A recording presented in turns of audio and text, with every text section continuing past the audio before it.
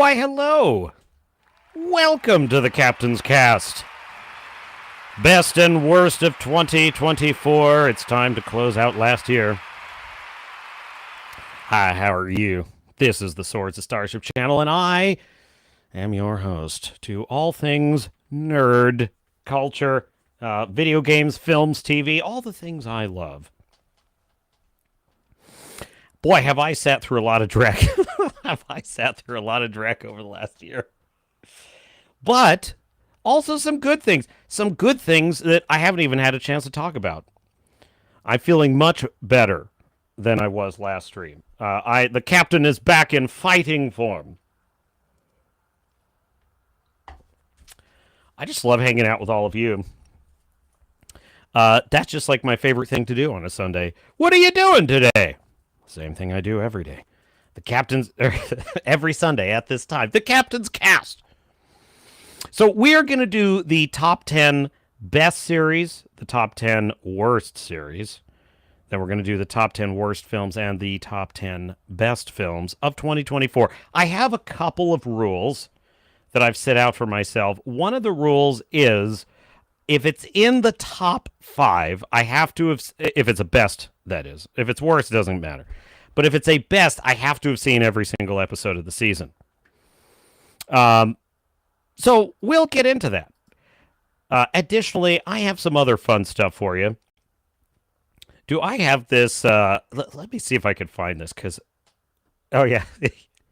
I saw this the other night. I saw this last night. This makes me very happy, because the Penguin, part of the Matt Reeves Batman universe, is a bit on the line in terms of whether the captain likes it. However, I do have this to show you. Share screen, Mr. Producer. Pete Holmes is the best.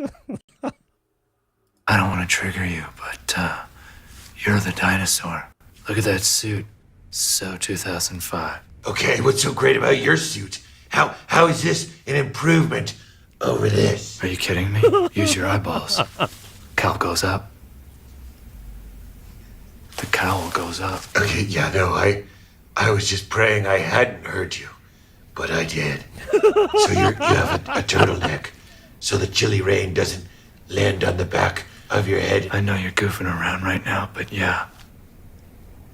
When it's raining pretty hard, the cowl up version is better than the cowl down version. Okay. Keeps my neck warm. This is the rainy season, man. Gotham is wet.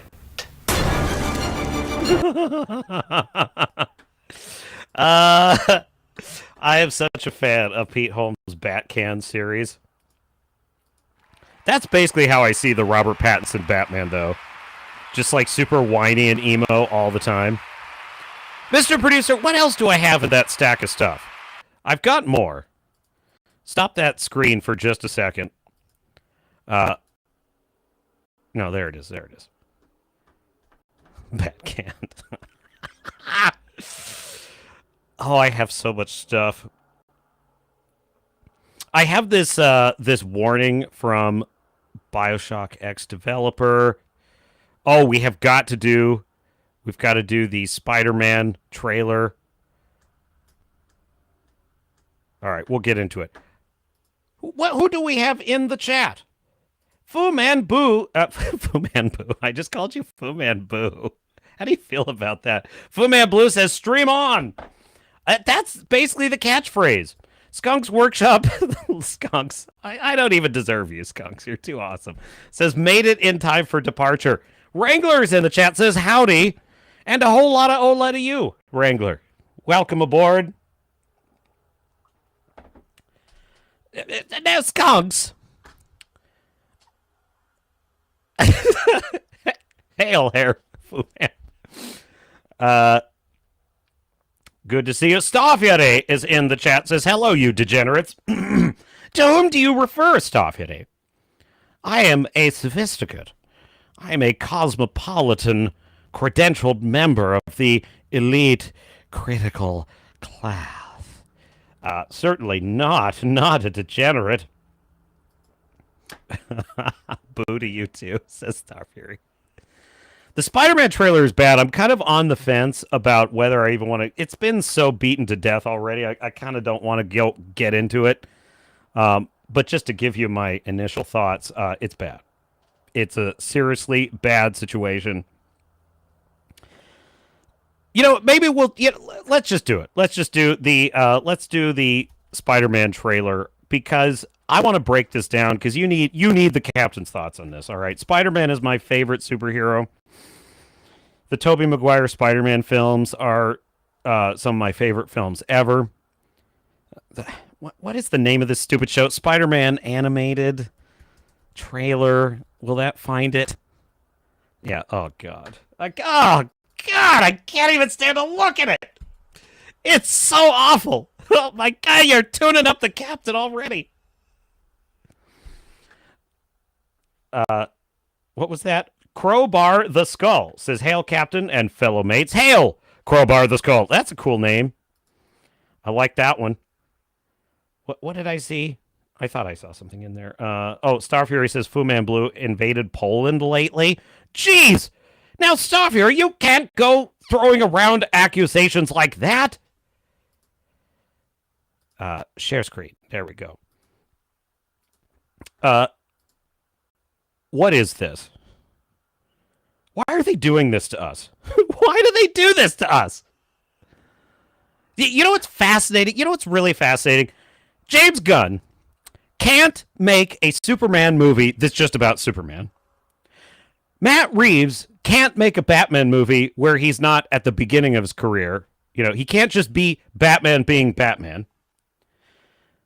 Sony goes and makes 6 films from the Spider-Man universe that don't involve Spider-Man. What are we doing? What in the hell? Just make Spider-Man. Just make standard Peter Parker comic book accurate Spider-Man. It's not difficult. Or just don't. That would be even better. Just don't do it. No, we got to get this crap. This modern TikTok generation shit. Spider-Man does whatever Spider can. There goes the Spider-Man. Peter, you're gonna be late. Sorry, man, I'm off.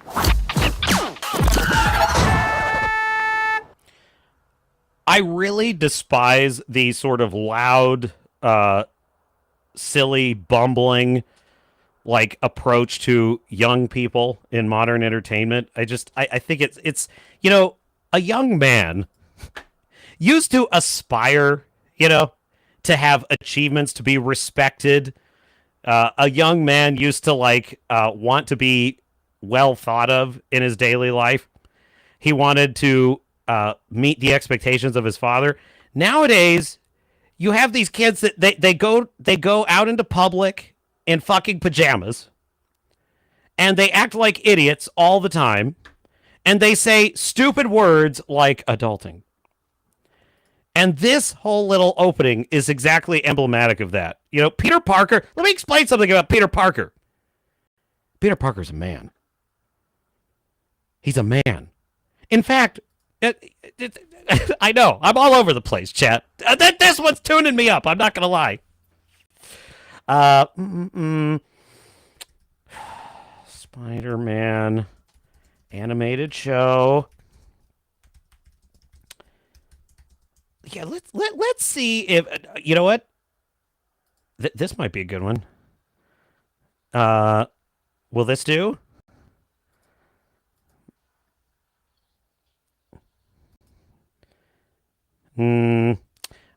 That's a good one, but I want this one. This is probably the one. This is probably a good one. All right, all right, I'm kind of taking a shot in the dark here, but I have to make my point, okay? I have to make my point. Share this screen, Mr. Producer. This is from the 90s animated Spider-Man show. Notice that Spider-Man in this show, Peter Parker, he acts like a man. A man. Parker, you're unpredictable. This is not the direction I want us to go. Wait, this is like half the episode. No, I don't want to do that. All right, hang on. How about this last little part here? Gonna be filled with warhogs. Please, Hockneys and Motherwells. No offense, but you and Harry could be busted any minute by the design police. Lucky for you, I'm here to help. Mary Jane, I was worried. I had to come. thanks. Has there been any word from the police about Harry? Nothing. This is all my fault. There wasn't anything you could have done. How is she? Peter, there's no change. Mary Jane, I really appreciate your staying. Peter, you don't... Like he's just a man. You know what I mean? Like he's not. Oh, I gotta get up and walk in front of a stupid cab. He's not doing any of that crap. All right, that's as close as I. Okay, roll tape. I'm okay. Hey, Oh, Petey's always been a bit clumsy. you know me, clumsy, Petey, Parker. Help! Mr. Campbell, I remembered I left something in the bathroom. Deuces. Parker out. This is without a doubt the most awful. This is literally the worst Spider-Man costume I have ever seen.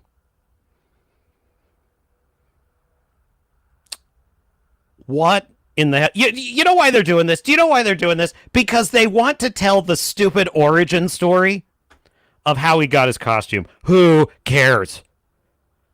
I'm so tired of this. I'm so tired of 8 episodes of like, oh, we have to get the origin story of the costume.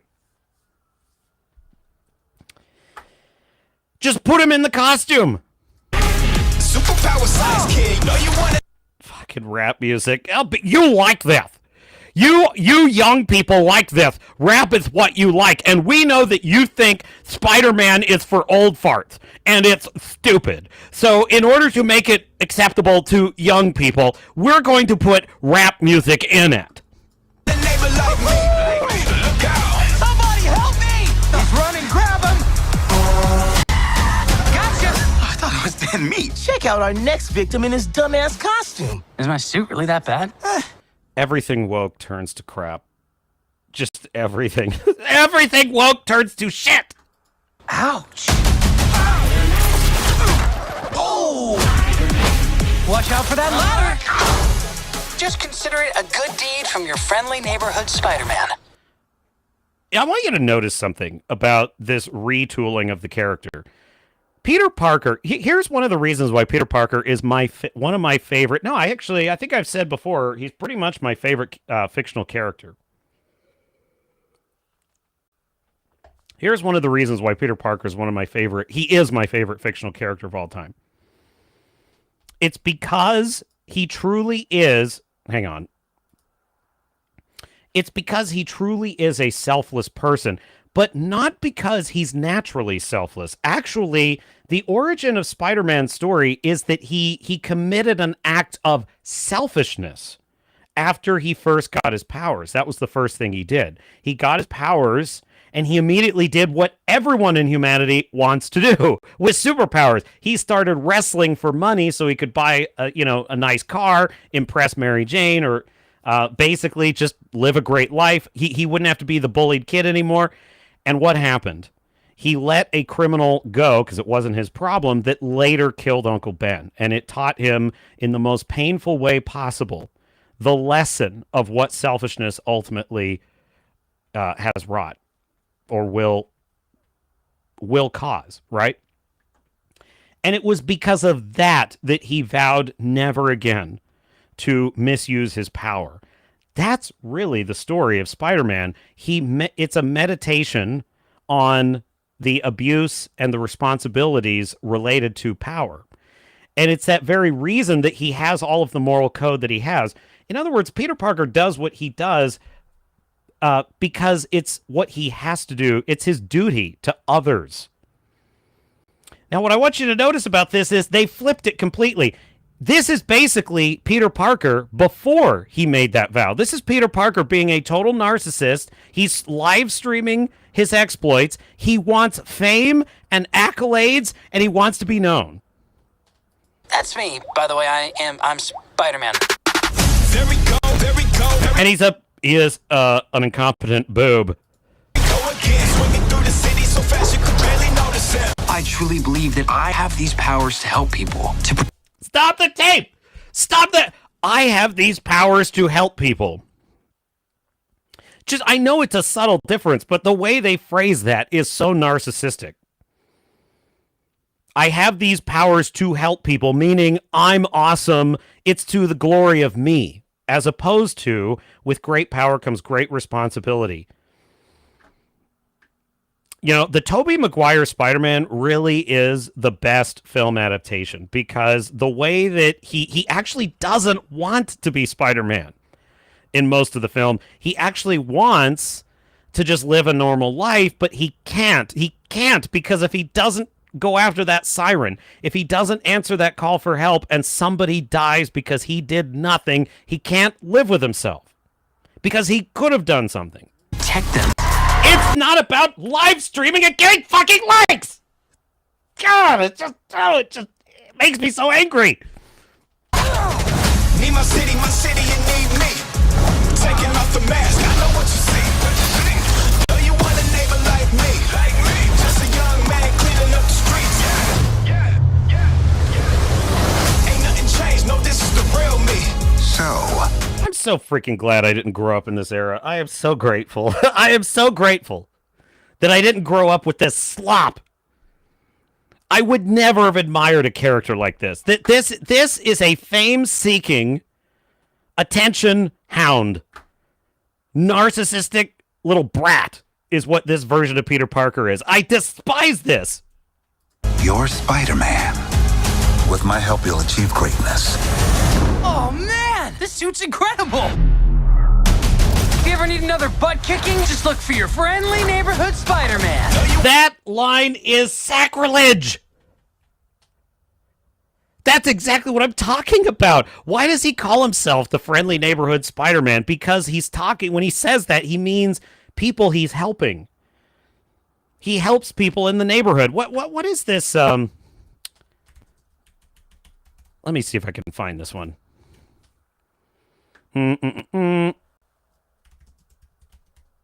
Because I really do like the Andrew Garfield ones as well. I prefer Andrew Garfield Spider-Man over Tom Holland Spider-Man movies quite a bit. This will probably find it. Yeah, here we go. All right, why does he call himself the friendly neighborhood Spider-Man? Well, this might be a reason. Good morning, New Yorkers. Looking for another beautiful day here in the city.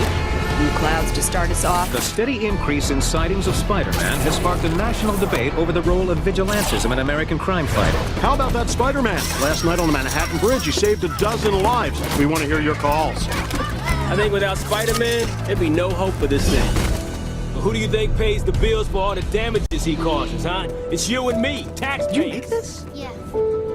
This is a wind turbine. You made this? No way. This is amazing. It's good as new, right? I'll walk you home. What's your name? Jorge. I'm Spider-Man. I don't feel like my kids... That's Spider-Man. That's Peter Parker Spider-Man. That is all you need to know about the character. He's not fucking live streaming it.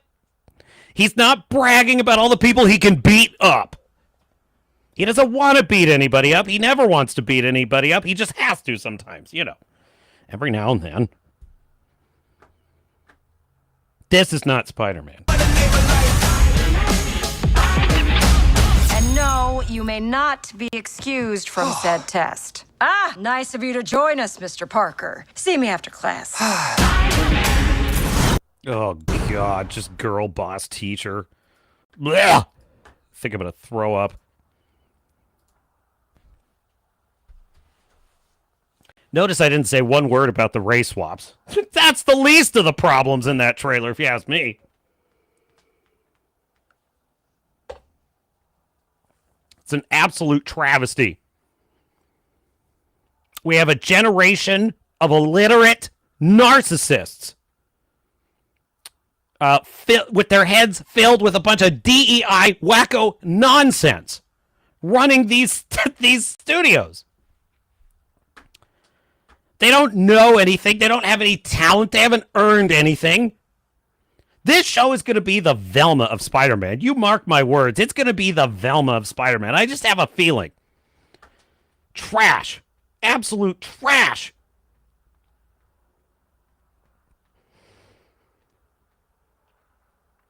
I don't think I realized until this moment just how passionately I fucking hate that new Spider-Man. I hate it. I hate everything about it.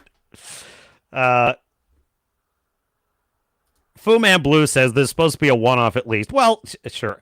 One-off, 10 seasons. At the end of the day, they're going to do this to us no matter what. Our job is to inflict defeat after defeat after defeat on woke storytelling. And we have... listen, Hollywood, release your next dumpster fire. I got so many to go over today. Release your next dumpster fire. The beatings will continue. The beatings will continue. I want them to keep doing this, Fu Man Blue. I want them to do this. Do you know why? Because this is more space for Eric July and the Rippaverse. This is more space for Robert Meyer Burnett and his audio dramas. This is more space for yours truly and his own novels. This video is sponsored by the High Seas action-adventure novel Blood and Oak by me, Captain Garrett. Here's the story. When his sister is kidnapped and sold into slavery by the Barbary pirates, a daring young Navy officer embarks on a suicidal quest for rescue and revenge. This is a story of bloody naval warfare, set during the age of fighting sail, with ruthless rogues, smugglers, cutthroats, and pirates, with deadly sword fights, and tall ships slugging it out with cannons. Available now in Kindle, print, and audiobook. Go to www.bloodandoak.com. And when you get there, there's a free special gift waiting for you from me. Get your copy now. The link is... Back to me, and I'll tell you something else. I'm working on my science fiction space opera, my military science fiction. I was writing it yesterday. So proud of myself. So proud of myself. A writer writes. Andrew Klavan had this great quote. He said, if you don't write, you're not a writer. And if you do write, you may be a writer. Ouch! Holy shit! But he's right about that. So I was working on it. You guys have been lighting a fire under my ass. So yeah, it's going to be awesome. It's going to be really awesome. So we'll get into that. Wrangler says Hollywood hates redheads. I think it's a bit of a microcosm of the larger problem. I think you have people that have mental issues. They have built up strange hang-ups and resentment, weird psychosexual fetishes, all kinds of shit like that. Basically, this kind of small subset of people that have bizarre obsessions, and they are running things. Now their power is on the wane because, just look around you. Hello, November 5th, 2024. I mean, we have inflicted savage, catastrophic damage on the box office for these, and frankly on streaming services. I mean, The Acolyte was canceled, folks. They had 3 seasons planned and a movie, and they canceled it. You did that. You did. The power of you voting with your wallets and your voice and your thoughts and your just being who you are is what defeated that piece of trash. They can be beaten. But the fact of the matter is, as L. Rush Limbaugh, America's anchorman, used to say, R.I.P. Rush, he used to say, feminism was created so as to allow unattractive women access to power. It's true. But look at all the DEI crap in video games. They take all the babes and they turn them into these they beat them with an ugly stick. Don't you want to play as this female character that's ugly as hell? Mr. Producer, get me this. Get me the what is the main character from, what was it, Fable 4, I think it is. Yeah, where is that?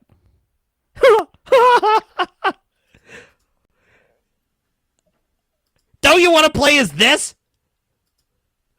You tell me if Rush was wrong when you see this. Look, that's the character design of the protagonist of Fable 4. You want to play as this, don't you? Because the people who designed this character look like this, and they resent, and they're socially awkward, they're weird, and unlike you and I, they can't own that and just be chill with it. They have to try and undercut people that they perceive as being more privileged, or when they say male gaze, when they say, "Oh, this is very male gazy," she's attracting the male gaze. What they mean is she's hot, and I'm jealous of her. That's what they mean. So you can write that. It's writ large, Wrangler. Redoubt Productions is in the chat and says, "Barely dodged this generation of entertainment. Barely. You're a credit to your generation, Redoubt Productions." No, seriously. You know what? I'd be so proud if I had a son like you. Just like my own idiot son. No, I'm just kidding. I don't have a son. But if I did have a son, I'd want him to be like Redoubt, just like telling me about the War of 1812. It was so rad that you were able to tell me about, was it Armistead and the flags? They had the garrison flag over Fort McHenry in the Battle of Baltimore, and then they had the flag that they raised at the end of the battle. That's just awesome. I have such a great channel. I have my sailors and star nuts of the Swords and Starships channel are just the best. They're just the best in class. Give me 100 more like this, and we can move mountains, I promise you. Fu Man Blue says, that is one of the greatest issues about being a superhero, I think. How could you ever rest? Here's the thing about being a superhero. This is completely lost in our modern entertainment environment. Superheroes have become sort of like the Western hero. They've become a trope. Okay? They've become a beaten to death, washed and reused and recycled trope. So the trope is person, superpowers, cool stuff they do. When Stan Lee and Jack Kirby were originally writing these characters of Spider-Man and Iron Man and Captain America and the Hulk and all these, what they were asking themselves was deep philosophical questions. If you had superpowers, your first temptation would be to abuse them. Most people in the universe of Marvel who have superpowers, the vast majority, abuse their power. That's the point. Most superhuman beings in the Marvel universe abuse that power immediately. That's why there's more villains than heroes. That's why the heroes are always outnumbered. Because that's the point. It's far easier. Anakin falling to the dark side was the easy path. He gave in to temptation. The dark side is the dark side because it's quick, it's fast, and it's easy. And it feels good in the moment. That's why the dark side is such a tempting and difficult path to avoid. That's why the Jedi are so devoted to mental discipline so that they don't get tempted by that path. Which is analogous to superheroes in the sense that, of course, they're going to be tempted to abuse their power. So when we're following a superhero like Steve Rogers or Tony Stark or Peter Parker, what we're actually following is an exception. We're following a character that represents an exception. They're one of the few human beings gifted with these powers who chose to use them for good. And that's why superheroes so often do not kill, because they know that if they kill, well, so there's actually kind of, I guess you could go even deeper down this rabbit hole. I mean, there is the whole legal idea of vigilantism at a certain level is essentially, unacceptable, right? In order to distinguish themselves from just vigilantes going out and just gunning down, let's say, like a healthcare CEO, because they feel like he deserves it, right? That's vigilantism, right? That's just, I hate this guy, I'm going to go gun him down. And then people are like, awesome, thanks for doing that. On the other hand, a superhero recognizes that they don't have the right to be judge, jury, and executioner. That's why Batman doesn't kill. That's why Superman doesn't kill. That's why Spider-Man doesn't kill, because they don't have the right to do that on behalf of society. That's why they don't do it. Because if they do it, they have surrendered the position of justice, right? They're seeking justice, not revenge. I am vengeance. They're seeking justice, not vengeance. That's the point. Now, the reality is those ideas flow from Western civilization Enlightenment ideas of individual liberty, the rule of law, the things that we used to cherish and understand. The problem that we have with these modern writers is they don't actually understand civics at all. They don't understand that. They don't.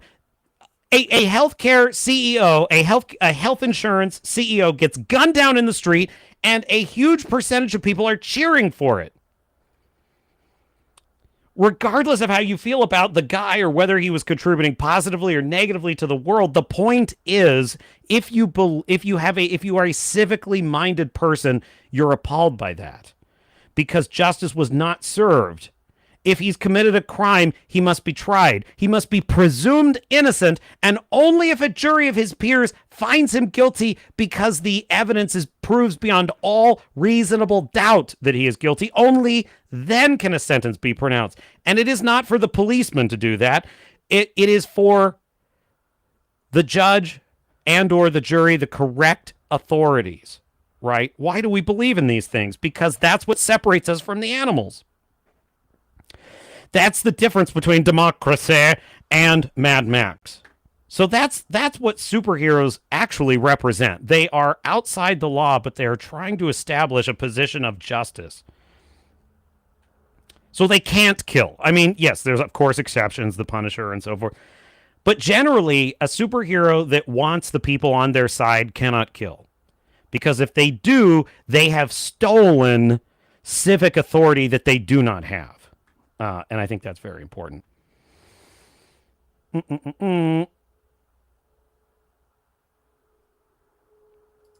Starfury says, what, you don't enjoy emo Spidey? I don't. I don't enjoy he's not, I don't know if he's emo. He's just retarded. Dumb. You know, he's a child. He's a freaking pajama boy. That's what I don't like about him. He's a pajama boy. Spider-Man. The Peter Parker in that animated show was a man. You know, he was a man. You know, he would approach Felicia Hardigan. He would ask her out with confidence. You know, he would take care of Aunt May. Aunt May would try to give him money. He'd refuse. You know, that's a man. Oh, yeah, Fu Man Blue. That gave me goosebumps watching him walk the boy home. It really does. Like, it's such a beautiful scene. And there was a scene similar to that in the Tobey movies. I think it's the second one, Spider-Man 2, where he saves a kid from traffic. And it's like those moments are the best moments with Spider-Man. They really are. And those are the moments from the comics that I loved, which is Spider-Man. To him, there's no difference between stopping a supervillain trashing half the city and saving a kid from bullies. It's just what he does. Starfury says that brought a tear to his eye. Well, almost. We can't ruin your reputation, Starfury.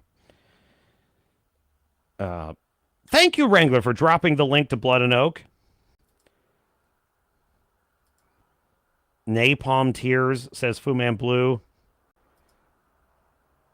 How's that novel coming along, Brian, says Wrangler. Starfury says 3 more years of shit still to go. Maybe. I don't know. I tend to think that look, Hollywood has always had garbage. They've always had like some of this shit just shoved into everything. I don't think we're ever going to get rid of all of it. But I do think they're going to get back into the business, maybe, of making money. You know what's funny is I was reviewing that Ballerina trailer. I reviewed the Ballerina trailer, and I mostly thought it was cool. But, the more I think about it, I'm like, we don't need this. Look. This is from the world of John Wick. It's basically a John Wick movie, but it's part of the John Wick world, but it's this ballerina assassin. And I like that they're establishing that she, as a woman, she has to learn to fight differently than a man. So they're paying homage to that. But the more I think about it, I'm just like, so the world was just clamoring for this. The world was just clamoring to see this ballerina assassin. No, they weren't. Why are we doing this? Because we need another girl doing stuff. Okay, fine, but that's not a good reason to do it. Like, if there's a character that really, Beatrice, what is it?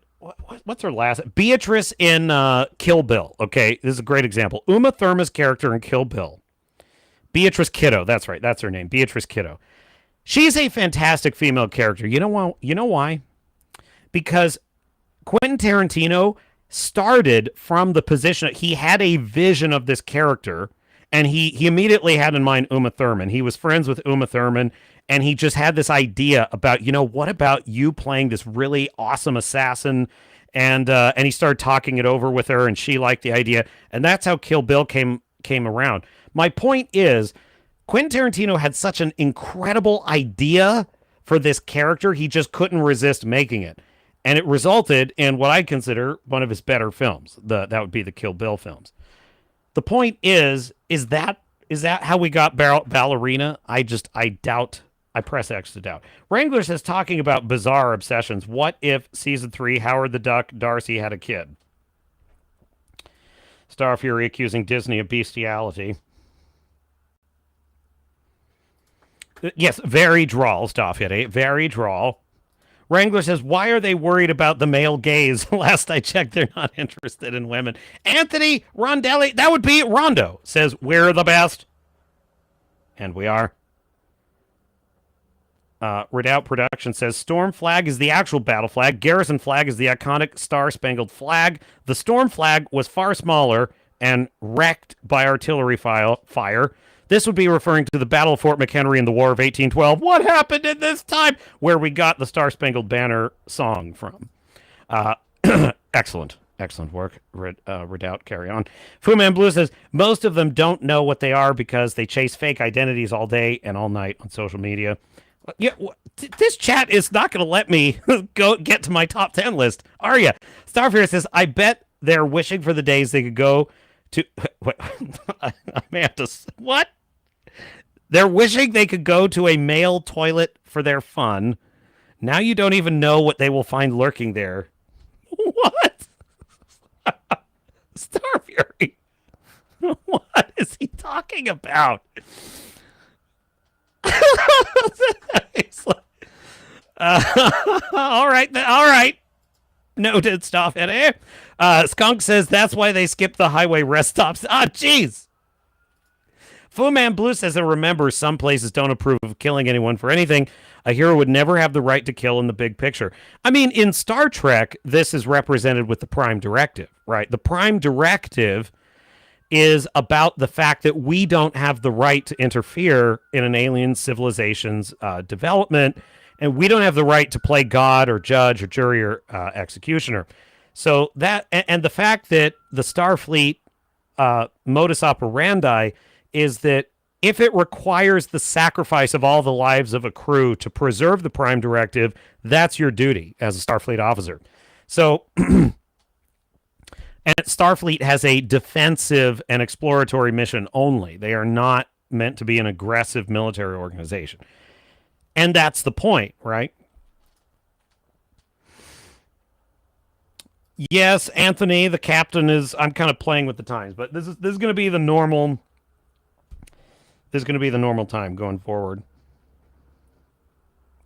That's... there's two Anthonys. I was thinking that you were Rondo.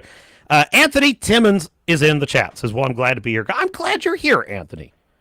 Join us, Stormcrow. Gentle Stormcrow says, why do I do this? Oh, yes, Galacta from the First Law trilogy. Why do I do this? Just saw Nosferatu with my sister yesterday. Loved the movie, but got really uncomfortable at the end with my sister sitting right next to me. Oh, I bet you did. I bet you did. Holy shit, man. That movie goes hard, as the youngsters like to say.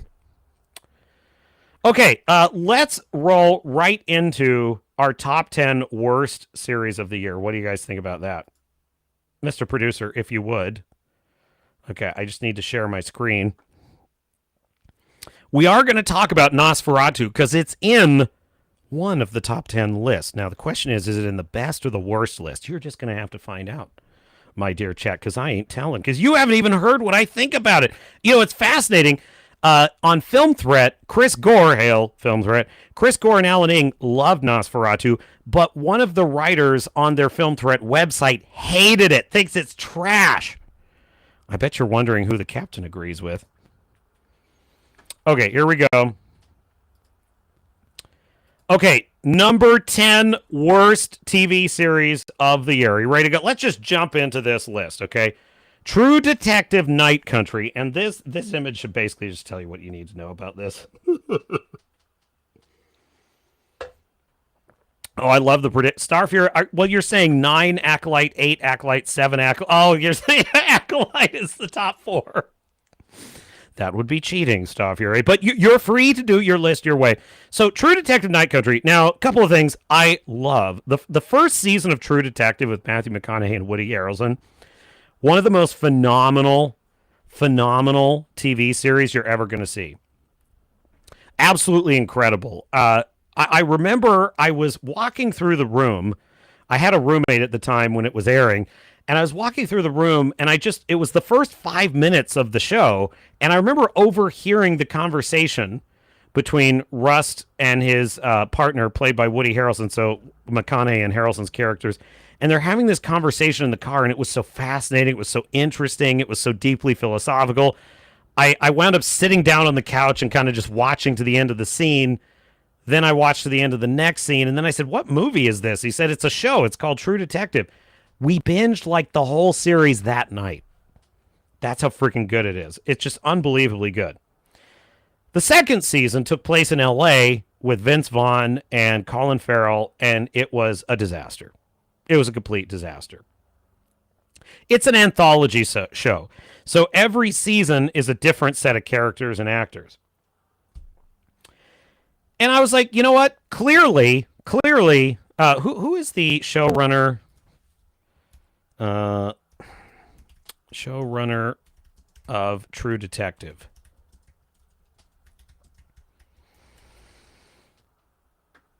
Nick Pizzolatto. I don't know how to pronounce it. Nick Pizzolatto. I kind of decided he was a one-trick pony, and I kind of wrote off the show.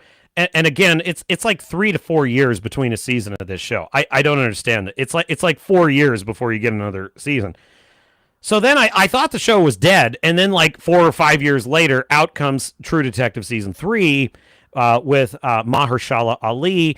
And this season was actually pretty good because it went back to the basics of the show, which is it was purely about a detective trying to solve a cold case, which is what the first season was about. And the interesting thing was it played with time because the guy has Alzheimer's. So he's a detective that has Alzheimer's, and he's literally forgetting the case day by day. So he's out of time. He has to solve the cold case because he's losing his very mind. And what's great is the show plays with that by shifting from the time when he's young to the time when he's sort of middle-aged to the time when he's old. And the great thing about it is it's not just like flashbacks. It's like he actually doesn't know. Sometimes he really thinks he's a young man on the case because that's how Alzheimer's works. So he'll get lost at times. He'll forget where he is or how he got there. It's brilliant. It's kind of like Christopher Nolan's Memento a little bit. He's basically a guy who knows he's losing his marbles and he's got to solve this case. Now, is it as good as the first season? No, but I thought it was pretty brilliant. I really enjoyed the third season of the show. And I thought, okay, they learned their lesson from season 2. True Detective Night Country takes place in far northern Alaska in a remote town where it's night for most of the year. And And in theory, this is an excellent setting for the show. There's a murder, there's a ghastly, grisly murder at this Arctic ice station, and it should be great. It should be a really cool setting. It's like, it's like X-Files when it was at its peak. Unfortunately, Jodie Foster plays one of the most awful, unlikable cows you've ever seen. But the problem is in the second and third seasons of the show, the police work was interesting and it was really clever and it was cool. In this case, it's not clever. It's not interesting. The clues they're following are not that they don't have that quality of believability, aka verisimilitude. So it's kind of laughable. Also, there's a strong supernatural element in the show that I find extremely boring. And then you have this character on the left, and she is there to be diversity and to carry the message. And she basically spends most of the first 2 episodes lecturing Jodie Foster about her evil white privilege, while Jodie obligingly acts like an evil white person who doesn't give a shit about Native Americans. Screw you, you Inuit losers. She's basically just a caricature. The message, it's a bunch of gusses. God, there's so much melodrama in the show that's not interesting at all. The case, they just drag it out. It's not at all interesting. There's nothing primal. The second and third season had very primal crimes that you were invested in, right? In the first season, it's that women are being murdered and sort of displayed in this hideous sexualized fashion in Louisiana. And then the third season, it's that these 2 children were abducted and their father spent his whole life looking for them. Those are very primal crimes that get you invested. In this one, it's this odd, it's kind of a mixture of it's a mixture of like an X-Files episode and trying to make it like a hard-boiled detective show. It sucks, and it's a huge disappointment. Screw it, we're moving on. All right, the 9th worst series of 2024. Mr. Producer. I guess I have to do it this way. Okay, cool. American Horror Story, Delicate. Now, if you would doff your caps for American Horror Story, a moment of silence, if you please. Thank you. Thank you. The first season of American Horror Story was pretty brilliant. Second season, loved it a lot. Third season, bunch of babes playing Harry Potter. Who cares? Honestly, the third season of American Horror Story should have been much more like, what am I thinking? The Witch, Robert Eggers' The Witch. That's what the third season of American Horror Story should have been. And that's what it was advertised as, by the way, but it wasn't. Fourth season Freak Show was great because you had Twisty the Clown and he's going around murdering people. Oh, that was scary as hell. Gave me nightmares, man. American Horror Story 5 Hotel was based on the real-life Hotel Cecil, and in the show it's called Hotel Cortez. Lady Gaga made her debut in that season and was surprisingly really good, and I loved it. That's probably my favorite season, is American Horror Story Hotel. Ryan Murphy is the showrunner of this series. Now, the show started going off the rails. What was season 6? Roanoke. I liked Roanoke. Season 7. Season 7 was in 2016 after the Orange Man won the first time, and it was called Cult. And it was basically about MAGA, who are the villains. MAGA was literally the monsters in the show. It was so bad. The whole season of American Horror Story season 7 was about the victory of Donald Trump. That's what it was about. How lunatic is that? How deranged is that? Season 8 was... What was season 8? That was Apocalypse, I think, and I mostly liked that. It was okay. It was kind of a letdown. That was the one where basically nuclear war ends the world. That's basically the only interesting part of the show.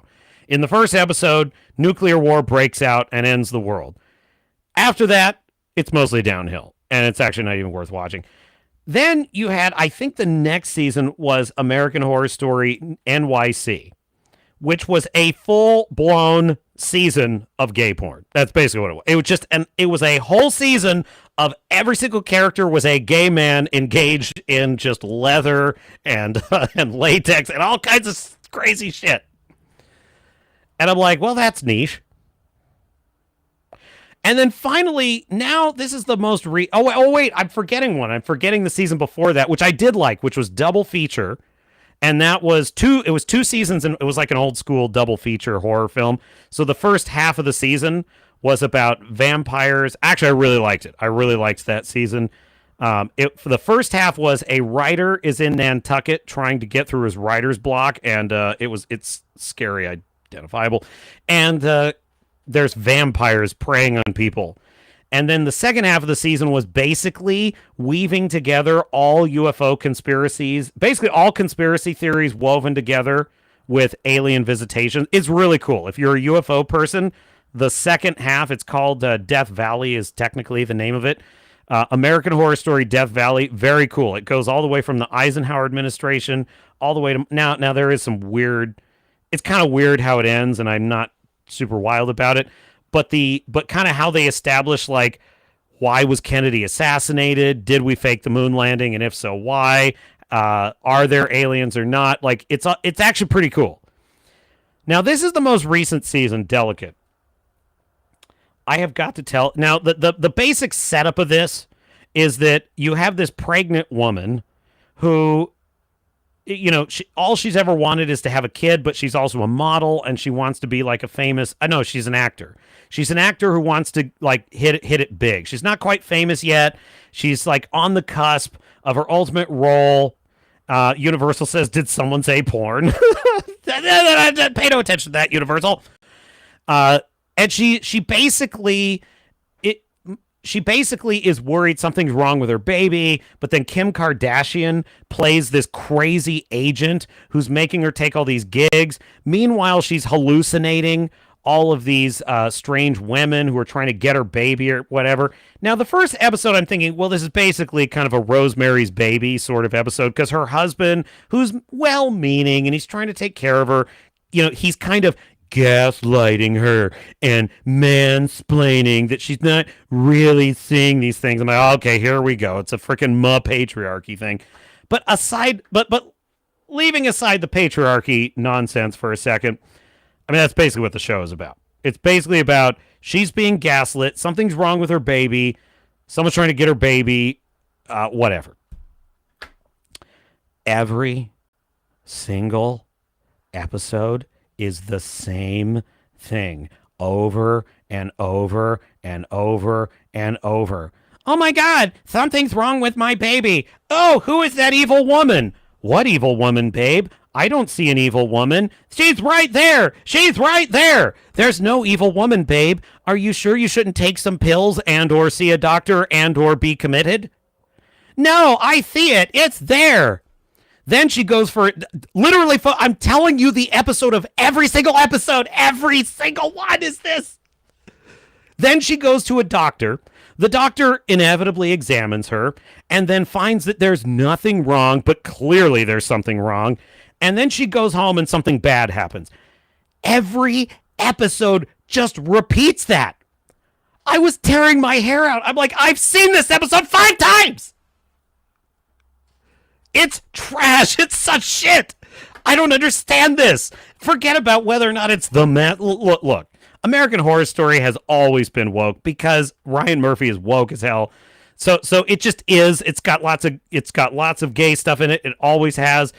So you know, to critique it for that would be ridiculous because it is what it is. You either like it or you don't. But what I will say is it used to be entertaining. It used to be entertaining. Like the whole point of American Horror Story was it would unfold like a story. And you'd kind of get more and more into the mystery of, oh, that's what happened in 1961. This show literally, who is that woman? Who is that woman? She's trying to get my baby. What woman, babe? I don't see a woman, babe. Are you hallucinating again? No, I'm not. You should go see the doctor, babe. The doctor says, there's nothing wrong with your baby. It's looking fine. Then she goes home and like eats roadkill or something out of the backyard. Every episode. What? Garbage. Mr. Producer, let's move on. American Horror Story, delicate. American Horror Story has gone off a cliff. And you know what it is, too? Ryan Murphy's not running this show anymore. I mean, maybe he's an executive producer. He's involved. He didn't write this season, and it shows. Because actually, Ryan Murphy has a show on the best list this year. And we'll get to that. So I think that, clearly, the woman who wrote this, she has issues with the patriarchy and the male gaze and male gaslighting. It sucks. All right, next episode. 8th worst series of the year, Star Wars Skeleton Crew. Now, is Star Wars Skeleton Crew the worst thing Disney Star Wars has ever produced? No. But when you consider that Disney Star Wars has produced just a mother load of garbage, that's not saying much. I would say Rogue One is probably the one film that is actually pretty excellent. Andor is a mid show. It's a show that's too long, but has some really good stuff in it. Mandalorian season 1 and 2 were promising. The more I think about him, the less I like him, though, because what I realize in retrospect is that the Mandalorian should be a hardcore gunslinger. There should be much more of an edge to the Mandalorian.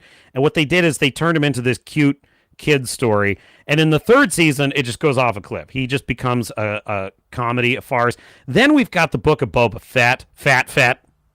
Then we have Obi-Wan Kenobi, which is one of the worst travesties to the Star Wars lore that's ever been made. Then you have Ahsoka. Then you have Anakin within it. Anakin, played by Hayden Christensen, was in it. And then you have The Acolyte. Yeah, all those shows suck, and maybe you could say The Skeleton Crew is somewhere between. I would say it's probably right below Mando season 1 and 2 for me. Is probably where it would be. You'd probably say Andor, Rogue One, Andor, Mando 1 and 2, Skeleton Crew. Probably sit right there. Let me tell you the problem with this show. There's a couple of things. It is extraordinarily boring. It's a chat GPT show. None of these kids have a really interesting personality, and you can do films where the kids are really interesting. Jurassic Park, E.T., The Goonies, Hook. There's plenty of examples. Steven Spielberg was the master at this, but there were others. Home Alone. There are ways to have child characters. Stranger Things. There are ways to have child characters be really interesting and have a unique personality. The problem with Skeleton Crew is the characterization, like all Disney Star Wars Drek, it's the same as all Disney Star Wars Drek. They are not characters. They are archetypes. And there's a difference.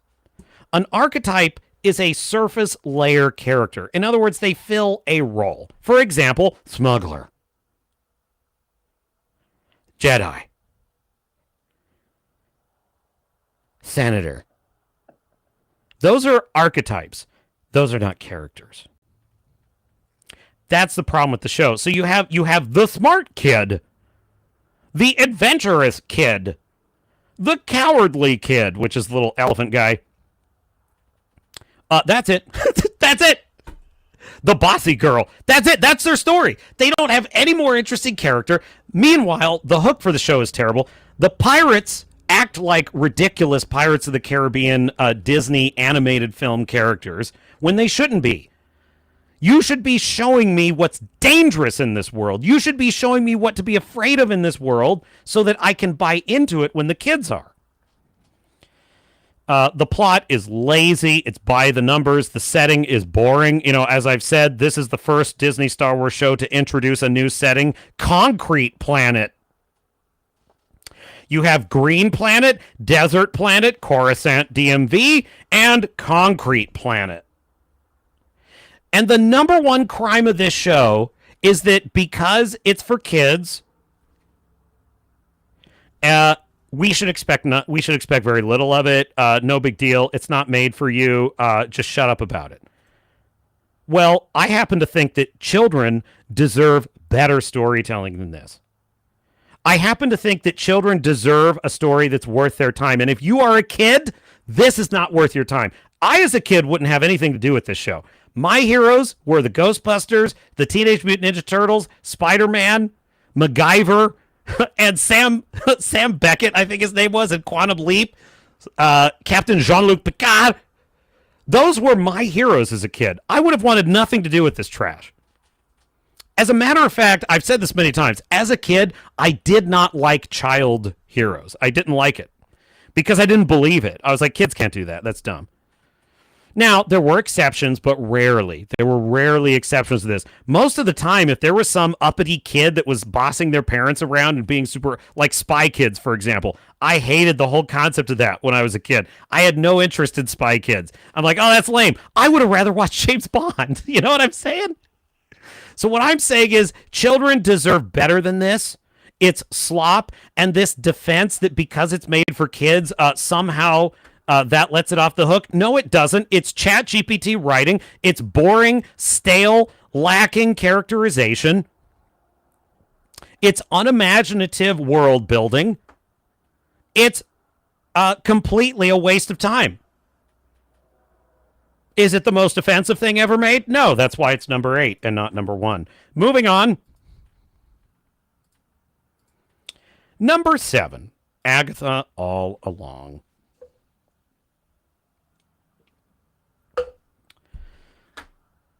I know. After the Thanos snap and the death of Tony Stark and Captain America hanging up the shield and Hulk becoming an annoying smart Hulk, I bet the next really interesting thing you wanted to see to carry the Marvel Cinematic Universe forward is a show about witches for cat ladies. Why does Marvel do this to us? This show it's cringe. It's like bad High School Musical theater crap.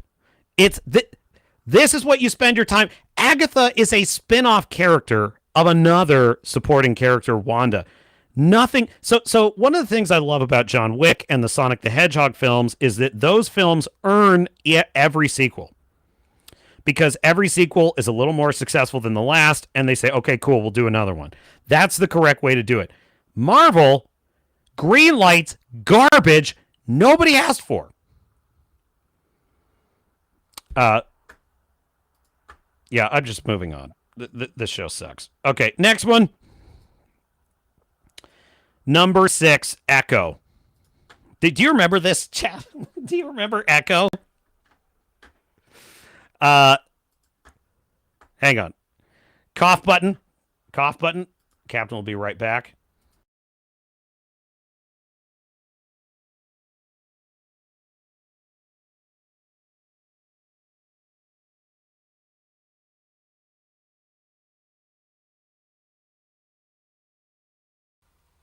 And we're back. Okay.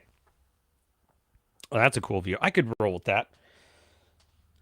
Okay, so Echo is basically this is DEI par excellence. This is, we need to have our stunning and brave female disabled character who's deaf, and she can do it too. Now, in theory, it's possible to have a superhero that has some kind of disability, but superpowers that overcome that. Daredevil is a great example of that. The problem is, Daredevil was not created from the perspective of we need a blind superhero. That's not why Stan Lee created Daredevil. It was the opposite. He said, what about a guy who had like superhuman, like he went blind, and because of that, he gained superpowers. He could hear, smell, feel, and move better than any other human. He just, all of his senses became superpowered because he lost his blindness. Now, by the way, I mention quite often the Blake Snyder Save the Cat story structure analysis, and in a superhero story, a superhero must always have a curse, right? And that's actually a pretty important part of every superhero character.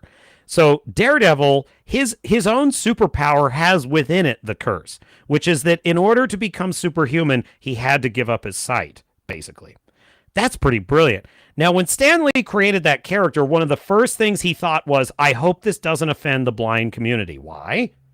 Well, because he assumed that the blind community would take offense that he was portraying a blind person with superpowers, and that would be a slap in the face to people who are blind and can't do all those things. And the irony was he got the exact opposite result. He got, tons and tons of letters from people saying, like, I'm blind and or I'm deaf or I have this or that issue. I love this character. I just think it's so cool. It's so inspiring. And he was relieved. He was relieved about that. What my point is, he was not trying to insert diversity. He had an idea, and the idea of the character resulted in the character that you get.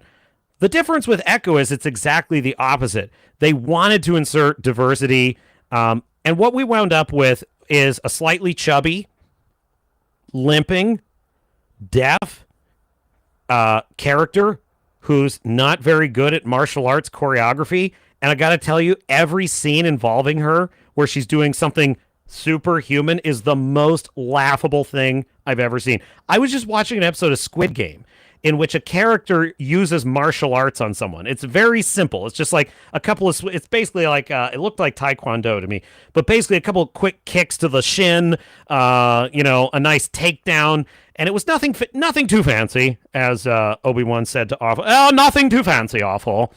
And I thought about how when you watch this show, Echo, I get the feeling that a very mid, like U.S. Marine in terms of combat skill could take this bitch down like pretty easily.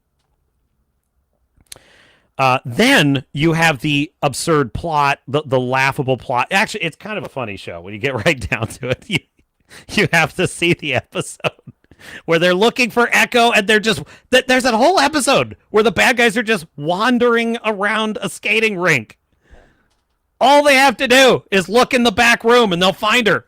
But like, where is she? If you don't tell us where she is, we're going to keep walking around this skating rink and not shooting you in the head or torturing you or anything.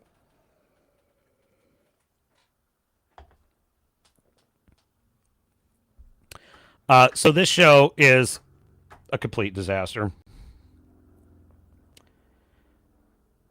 Yes, Anthony, Echo was terrible. Yes, Echo was 2024, Skunks. I double-checked. It was February of 2024. Fu Man Blue says the fat reshoots are fun. Yeah, and also they completely destroyed Kingpin's character in this show. They turn him into an absolute boob. See, here's the problem. When the superhero is dumb and you literally cannot believe that this character could even achieve the things they're achieving and what they're achieving isn't even that impressive, well, the fact that the villain is losing to them makes it even worse. So, yeah, this show is pathetic, and it only reinforced, if anything, the idea that, yes, a one-legged superhero is probably not a good idea. Number 5. Terminator 0. Why won't they just leave this franchise alone? Why won't they just let this franchise go? You had a brilliant concept. A sleek monster in the house story. A indestructible machine from the future comes back in time to kill someone, and you just have to run from it. That's badass. That's cool. Now, it just so happens that the story of Terminator is actually really brilliant and has amazing philosophical themes, meditations on the destructiveness of humanity, the value of human life, the dangers of AI and militarism. All those things are wrapped up in what really is a very simple monster in the house story in the first Terminator film. It was a great film. It never needed a sequel. But then James Cameron had a pretty good idea for a sequel, and he did it. And the second film is basically more or less the same thing, but with increased stakes, and it involves, the attempt to prevent this dark future from happening. It worked. It's great. It's probably one of the greatest action films of all time. That would be Terminator 2: Judgment Day. Awesome. Every film since then has been an attempt to recapture that magic. and every single film fails. Terminator Zero, like so many Netflix animated shows, I don't know what it is with Netflix. I don't know what it is. They just greenlight lazy. I'm not even saying like they're not always bad writers. They're just lazy. You have some of the main characters in this show are these kids, and half of the show is them running around. I think it's Tokyo, if I'm not mistaken. And they're running around Tokyo, and they're boring characters. I'm not interested in them. I don't want to see these characters. Then you have this other subplot with this scientist who's created an AI to destroy Skynet. The problem is this AI he's created, he thinks might do the same thing as Skynet. And so he's trying to talk this AI into saving humanity. And there's this really inane, what's the word I'm looking for? There's this really inane, trite, that's the word I'm looking for. This very trite, cliche plot about humans are a plague on this planet. And we should just get rid of them. What have we ever done for this planet? It sucks. It sucks. But the worst crime of this show is it's just boring. Finally, the Terminators themselves do what really annoys me the most. And this was in Terminator 3 too. They will have the victim in their hands, and all they have to do to terminate the target is go like this. If they just do this, it's over. They've won. But what do? Oh, they throw them. They throw them across the room, and they give them plenty of time to run away, grab a gun, find some. The thing about Terminator 1 and 2 is, if that thing got within an inch of you, you were dead. That was it. If the T-1000 or the T-800 got a hold of Sarah Connor or John Connor, it was over. Why is it that every subsequent film, it's this same trope of like the Terminator throws them around. This is what bugged me about Terminator Salvation. There's a Terminator that literally has, this is the best part. It's a Terminator with no legs, so it can't actually run or walk, but it grabs John Connor in Terminator Salvation, could kill him. It could kill him right now, but it throws him and then crawls after him. How does that make a lick of sense? Anyway, I'm tired of it. What a disappointment. Just stop making Terminator, please. Number 4, Rings of Power. I mean, need we say more about Rings of Power? I chose this image because I love the homoeroticism of Celebrimbor and Sauron on the right there. This show, Galadriel is as insufferable as ever in this show. Basically, she's like, we have to use the rings even though we know that they will put us under Sauron's power. How does that make any sense? I don't know. You have this whole plot with the disgusting, trashy, gross Harfoots walking around a desert with Gandalf. And like there's all these scenes that are meant to be charming, and it's basically that they're just eating bugs. Oh, I love me bugs. Oh, gross. They're disgusting. Then you have this inane story with Celebrimbor and Sauron, which is basically just fan fiction melodrama crap. The dialogue is awful. It's basic. It's literally like guys that don't have even a tenth of the talent that a literary author like Tolkien had. They don't have even a tenth of that talent.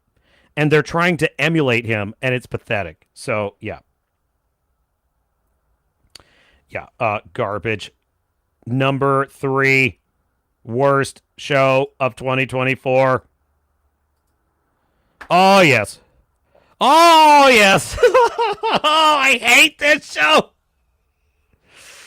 Halo Season 2. In the first episode of the show, you basically have this whole situation where the Spartans are sent in to evacuate this village, right? They're like, villagers, you must evacuate. And the villagers say, we don't trust the UNSC. We don't have any reason to believe you. And then the Marines and the Spartans are like, you have to evacuate, and if you don't, we're going to shoot you. Now, I'm scratching my head here because I'm trying to puzzle out, like, why are they on this planet? What are they doing? You know, I'm trying to, like, okay, it must be that the UNSC has, like, decided to relocate these people. They you know, eminent domain or something. They've seized their land, and this is meant to illustrate the sort of militarism run amok or whatever. So I'm scratching my head trying to figure out, like, why are they trying to, like, get these people off their land at gunpoint? Well, it turns out that the Covenant have arrived in orbit and are about to glass the planet. And the Marines were sent in to get the villagers to safety. So what do? They stick guns in their face and they start almost gunning them down. And I'm like, well, how does that make any sense? Come with me, or come with me to safety, or I'll shoot you. Doesn't make any sense. The action is terrible. They have a scene where Master Chief fights about 1,000 elites who are all cloaked, and he just slaughters them all. It's not even really good choreography. And I'm thinking to myself, you know, the video games had way better cutscenes than this show. That's basically the first scene, and then they show a planet being glassed, which admittedly is a fairly haunting and awesome sequence, but so what? I've already seen that in the video games. Then we go to Reach, and it becomes clear this whole show is going to be about the fall of Reach. Oh, great. I'm sure they won't ruin that. The rest of the show basically consists of all of the Spartans, most of all, the protagonist. I hesitate to use the term, but just for the sake of explaining it, John 117, this character played by Pablo Schreiber, a.k.a. Butt Face, a man with a face shaped like a butt, spends basically the entire show, along with his fellow Spartans, out of uniform, out of armor, whining about how they were brainwashed as child soldiers and how tough their life was and how much trauma they're dealing with. And Master Chief is really sad. He's really sad because he lost Cortana, and he misses Cortana, and he wants Cortana back, and he had a really tough childhood, and he doesn't know what to do. He's not a man of action. He's not a man of decision. He has no control, power, or agency whatsoever in the show. He is a soft crybaby loser. And he plays Master Chief in the nude. And it makes me sick. This show is an absolute assassination of the brilliant Halo story. Let me explain who Master Chief is. Master Chief is a taciturn. That means a man of few words. A taciturn, stoic soldier. He has one job: save humanity. And he does it without complaint. That's his character. You want to write a show about that and you feel, well, I don't know how to write that character that's interesting. Then fuck off and write a different character. Well, you see, there's just not enough dramatic potential in a character you played in the video game who doesn't speak much. Fine, write a different one. Or have the talent to actually find what's actually really interesting about a character. There are plenty of characters that speak few words that are excellent characters in stories. Hello, Groot. I am Groot. That's the only thing he says. Boba Fett. Boba Fett is one of the most beloved characters in Star Wars, and he barely says a word. I'm sure I could come up with hundreds of examples of this. The point is, Master Chief, there is a way to get at this, but these writers don't have the talent to do it. And the fact of the matter is, the real Master Chief, you know, there's such a great scene. Let me see if I can find this. Halo 2 bomb cutscene. It's one of the best. This sums up the Master Chief character. And I just want you to understand, this is literally the opposite of Pablo Schreiber, a.k.a. Buttface's character in this show. Okay.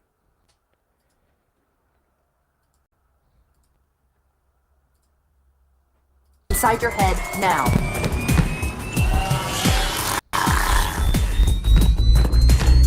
So this bomb is on a a human ship, and it's going to explode and destroy the ship, and Master Chief doesn't have time to disarm it. So he's like, what am I going to do?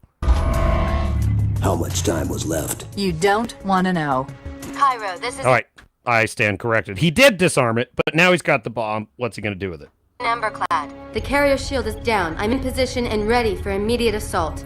Negative, Commander. Not against a ship that size. Not on your own. Sir, permission to leave the station. For what purpose, Master Chief? I want you to notice something.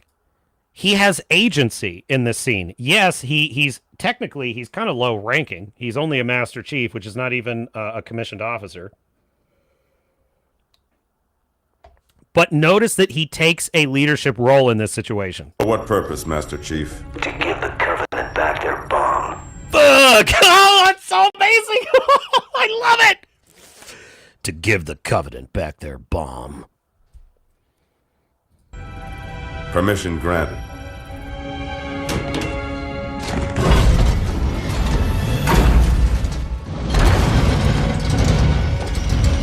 Oh, I gotta keep an eye on it because I'm. Let me just skip ahead a little because I don't want to get hit. But yeah, here we go.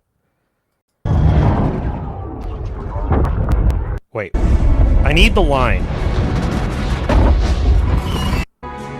What if you miss? I won't. Yes! Oh, it's so awesome! That's the line I needed. Yes, one more time.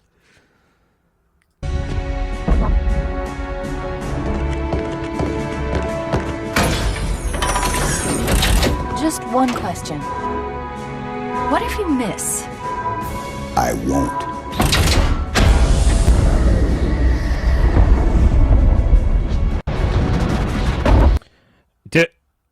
On a scale of 1 to 10, how fucking badass is that? What if you miss? I won't.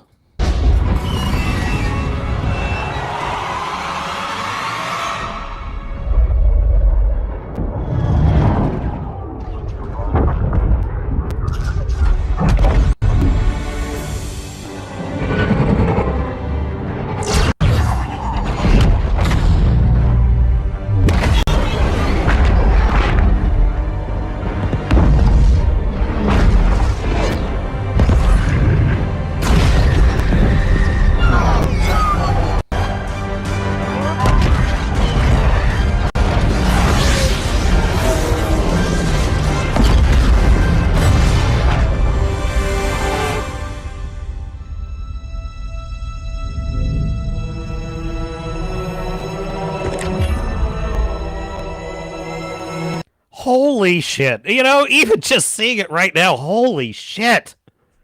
The cinematic brilliance of a cutscene in a video game.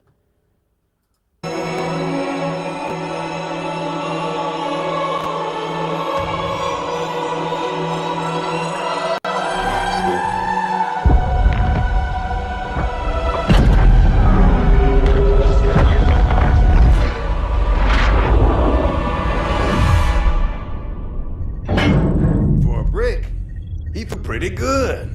Chief, get inside. Hell yes! Hell yes! Mr. Producer!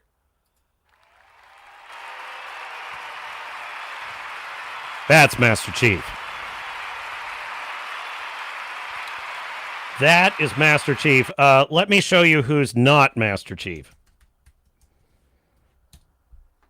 I'm gonna thank you, Mr. Producer. I got it. Replace, share.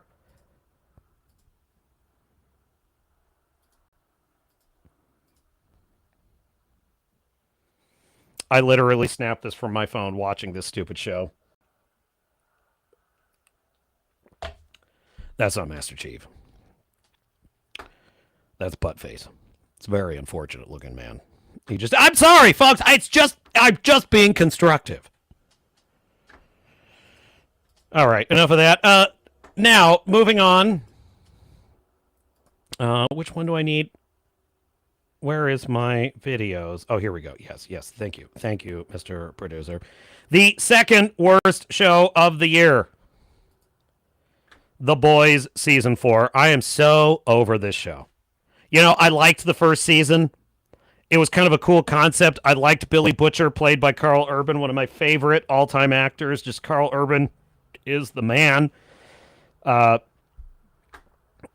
forget his name. Anthony Starr. Anthony Starr, who plays Homelander, is brilliant. And the character, where'd it go? Make the man come back, Mr. Producer. Did I lose it? Hang on. That's weird.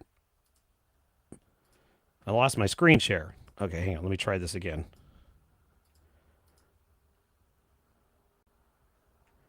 All right, there we go. Got it.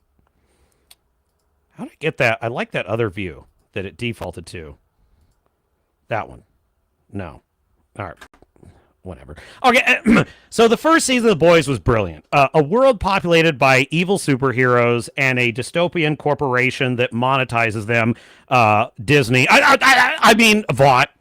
And some of it was lampooning, like celebrity culture and stuff like that, which was great. But basically, it was a story about sort of average, or in this case, just, non-superhuman humans who have to take down superheroes. Now, I think you could have got a huge amount of mileage out of this show, and it could have been really good. There's a problem, however. There is a flaw embedded deep within this show. The flaw, and this is the story structure flaw. There are meta-level flaws that we'll get into in a second. But the story structure flaw of the show is that Homelander is the most interesting character and the most dangerous antagonist. There simply is no other antagonist in the show that is even close to as interesting or even close to as high stakes. And so naturally, the entire thrust of the show is kill Homelander. The problem is, if you kill Homelander, the show is over. And so what this has resulted in is episode after episode after season of bizarre, dragged out melodramas where Homelander is drinking titty milk and whining about his childhood and taking time out of his busy day to try and become a TikTok star, and just weird shit that I don't care about. Meanwhile, Billy Butcher, that would be Carl Urban's character, goes from being a badass, hard-boiled ex-CIA guy with very loose morals, who's on a mission. He becomes a kind of whiny, sad, self-pitying fool who kind of just wanders from sob story to sob story. And that's before you even get to season 4. Season 4 is... Now, this is the flaw that's at the meta level. The meta level flaw is the creators of this show hate... with a passion Donald Trump. They have TDS, and they hate anyone who is not woke. They hate them. That is, they hate normal people. This show hates you if you're normal. It just does. If you're a regular American, this show hates you. If you love your Western civilizational country, they hate you. If you pray to an ISIS flag, you've probably got your reasons. But if you love the Union Jack, you are a dangerous right-wing nationalist. And you're pathetic and an incel. So what this results in is a season 4 that is filled with some of the most disgusting Harvey Weinstein-level sexual debauchery that does not serve the plot. There is such bizarre, twisted morality in the show. I literally was just grossed out watching. There's this whole episode in which the main character, what the fuck's his name? Let's see. The Boys. It's like right on the tip of my tongue.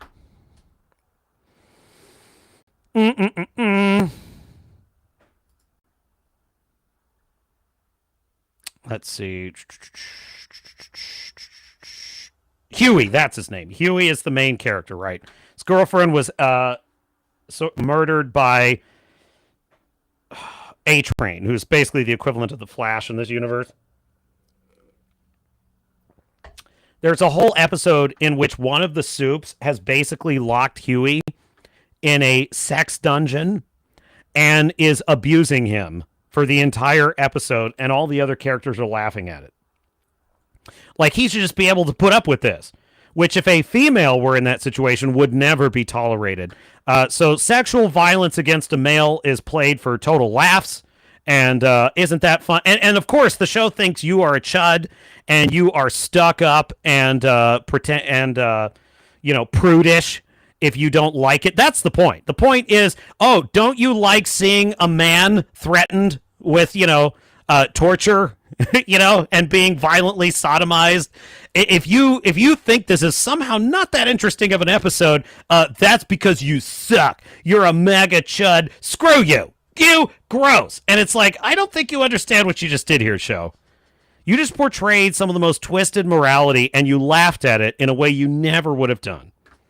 Because Hollywood is filled with morally depraved, morally bankrupt, greedy, selfish scumbags. This show is a collection of trash. I hate it. It's boring. I don't ever want to see another episode of it, ever. I don't care if Homelander dies. I don't care if Billy Butcher dies. I don't care if Huey dies. This show sucks. Screw it. Now, before we get to the worst show of the year, allow me to give you an honorable mention. Honorable mention goes to Fallout. Honorable discharge. I was watching a drinker video, and he mentioned the word, whatever. We'll just roll with it. It's supposed to say honorable mention. Okay, anyway, honorable discharge to Fallout. If there was any show this year that I would have loved, it would be this show. I really wish this show were good. I wish that it Fallout is one of the most unique and brilliant video game and just frankly post-apocalyptic worlds ever. It just has such rich color and detail and lore. And the thing about the show that's such a strange element of its failure is that it sort of wears the colors and skin of the lore. The vaults look like the vaults. The T-60 armor looks like the T-60 armor. The ghouls look like ghouls. So it looks like Fallout. It talks like Fallout. But when you actually get right down to it, forget that it's Fallout for a second. Forget that you love the games. Just look at it as if it's an original story that unconnected to anything. Is this an interesting post-apocalyptic world? I submit to you it has absolutely nothing to say about a post-nuclear wasteland. It has nothing new, interesting. There are 1,000 movies and shows that are far more interesting. The Walking Dead, The Book of Eli, The Road, Mad Max. I mean, Mad Max, definitely. Mad Max is a far more interesting universe than the universe of this show.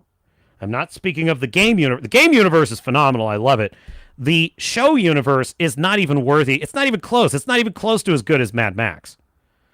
Right? Why? Because those other shows I just mentioned and movies and so on are trying to say something original about a post-apocalyptic world, whereas this show is simply aping what dumb Hollywood creatives like about the games. Namely, what they like about the games is that they lampoon what they consider American nationalism and jingoism. That's what they love. They love that the video games think that Americans are stupid for being afraid of communists. They think that Americans are stupid for loving their flag and believing in fighting for their country.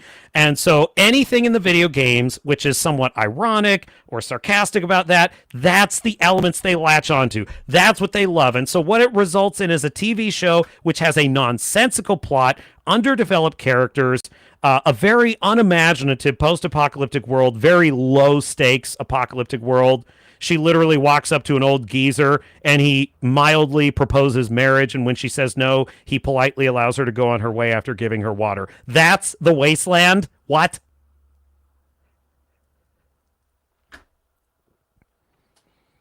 So it is it's a complete, and by the way, the final episode ties together the total disaster of this plot. It rewrites all the lore of the games. It totally betrays the lore. The final 2 episodes of this show completely destroy the lore of the video games. And if I had more time, I'd get into it. I knew they would do this. I knew this is what this show would be because they cannot see past their stupid, wacko Hollywood groupthink, their woke hive mind. They just can't see past it. What they fail to understand is that the video games are haunting precisely because you are sifting through the ruins of a world that was engaging in some very bad ideas. So, but also human beings were simply trying to live their lives, and they simply believed that tomorrow was always going to come. And that's why posters of things like Sugar Bomb cereal and Nuka-Cola machines that still have Nuka-Cola bottles in them, and a skeleton sitting on his couch watching TV where he was the moment the bombs hit. Like, those images in the video game are precisely so haunting because they juxtapose the kind of carefree, take it for granted mentality of a society ascendant with the ruins of what that society wrought. The games are not zany. They're not wacky. They're not supposed to be. Yes, there's wacky things in them, but that's more in the way that there's wackiness in Mad Max. The world is so insane you might as well laugh, is basically the idea. But the reality is Fallout is meant to be a serious, meditative story about the horrors of war. War, it never changes. And this show did all of that. A grave disservice, so it sucks. All right, without further ado, my dear chat, the number one worst TV series of the year. Do you know what it is, chat? You know what it is. Do I even have to tell you? Star Fury says, Ella Purnell from the Fallout show have her eyes inside of her face like insects. She is kind of weird looking, but also kind of cute. Universal says, those are actual viewership numbers. You can't argue with facts. I'll have to find your original post there. But yes, the number one worst series of the year, The Acolyte. Star Wars, The Acolyte. Of all the woke shows, of all the lore assassinations we've ever seen, of all the boondoggles nobody asked for and nobody wanted and were ill-advised, this is the king, the slay queen of them all. This show, to me, represents the greatest height of woke Hollywood hubris. That's what this show is. This show thought it was brilliant. It thought it was appointment TV. It was led by a cube-shaped woman who used to be the assistant to Harvey Weinstein, who has no talent, a low IQ, doesn't understand her characters, can't write a plot, and thought she was a goddamn genius. That would be Leslie Headland. And because she is a woman, everybody simply heaped accolades and praise on her as if she deserved it, and she didn't. Now, it's fair enough to say that when I say these are stupid people that write these shows, that I have to, this drivel that I have to go through with you, it's possible that some intelligent people are catching strays who are, they're just writers trying to do their thing, but they've got studio notes, or they don't really have any power and they just have to do what they're told. Fair enough. But when I say these are stupid people, the best actual living example I can give you is Leslie Headland. Leslie Headland. Do I have this, Mr. Producer? Can I find this? Every answer this dumb woman gives about this show, about her characters, about Star Wars, about the lore, she doesn't know anything. She doesn't know why her characters do anything, and it shows. Her characters change their motivations literally from scene to scene. She introduces mysteries where there's no mystery. And she thinks we don't know where she's going with this. She doesn't understand science fiction at all. She's got campfires in space. She ruins the Star Wars lore and doesn't give a shit. She thinks she's going to write Darth Plagueis, this arrogant bitch. She thinks she's going to write Plagueis. Canceled is what this show is. But let me see if I can find this. Yeah, I think I can find this. Should be low-hanging fruit here. You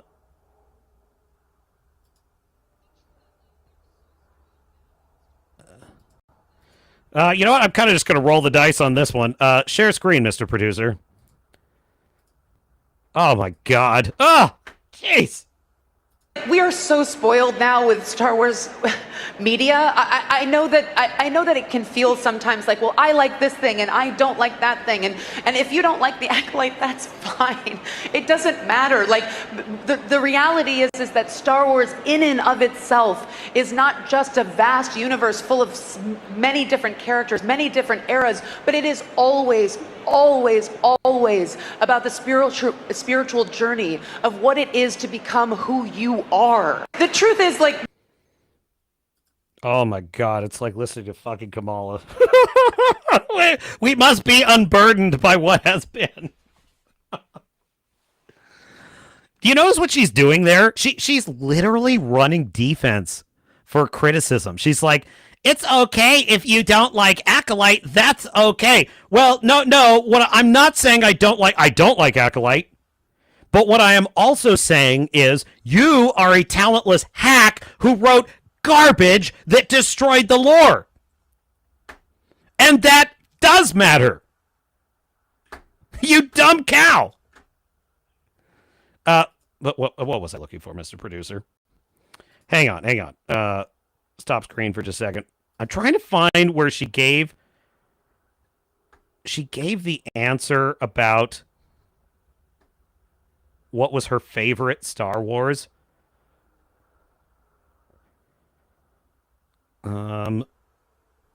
Just one more second on this. All right, forget it. I can't find it. But anyway, basically, she was asked, what's your favorite Star Wars? And her answer was, I like all the Star Wars.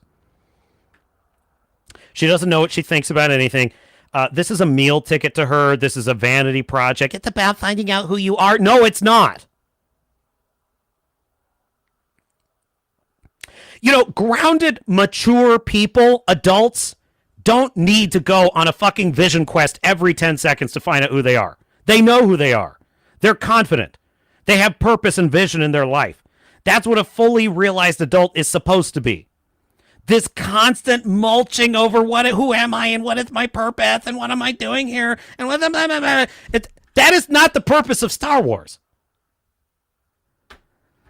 But in any case, let me grab this again. Share screen, Mr. Producer. Yes, that one. Thank you. This show has a nonsensical plot, pathetic characters, but what's fascinating about it is there is one thing it does have that actually a lot of other Disney projects don't have, and I will tell you, this is something that Leslie Headland has, vision. And that is actually why this show is so uniquely bad. It's clear to me that Leslie Headland had a vision, okay? And again, I'm telling you, most shows on Disney don't have vision behind them, and that's one of the major problems with them. In this case, this was one that did have vision, and the vision was this. Leslie Headland envisages a world in which the Jedi are neither good nor evil. The Sith are neither good nor evil. The Force is mostly just a negotiation of power, who controls it and who doesn't. And the most laudable, praiseworthy destiny for a character to pursue is being finally free to embrace who they are and kill the people who've hurt them. Even if that person is someone that is family. The triumphant moment of this show is literally a character choking the life out of a man who, whether misguided or errantly or not, tried to save her life. And it is played as victorious. It's played as empowering. It just shows me how diseased the mind of Leslie Headland and how diseased the minds of people who write this crap and how diseased woke thinking is. It just shows me that that's how sick they are. That they think that this is some moment of triumph. This is one of the most morally depraved, disgusting things I've ever seen. It celebrates all of the worst impulses of humanity. It's the exact antithesis of what George Lucas envisioned for Star Wars. It's arrogant. On top of all of that, when the fans complained about these issues, you hear what Leslie had. Oh, it's fine you don't like it. It's still Star Wars. Amanda Stenberg runs out there and does a video basically accusing all of the fans of being racist for not liking this trash show. You have cancel campaigns. You have the Shills. The Shills were in overdrive on this show. They couldn't stop slobbering and slavishly defending the show. And then every episode would air, and this dumb bitch, Leslie Headland, trots out and does another interview, spitting on the lore, spitting on the fans, taking no responsibility. It's a perfect storm. This show is a total... This was the Waterloo of wokeness. In entertainment. This was the Waterloo of the woke movement in entertainment because the fan backlash was at its absolute peak, and the defense of the immune response of the woke hive mind was at its absolute peak with this show. I can't say that this show was well made because the plot is sloppy and terrible. The sets are awful. It's Green Planet. The characters are trash. But as I said, the one thing it has is vision. That, believe it or not, kind of elevates it a little. I think that's part of why it had more energy than most of these have. If Leslie Headland were a morally grounded person, and if she were actually a talented writer and showrunner, she's not. She's trash. She is a diversity hire. She has no business in this industry. Or at least with this type of project. I don't know. Maybe she can go make, what was it? Russian Doll. Go fucking make that. That's what you're good at.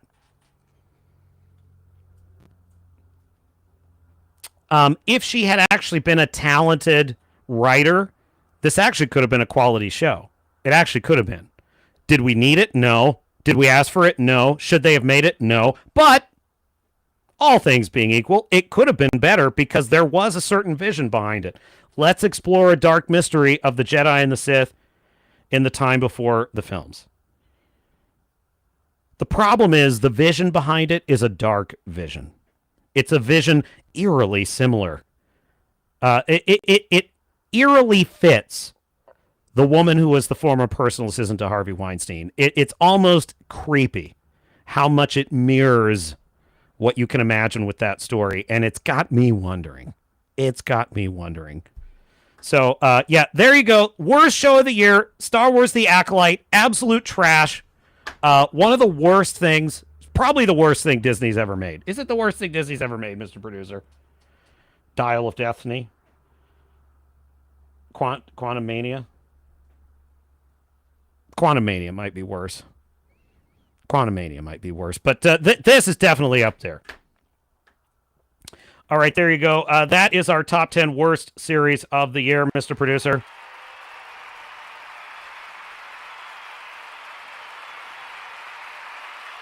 Oh, what do we got in the chat? We got so much in the chat. Oh, Fu Man Blue did his first playthrough of Halo. Very good, sir. You will enjoy it.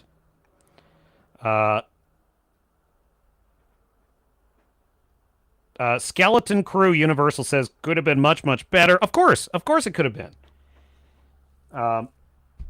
There's a show that doesn't have vision, 100%. As for where I would rank it, live action Disney, it's best to know some factual information such as viewership numbers. Okay, Universal, get us those numbers. Are they in the chat? Let me look for them. Tom is in the chat. Says, hail and Happy New Year. Happy New Year, Tom. Ahoy.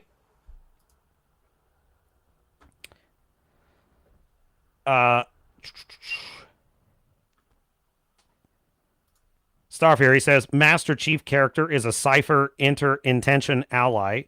It allows watchers, players to imbue the character with whatever characteristics they want. Yeah, true.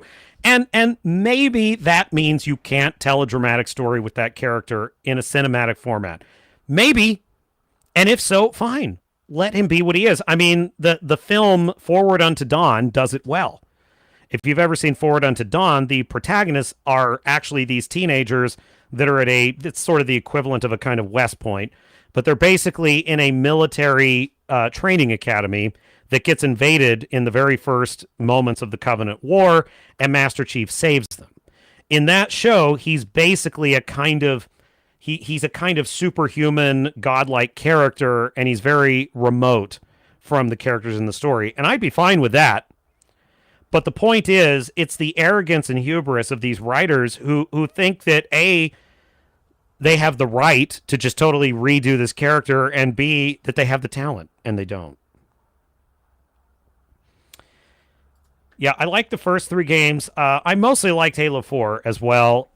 Halo 5, I enjoyed playing, and I did like the character of Spartan Locke, but the storyline was crap.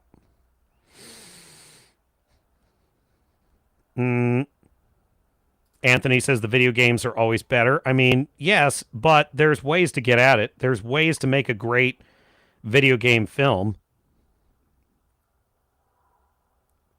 Agreed, Skunks. Forward Unto Dawn is how you do it. 100%.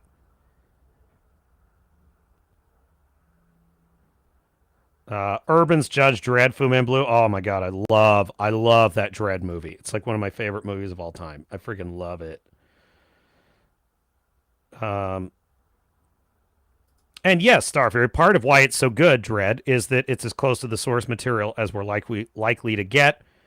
There was way too much weird shit to put into a movie and make it palatable to a normal moviegoer. And yet, Starfury, there's a lot of Easter eggs in that movie, such as, I forget what they're called, but they're like the super fat people that pride themselves on eating as much food as possible.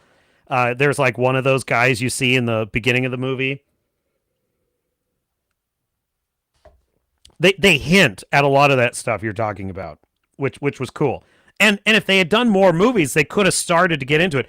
I heard, I don't know if it's true, but it might be an apocryphal story, but I heard that the writer of that film, Dredd, was interested in bringing in the Dark Judges in a future film. And if you don't know, the Dark Judges are basically, I think they're from an alternate dimension, and they're like immortal evil judges. Fuck yeah. Starfury says, you described me perfectly, Captain. Incel out! Anthony says, Netflix did the Kingpin, Punisher, and Daredevil proper. Yeah, I mean, I wouldn't give they greenlit it, and they bought them. I wouldn't give them credit for it. I think whatever the talent and company running it at that time, they did excellent work. That Daredevil series is one of the best things I've ever seen. 10 out of 10 show. Absolutely love it. Vincent D'Onofrio's Kingpin is like one of my favorite adaptations of a comic book villain ever. I would love to see like a Toby movie, Spider-Man movie with him against Vincent D'Onofrio's Kingpin. I just think that would be so rad. Universal says Star Wars live action Disney equals shows viewership numbers. Mando 1. Okay, show viewership numbers. Mando season 1, 1534.9. Mando season 2, 1,000. So are we saying 1.5 million? Mando season 2, 1 million. Okay, I got it. Kenobi was 900 and Mando 3 was 946,000. Kenobi 709. Boba Fett 629. So what were the numbers on Skeleton Crew, Universal? Do we have them? Oh my God, Fu Man Blue, this is such a great point. How could anything be worse than Obi-Wan smuggling a small child out under his coat? I don't know. Maybe Master Soul constantly saying to child Osha, I feel a connection with you, Osha. Maybe that could be. Anthony says Brotherhood of Steel was something to be feared in the series. It was a joke, meaning Fallout. Yes, agree. It was worse than that. Like, honest to God, I think they made the Brotherhood of Steel the incel chuds. That's basically what they did. They made them incel chuds, and it sucked. Starfury, and I hated that main character. I forget his name. He was the Brotherhood of Steel guy. It was like shit. Absolute shit.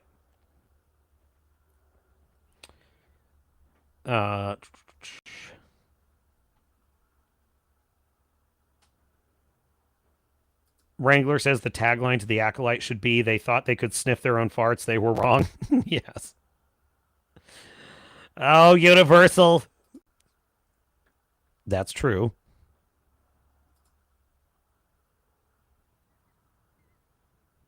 Anthony saying it's about respecting the lore. If you need to see yourself in something, biatch, try buying a mirror. Yeah, I mean, it has to do with the professional mindset. Like, what is... And since we're going to get into the top 10 best shows of the year, that'll be a great thing to talk about, is why the professional mindset prioritizes the audience experience as opposed to the creative's experience. And by the way, I don't begrudge a creative entertaining themselves. They have to. Every writer has to be having a little bit of fun with whatever they're writing. They have to enjoy what they're doing. They are, in a way, part of the audience. The author is part of the audience, and they have to enjoy what they're doing, but they can't make that their entire focus. It can't just be, this is my vision. You know, honest to God, you know what this is? Leslie Headland says, oh, it's about finding out who you are. Well, then go fucking write a memoir like every other aspiring writer. Do you know what most aspiring writers do when they come to a writer's career? I'm writing a memoir. Okay, here's the problem with memoirs. 99.9% of them, no one's ever going to read. Now, look, if you want to write one as a hobby, great. But the reality is, if you're trying to be a commercial author success writing a memoir, I hate to break it to you. Your life is probably not that interesting. I mean, come on. Even if a life is interesting, it still has to be written into an interesting story. Hello, Napoleon, Ridley Scott's Napoleon. Napoleon is one of the most interesting lives ever. That movie was boring and terrible. So even an interesting person has to have a good story to tell their story. So what strikes me about this attitude of like, oh, it's about finding yourself and learning who you're going to be. It's like, these are memoir babes. These are memoir writers who've decided to just do fiction as their memoir. And it's predictably awful.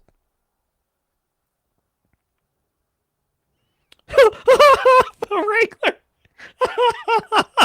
Oh, that's so good. Floppy lightsaber you can keep. I forgot about that. Oh my God. I'm going to get that right now. Yes.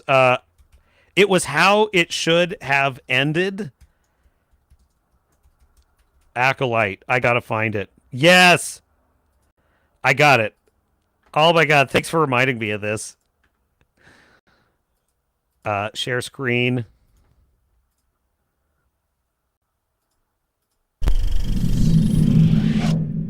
Hat tip how it should have ended. Sorry to disturb you, Master. We need to talk.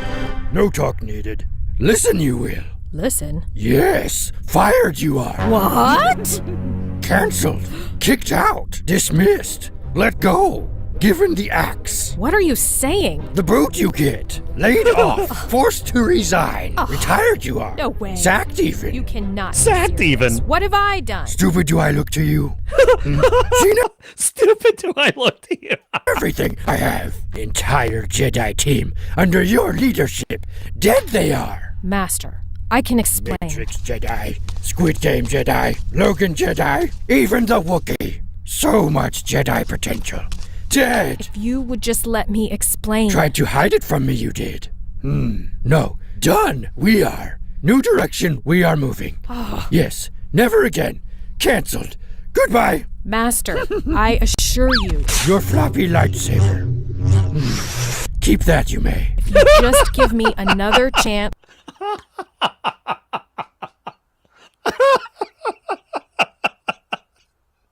That's one of the best. That's one of the best lines ever. Your floppy lightsaber. Keep that, you may.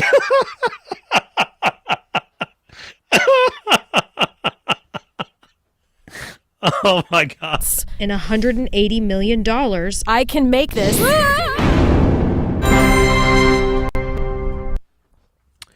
Oh my God, that is just pure gold.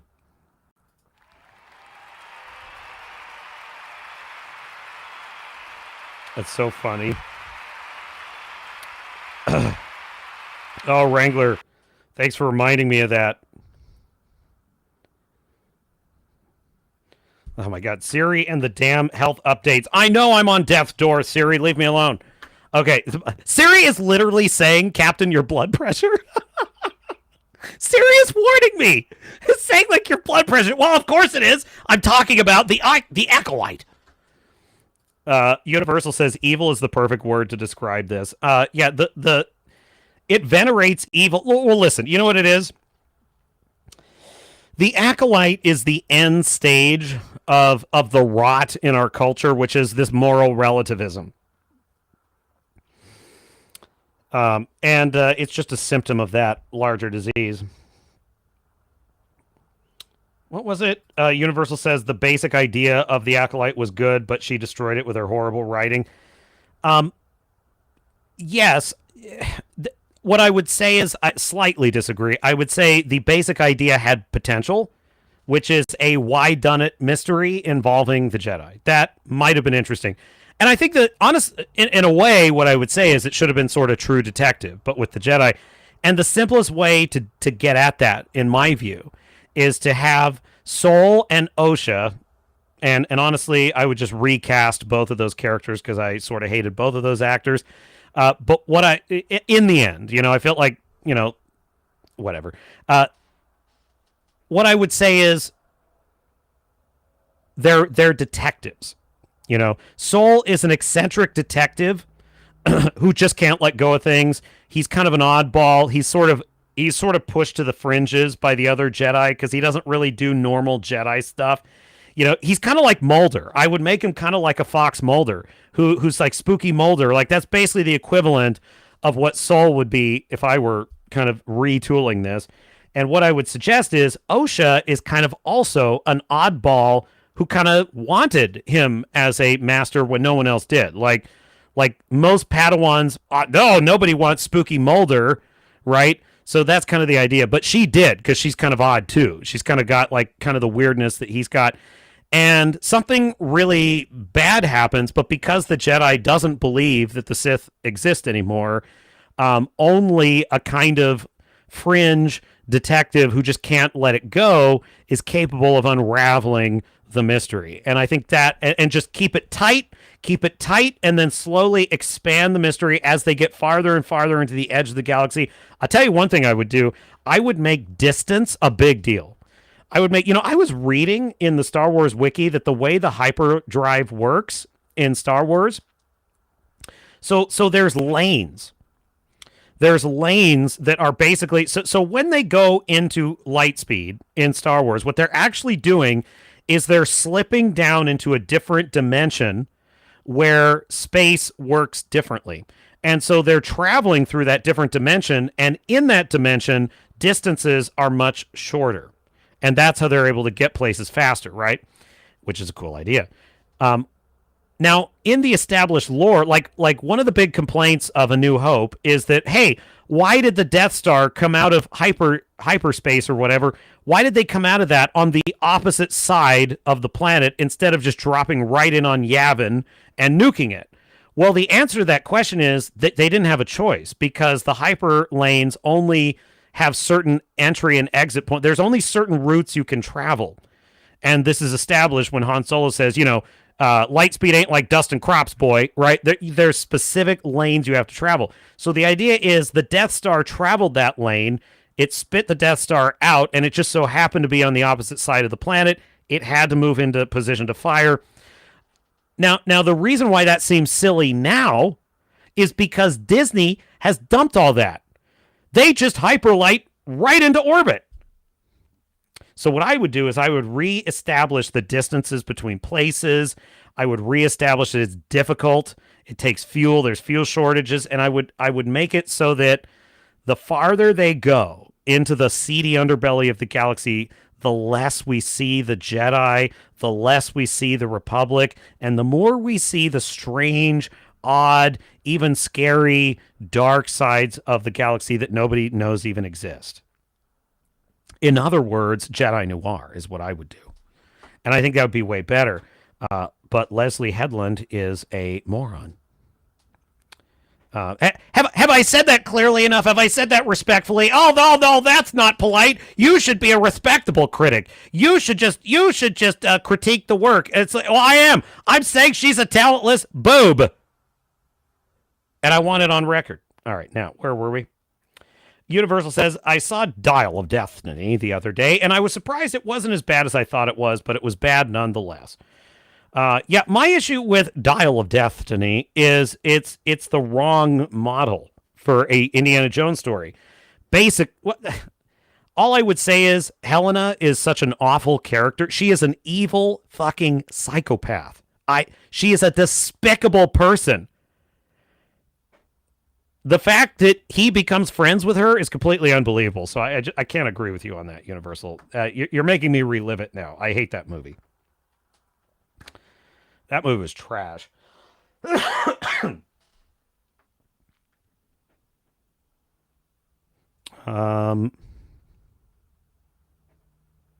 Let's see here. What else we got? All right, we're caught up on the chat. Jedi Noir would be dope. Universal says, great way to start the new year. Awesome, Universal. I hope you're enjoying the content. Let me know if you have any thoughts on it. Do you like these streams? Do you like the top 10s?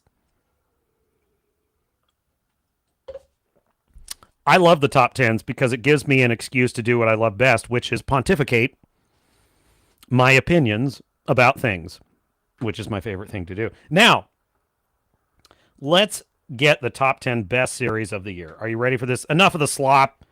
Let me tell you, chat, there were good things, and I'm going to give you the good things.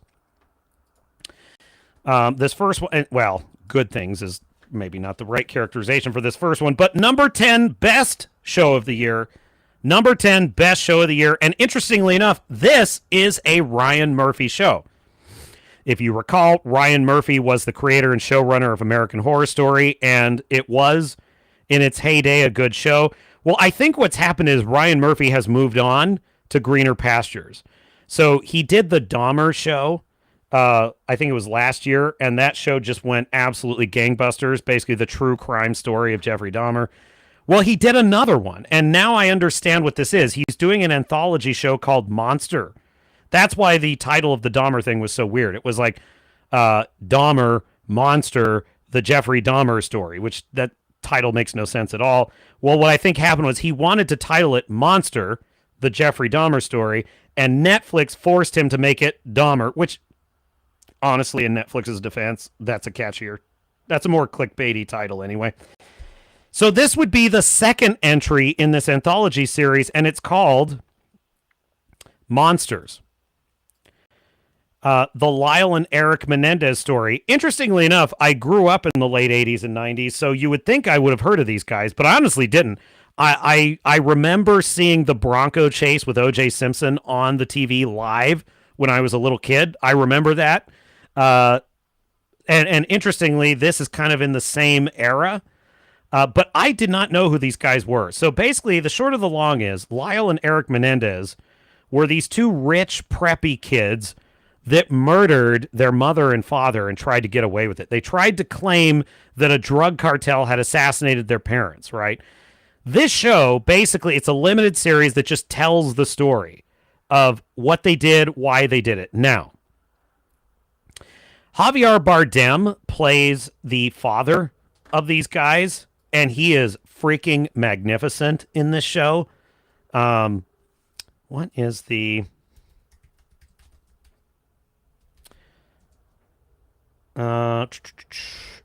see if I can find the IMDb. Monster, the Lyle and Eric Menendez story.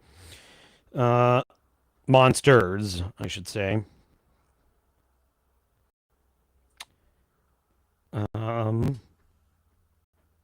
Who played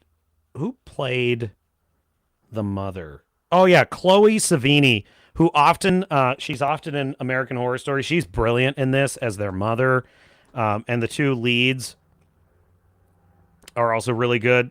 Cooper Coach and Nicholas Alexander Chavez. They play these sort of cold-blooded psychopaths just to absolute brilliance.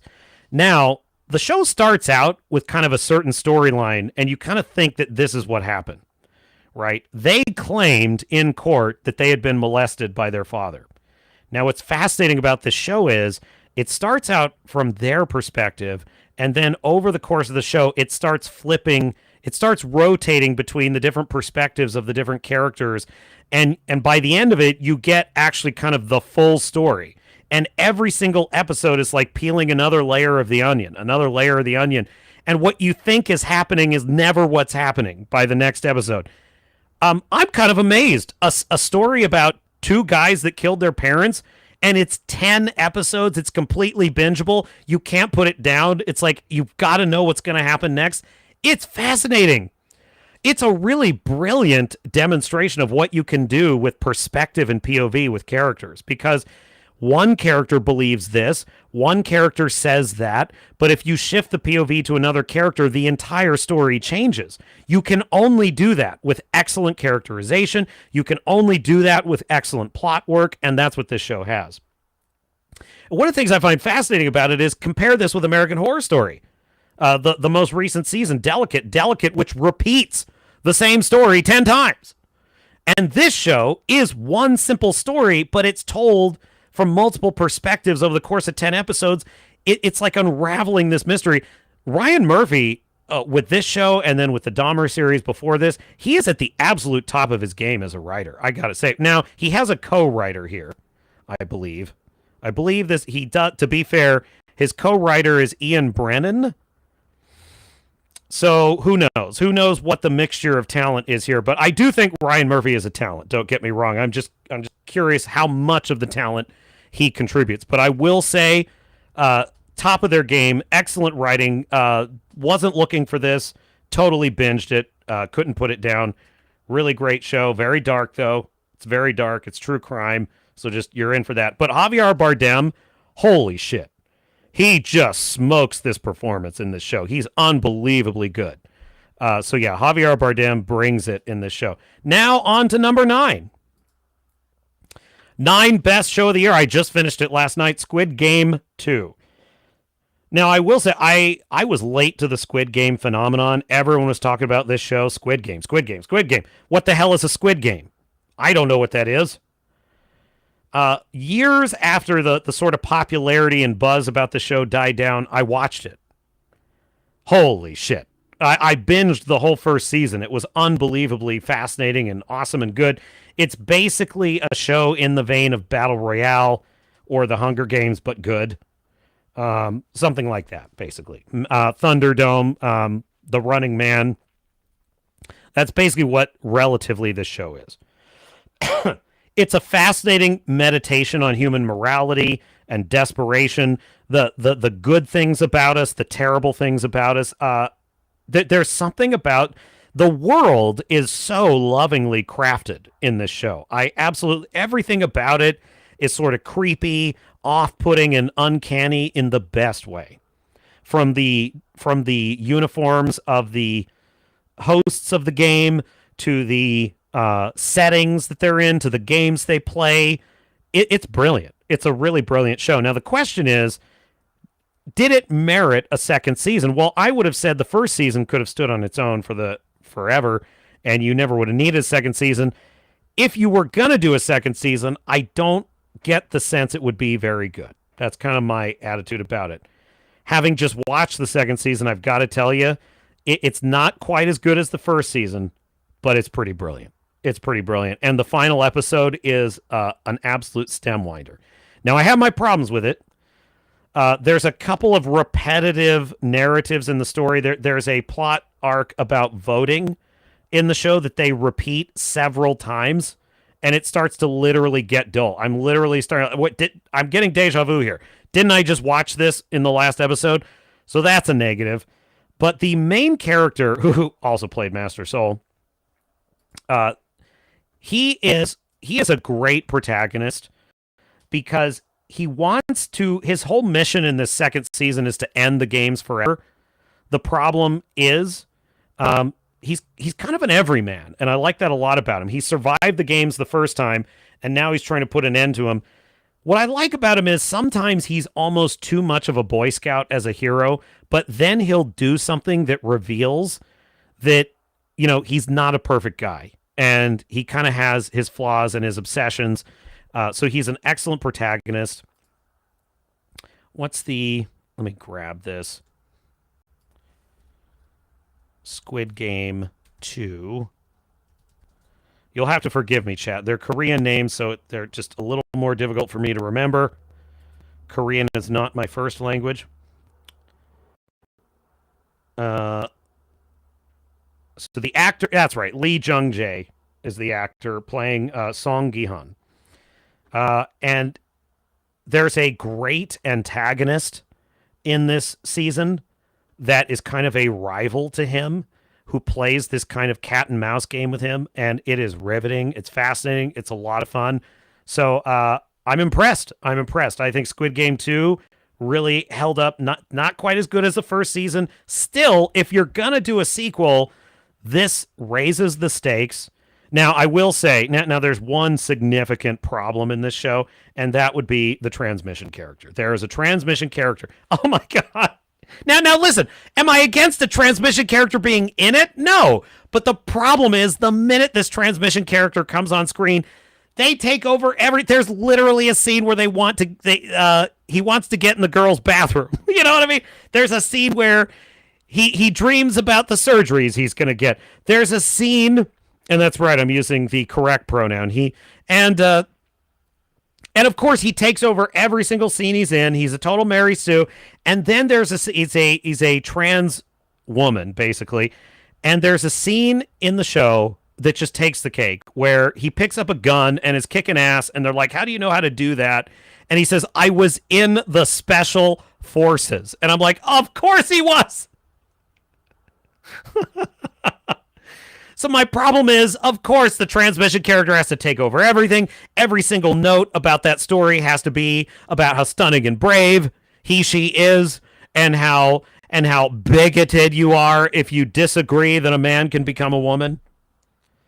So that's a negative. But other than that, a pretty brilliant show. Thanks, Wrangler. Thanks for thanks for coming by. Fu Man Blue. Later. Good to see you. All right, next up. Number 8, Ripley. Now this is an adaptation of the Talented Mr. Ripley novel, and it's done as I hope there's a second season, honestly, because it was excellent. And this is the guy who played Moriarty. This is the guy who played Moriarty in the Sherlock show. Let me see. Ripley. Andrew Scott. That's right. That's his name. Andrew Scott.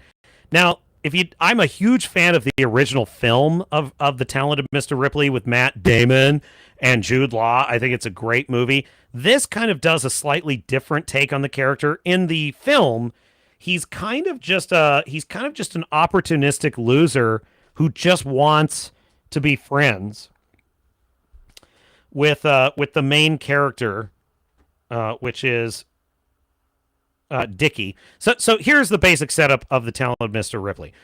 The story is there is a rich, spoiled man, a young man, who's living off of his father, and he's living the high life in Italy.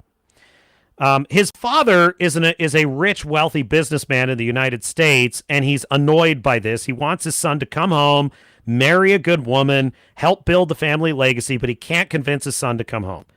Well, he finds this guy named Tom Ripley, who he believes was a friend of his son's, Dickie. He thinks Dickie and Tom were friends. It turns out that Tom wasn't really Dickie's friend. He just was at a party they were both at, and the father is mistaken. But either way, this rich guy pays Tom Ripley to go to Italy and convince Dickie to come home. That's basically his mission. Now, in the film, he's kind of just an opportunistic loser who just wants friends. But in the show, it's a little different. He's a con artist who's always looking for the next big score, and this is the next big score. And so the show basically concerns him slowly but surely manipulating and taking over Dickie's life with murderous results. And it's a brilliant show. You'll really enjoy it. So check out Ripley. That's on Netflix. No, Fu Man Blue, you left too early. You left too early, Fu Man. Fu Man Blue told me I needed to watch Three Body Problem, and I watched 5 minutes of it, turned it off, and I said, no, Fu Man, I'm not into it. And then he said I was wrong, and finally I got back around to it. I start watching it. It turns out Three Body Problem is an excellent science fiction show. So the basic concept is we may have been contacted by aliens. That's basically the concept. We've been contacted by aliens. The question is, are they hostile? Are they benevolent? And what do we do about this? This show it's based on the novel of the same name, and I got to tell you, it's one of the most, and it's adapted by David Benioff and D.B. Weiss of Game of Thrones. It turns out they're mostly pretty good at adapting something that's already written for them. This show it's intriguing. It's fascinating. Some of the scientific concepts in it are just mind-blowingly awesome. When they finally reveal what's really going on, it's excellent, and I'm very interested in a second season. One of my issues with the show at first is I sort of thought it was going to betray the promise of the premise. I sort of thought this was a show that wasn't going to go the full distance. It turns out that it does. It really does. It really pays off the promise of the premise. The aliens are real, and we got a problem. And that's basically, that's where I'll leave it, but I highly recommend watching it. So there you go. Fu Man Blue, Three Body Problem is my 7th best film show of the year. And you missed it. All right, 6th best show of the year. Silo. Silo was on my top 10 last year. Brilliant show about, a post-apocalyptic world.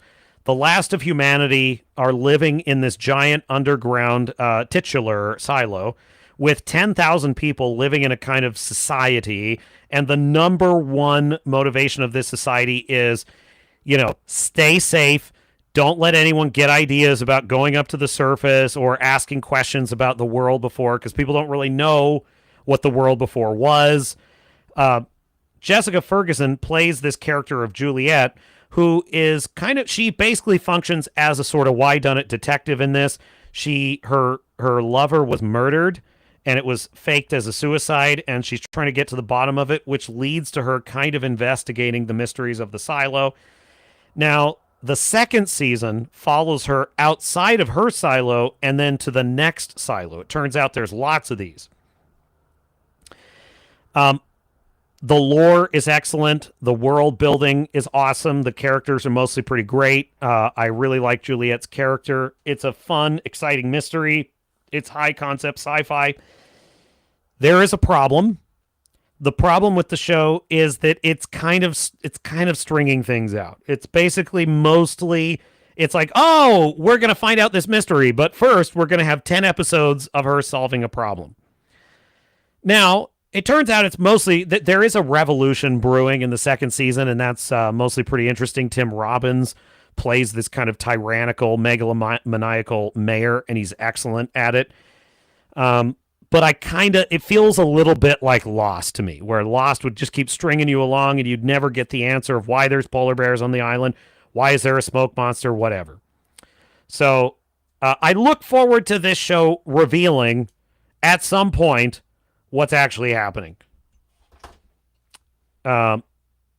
Next, the 5th greatest show of the year. Shogun.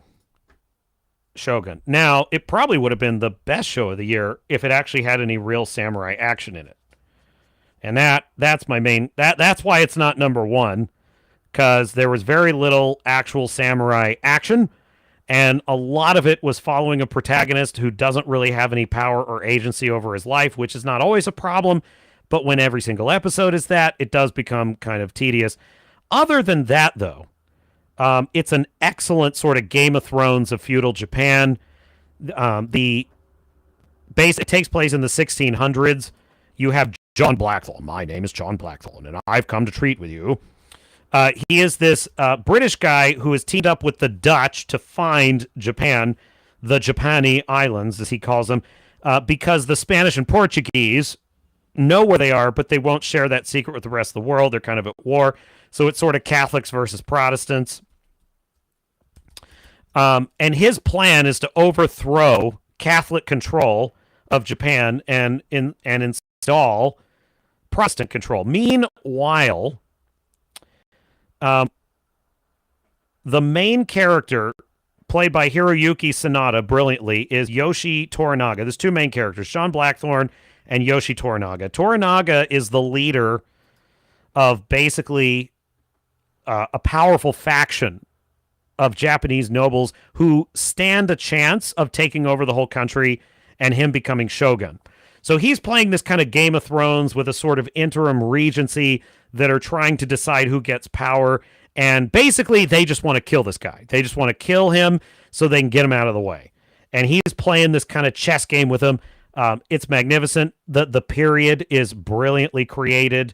It is gritty, grounded. The Japanese culture is just rich, and it just pours out of every scene. The acting is magnificent. It's a loving and faithful. I get the feeling. I haven't read the book, but I get the feeling it's very loving and faithful towards the novel. Just every level of the show feels handcrafted. There's just great care and detail.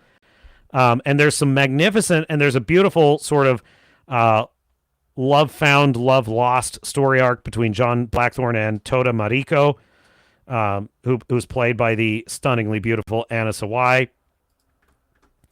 And she's a lady of the court, and she's kind of caught up in all this intrigue. It's a great show. You won't regret your time spent with it. Super awesome. So Shogun, 5th best show of the year. Number 4, Landman. Now, this one kind of came late in the year, starring Billy Bob Thornton as maximum final form Billy Bob Thornton, it needs to be said. This is the latest from Taylor Sheridan, who is the premier talent in writing the modern Americana Western. That's what Taylor Sheridan does. He writes modern Westerns. That is, Westerns that are not taking place in the old 1800s West necessarily. Some do. He does have one show that does. But most of his Westerns take place in the current world, but in areas of the country that are a little rougher around the edges, or industries in this case that are.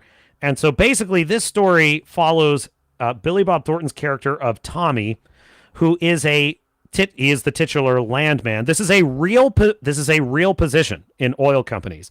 What the landman is responsible for is managing the land lease that the oil company has mineral rights over. So he functions as a kind of fixer, because technically there's all these laws about things he can and can't do, but in reality, to get that black gold, you got to bend the rules, you got to break the rules sometimes, and that's basically what he does. He solves problems. He's kind of a drunk. He's got like a crazy ex-wife that he kind of maybe wants to get back with. You've got John Hamm playing this his best friend Monty, who is the CEO and the owner of this independent oil company he works for. John Hamm is great. He's just maximum John Hamm in this. Masculine Don Draper energy. It's fantastic. With all the flaws of Don Draper. The babes in this are hot. The men in this are men. And basically, this is a show that loves America. It loves the working man. And it loves you, the audience, and it's why Taylor Sheridan will always be a star. He just will. Because he makes his audience feel good about themselves for watching his shows. He says, you're a smart person if you're watching this show. Leslie Headland says, if you don't like The Acolyte, well, that's fine. You just don't understand. Taylor Sheridan says, if you love my show, awesome. I love you back. And I don't know how else to describe it. You just feel it. You just feel it in these shows. In the same way that you feel that a show like The Boys hates you, when you watch this show, you feel like it loves you. It loves your country. It doesn't care what walk of life you come from. It loves you. It's brilliant, man. It's brilliant. Number 3, best show of the year. House of the Dragon, Season 2. Now, it should have been the best show of the year, quite frankly. I love the show. I love the palace intrigue. I find it slightly more interesting than the original Game of Thrones show. As usual, I think Daemon is one of the best characters in this. He goes on this amazing vision quest in the show. The main problem with this is the ending was a total tease and a letdown. Now, Game of Thrones has always suffered from this problem. Game of Thrones is a cock tease. It just is. They will string you along episode after episode after episode, and then finally something explosive will happen, and then you're back to being teased. I think that metaphor went in directions I didn't want it to go. Anyway, my point is I really disliked the final episode, but overall, the season was a worthy continuation of the brilliant House of the Dragon Season 1. The second greatest show of the year is Guy Ritchie's The Gentleman on Netflix. If you have not seen this show, you have got to go watch it. So you have Theo Von on the left here, plays Tommy Horniman, who is the Lord. He basically has inherited, I think his father is like an earl or something, if I'm not mistaken. His father is a noble in England who dies and leaves him this estate. And he comes home, he's a soldier. He comes home to manage the estate. His brother, who's in the chicken costume, that tells you everything you need to know about his brother. He's kind of an idiot, and he gets into trouble with bad people, and he thinks, as the elder son, he should have inherited the estate. But he's irresponsible and a failure. So his father left it to his younger brother, Eddie Horniman. Theo Von plays the absolute... He would be a great James Bond, I think, based on this show. He plays the quintessential Englishman with a stiff upper lip. He's masculine. He's tough. He handles his shit. He does get his ass kicked, but he gets back up. Like, he's just a man. He's just a man. And it's awesome. And he basically... And so this chick on the right, to the right of him, she is running a secret weed empire on his land that he never knew about. His father knew about it. He didn't. And he's trying to get these drug cartels off of his land. But it's not as easy as it sounds. There's a lot of comedy and humor in the show. There's a lot of drama, but mostly it's just a great show about this guy trying to like save his family home. And it's awesome. It's a really great show. So, that's The Gentleman. And before we get to the number one best show of the year, how about an honorable mention? Dexter Original Sin. Now, this one's a surprise. As you know, I'm very tired of prequels. I'm worn out on prequels. I'm sorry. Theo, what did I say? Theo Von, Anthony Timmons, you're right. Theo James. My mistake. Sorry, correction. Theo James is the star of Gentleman, playing Eddie Horniman. Thank you, Anthony. Appreciate that. Theo Von. Where did I get Theo Von? That's someone else. Anyway, Theo James is the star of that show. Now, Dexter Original Sin is a prequel. Now, I would never have watched this, except that someone recommended it to me, and I thought, well, maybe I'll give it a shot. The number one thing that sold me on it is, so basically the concept is it's a younger actor playing early life Dexter. So when Dexter first started killing, this is basically his backstory. Now, did we need that? No. Still, the last season of Dexter, New Blood, ended with Dexter's son, Harrison, shooting him to death in the snow, which fucking sucked. So the character was dead. And I was like, okay, fine, the character's dead, whatever. Well, it turns out that he's not, because the very first scene of this show is current year Dexter, played by Michael C. Hall, on the operating table, and they're working on saving his life. There is a show coming up this year called Dexter Resurrection, starring Michael C. Hall, continuing his story. So this prequel is kind of a companion series. Michael C. Hall does all the voiceover of the character in the show. He's an executive producer on it, and I gotta tell you, it's pretty good. It's pretty good. The few episodes I've watched, like, it's classic Dexter. They've recreated his story pretty brilliantly. It doesn't feel like it's changed, like they've wokeified it or anything. This is Dexter. Like, this is the format, this is the style, this is the show. If anything, that's kind of almost a bit of an uncanny quality that it has. You know, Christian Slater plays Harry, and he's brilliant at it. But a lot of the characters are kind of impersonating the previous actors that played them, and sometimes that's a little off-putting. But if we're getting a loving recreation of the source material and the story's going to advance, I'm here for it. Theo Von is oh, that's right. Theo Von he's the podcaster. That's right. Is that right? Theo Von. Yeah. He's the podcaster that interviewed Trump. Okay, yeah. Thanks, Anthony. I bungled that. Okay, number 1 show of the year.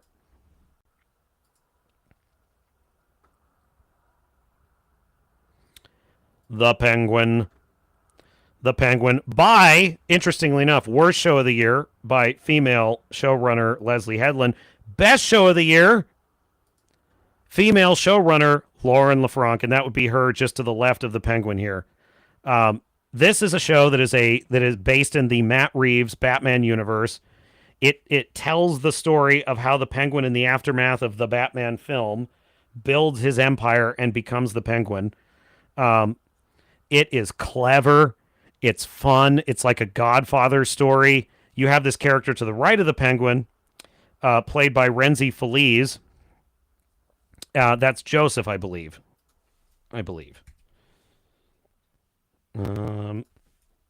me double check. That would be... Was it Joseph? Victor. Okay, never mind. Disregard. Victor. So Victor is this guy that's trying to steal the hubcaps of the Penguin, and he almost kills him, but decides to spare his life and kind of take him with him on this rise to power. He provides a very necessary kind of innocent POV for the audience, while basically scumbags, crime families, and crime bosses fight each other. Kristen Milioti on the right here plays Sophia Falcone, who inherits her father's criminal empire and later renames herself Sophia Gigante. She is sexy. She is intimidating. She is a clever character, and she is the antagonist to the Penguin, and she has good reason to hate him. The rivalry between these two, it plays out beautifully on screen. It's this awesome cat and mouse game. It's incredible fun, and the best part of the show is it pays off the promise of the premise. Why are we here? We're here to see the Penguin become the Penguin, who is a threat to Batman, a threat to Gotham. He is a bad person who's got to go. Okay? Now, the show starts out, he's kind of a sympathetic character, and that is as it should be. As the show unfolds, we learn more and more about him. We watch his actions. By the end of the show, you realize this guy is a fucking monster. A monster. He is a bad person. He is a really bad person. And it's awesome. It's awesome because he needs to be so that Batman can take him down. It's perfect. And it got me excited for the next Batman movie, which has now been delayed for 5 years. Oh, fuck. You just can't win with these idiots. You just can't win. You know? I didn't even give a shit about the Batman. Then you release this show, make me give a shit. And then you tell me, oh, no. Actually, just kidding. Don't give a shit. We're not going to do that. Okay, fine. Whatever. But that being said, as a kind of standalone story, it's the best show of the year, incredibly intelligently written, and it shows you what can be done with simple character work, plot, and a great plot. So there you go. Those are the best shows of the year, Mr. Producer.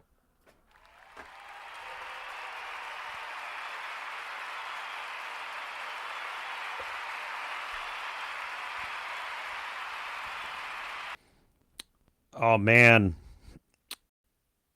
Good stuff. Okay, we're going to get into the next top 10 list very soon. The captain is going to take a short break, and I will be right back. Don't go anywhere. Let me grab What am I looking for, Mr. Producer? Where's my BRB? There it is. Okay, good.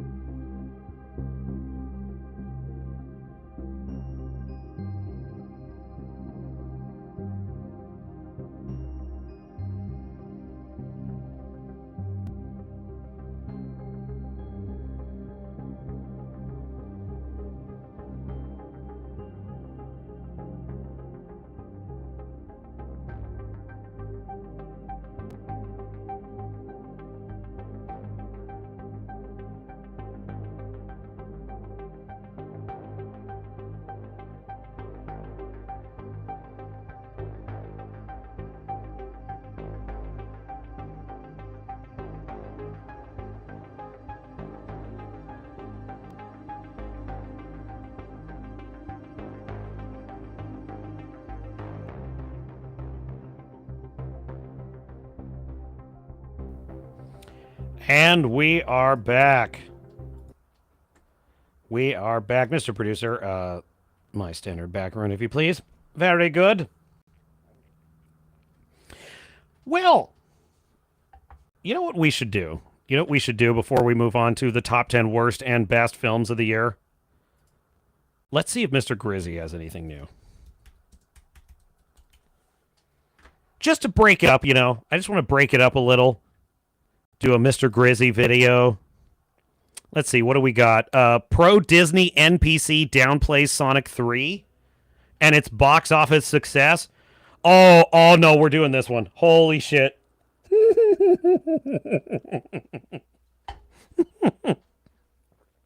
Oh, we're doing this one. Mr. Producer, you gotta show the chat. Well, quickly, Mr. Producer, we're losing time. We're burning daylight here. I did not raise my voice. That's my normal volume. Okay, here we go. Chat. Look at this thumbnail. These people are sick. They're sick. Creepy Disney Star Wars shills obsess over Skeleton Crew characters. Okay, hat tip, Mr. Grizzy. How the tables have turned. All right, here we go. It was just a few short months ago that the Disney Star Wars shills were constantly pushing the narrative that the Skeleton Crew children must be protected from the worst people in the fandom, toxic Star Wars fans. Yeah, you know, it's funny that they were saying, like, nobody can be allowed to go after the children. You know, I've pretty much savaged Skeleton Crew. I've said a lot of, like, I think it's trash, and I've criticized it pretty hard. Chat, have I said anything that's, like, harsh towards the child actors? I don't think I have. Honestly, I don't think I've had even much to say about them. I think they're doing mostly what child actors do, and it's difficult to get good performances out of them. I haven't had hardly anything to say about them. Mostly my critique is the story, the set design, the motifs. These wackos, man. This is going to star a lot of child characters. Oh my so God. So even the worst of you, I hope to God. We cannot let these kids go. Listen. If I had just a basically above minimum, like a roughly lower middle class income, okay, and I were this guy, how hard would it be to pay a doctor to just remove that thing from his face? Like, it can't possibly it's not like, oh, that's going to be $150,000 of plastic surgery. Oh, well, I'm not a billionaire. I can't fix that. No, man. If you have a roughly middle class income, you should be able to pay a doctor to get that thing off your face. I'm just saying. Just a suggestion. I would. I would. It'll leave a scar. I'll take the scar. Thank you. To God. We cannot let these kids go through this same kind of hate and bigotry. And the last thing that you need is for them to have to... Oh my God, this is the worst of the Shills. He's the worst one. Mr. Change the layout. Thanks, Mr. Producer. This is the reason I really, above all, despise this one is because he's so polite, because he's a weak, bitchy pajama boy, and he's acting like he's nice, and he's a really nice person, and he doesn't have a mean bone in his body, and he just believes in kindness and fairness, and he just also thinks that MAGA people are subhuman and should be eliminated. He's passive aggressive. Be assaulted by the worst elements of the online community. If I see thumbnails where you give them red eyes, I will hound you until the end of the earth. Well, sir, here I am. I'm waiting. Ball is in your court. Bitch. I better not see anybody bullying these children. Please leave these child actors out of it. So here we are today, just over halfway through this show's run, and not only is that not happening, obviously, but it is us, the worst people in the fandom, the toxic Star Wars fans, who are now the ones standing up to protect the Skeleton Crew child actors from these creepy, sus, you need to take a seat with Chris Hansen, Disney Star Wars shills. Okay, so he's showing a tweet about, I guess this is about Chimera. You're 4 inches deep into Chimera. What? This is what the tweet says. You're 4 inches deep into Chimera, and Brutus is 4 inches deep into you. What the fuck? Do you move backwards or forwards? So Brutus is this wolf creature from Skeleton Crew. Oh my God! What? What? Crowbar the Skull says woke males are so cute when they try to act tough. I know, right? I know! I better not see any red eyes in those thumbnails. Shut up, nerd! I just want to give him a wedgie, man. I say this as a kid that was bullied when I was a kid. But, an interesting thought occurred to me while I was watching this, right? They say, don't criticize the kids. Don't criticize them. I remember being rough. I think I was maybe 12. I think it was maybe 12 or 13 years old, if memory serves. I was roughly in that range. I'd say somewhere around 12 years old. Okay. I knew I wanted to be a writer. That was like one of my first things, is like I wanted to write. I always wrote stories. I wrote stories when I was young Ensign Garrett at 8 years old. I would write stories about things, right? So I was always into that. So when I was about 12, 13 years old, I started writing a book called The Price of Tyranny, which ultimately became the seeds of what later became Blood and Oak. And it was basically a story about pirates in the British Navy. And I was very proud of it. I'd written a lot of it. I'd probably wrote about 80,000 words. Not bad. I've read some of it. I've gone back. I found scraps of it and I read it and I'm like, ugh, that's terrible. Too many adjectives and adverbs. I was young. What can you do? But anyway, my point is, it's still better than, it's probably better than Leslie Headland. I'll give you that, Ensign Garrett. So I remember I would show it to everyone who would read it. I would give it to any family member, any friend, anyone. And especially, I wanted adults to read it. That's what I wanted. I wanted to impress adults with it. Like I didn't care if other kids liked it as much. I wanted adults to like it. So I would shove it in the hands of any family member that would read it. And I remember this one time, he wasn't a family member, but he was basically my aunt's boyfriend. And he was a wealthy guy. He was a pretty established businessman, and I looked up to him because I thought, he seemed like he was very successful. He was very confident. He was a wealthy guy. I admired that. And when I was talking to him about my novel, he was curious about it, and he asked if he could read it. Of course, I was excited, and I gave him a copy, and he read it. He read all that I had written, and he told me that he thought it was excellent, but it needed this, it needed that, but he thought that I had great potential. A second cousin of mine read it, and he said, I think it has great potential. There's things that are good here. There's things that are bad there. In other words, what am I telling you? I'm telling you that the adults in my life gave me real feedback. They didn't protect me because he's just a kid. Just tell him it's great. Pat him on the head. Don't hurt his feelings. No, they were straight with me. They said, this is great. You have real talent. It needs work. It's not good enough. One day you're going to be a great writer. That's basically what they said. And I was disappointed. Don't get me wrong. I was disappointed. I was like, no, I want to be a great writer now. But they were basically telling me you're not yet. Right? That's reality. That's reality.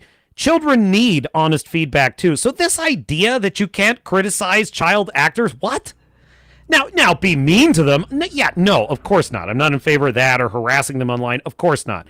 But to give them feedback about the work that they've done, they need to hear it.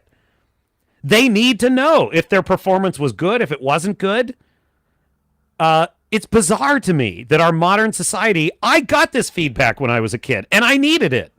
So I don't accept this stupid narrative that you cannot allow the children to ever be criticized. It's dumb. And it doesn't help them. But anyway. Like Alex Damon of Star Wars Cross-Dressing Sexplained. We just don't know much about her. Oh. What the fuck? You're distracting me. That dog obviously has licked his junk before. Alex Damon may... Darth Melvin.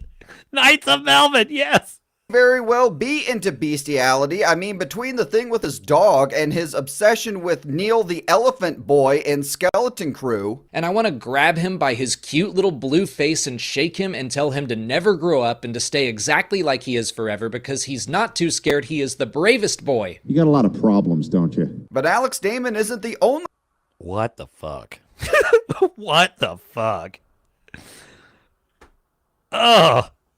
Disney shill obsessing over Neil. The Soy Boys are getting in on it as well. I never would have thought that Neil was a character that I would never been on my radar. And literally from the moment that this character showed up, I'm like, well, this might be my favorite character. What? These grown men, sorry, not grown men, soy boys, are so obsessed with this character, it's to the point that they get emotional and want to cry. I don't know what it is about that character. Every time that character does something that's like the slightest bit adorable, I get emotional. Yeah. And I'm like, oh my God. He's an archetype. He's not a character. He's the cowardly kid. That's what he is. He's I don't want to go in there. I don't want to do that. That's all he is. That's all his character amounts to. These drooling idiots, that's all they require of their entertainment. Just oh, is it cute? Can I pet it? No! Take a seat over there! I saw Hector just holding back tears when Neil threw that rock. Oh my God. Because, dude, you're going to make me emotional right now. A bunch of pussies. God, I mean, talk about living up to your name, am I right? Sorry, dude, if you don't think that's cool as hell and like punk rock, you're a soulless, I don't know, bootlicker. I don't know what to tell you.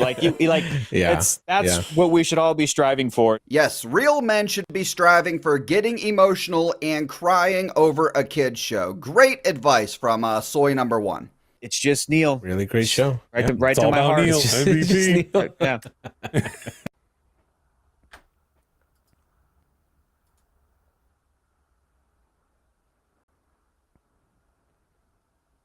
They are so desperate. You know what I'm saying? They're so desperate. All Star Wars is good. All Star Wars is good. Look, idiots. Soy boys. I get it. I do. I understand. You don't want to live in a world with bad Star Wars. I don't either. I don't want to live in a world with bad Star Trek. I don't want to live in a world with bad Indiana Jones. But it's the world we live in. These guys are so desperate to convince themselves that everything Disney Lucasfilm does is awesome. I've never seen something so groveling and pathetic in my life. Crowbar the Skull says number one was Star Wars Explained. Yeah, I know. Yeah, and he's in the slave Leia outfit. Yeah, gross. Crowbar saying Melvin did his list of the top Star Wars shills of 2024. I know. It's so awesome. Love Melvin. Universal says, was a guy that loves Star Wars. Wait, I think I missed your first part there, Universal. Let me find it.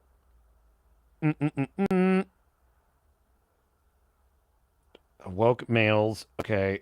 Redoubt says, oh my God, I need an adult. Okay. Anthony says, I think a swirly is in order. Agreed.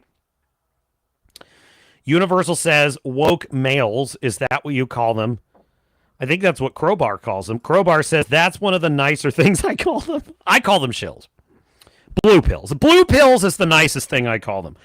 That is, they want to believe. They want to believe everything is fine. They're the dog in the flaming house, right? They just, this is fine. I was like that with Star Trek. I watched some of the early Star Trek Discovery. A friend of mine was like, this is trash. And I argued with him. I was like, well, give it a chance. I mean, they're referencing Morn species in it. They're referencing Archer in it. Literally, I was my own meme. You know, the Anakin is in it. Anakin is in it. I literally made this argument to a friend of mine about Star Trek Discovery. Archer was referenced in it. You know what I mean? Because I wanted to believe. I wanted to believe it could be good. And then Picard came out, and that ended it for me. The minute I saw Star Trek Picard, I was like, this sucks. And that was it. Like, that was really when Star Trek died for me, is I was like, that's it. You just assassinated my favorite Star Trek characters. Jean-Luc Picard was my favorite Star Trek character. And when they assassinated him in that show, I was out. I was like, yep, it's dead. I don't care. And then I was red pilled on the whole thing. I suddenly could see it's all crap after Enterprise. It's all leading to the same place. The problem is a lot of these idiots, they're blue pilled still. And these guys, I don't know what their deal is. Crowbar, I'll let you be the judge. Well, they're hang on, cop button.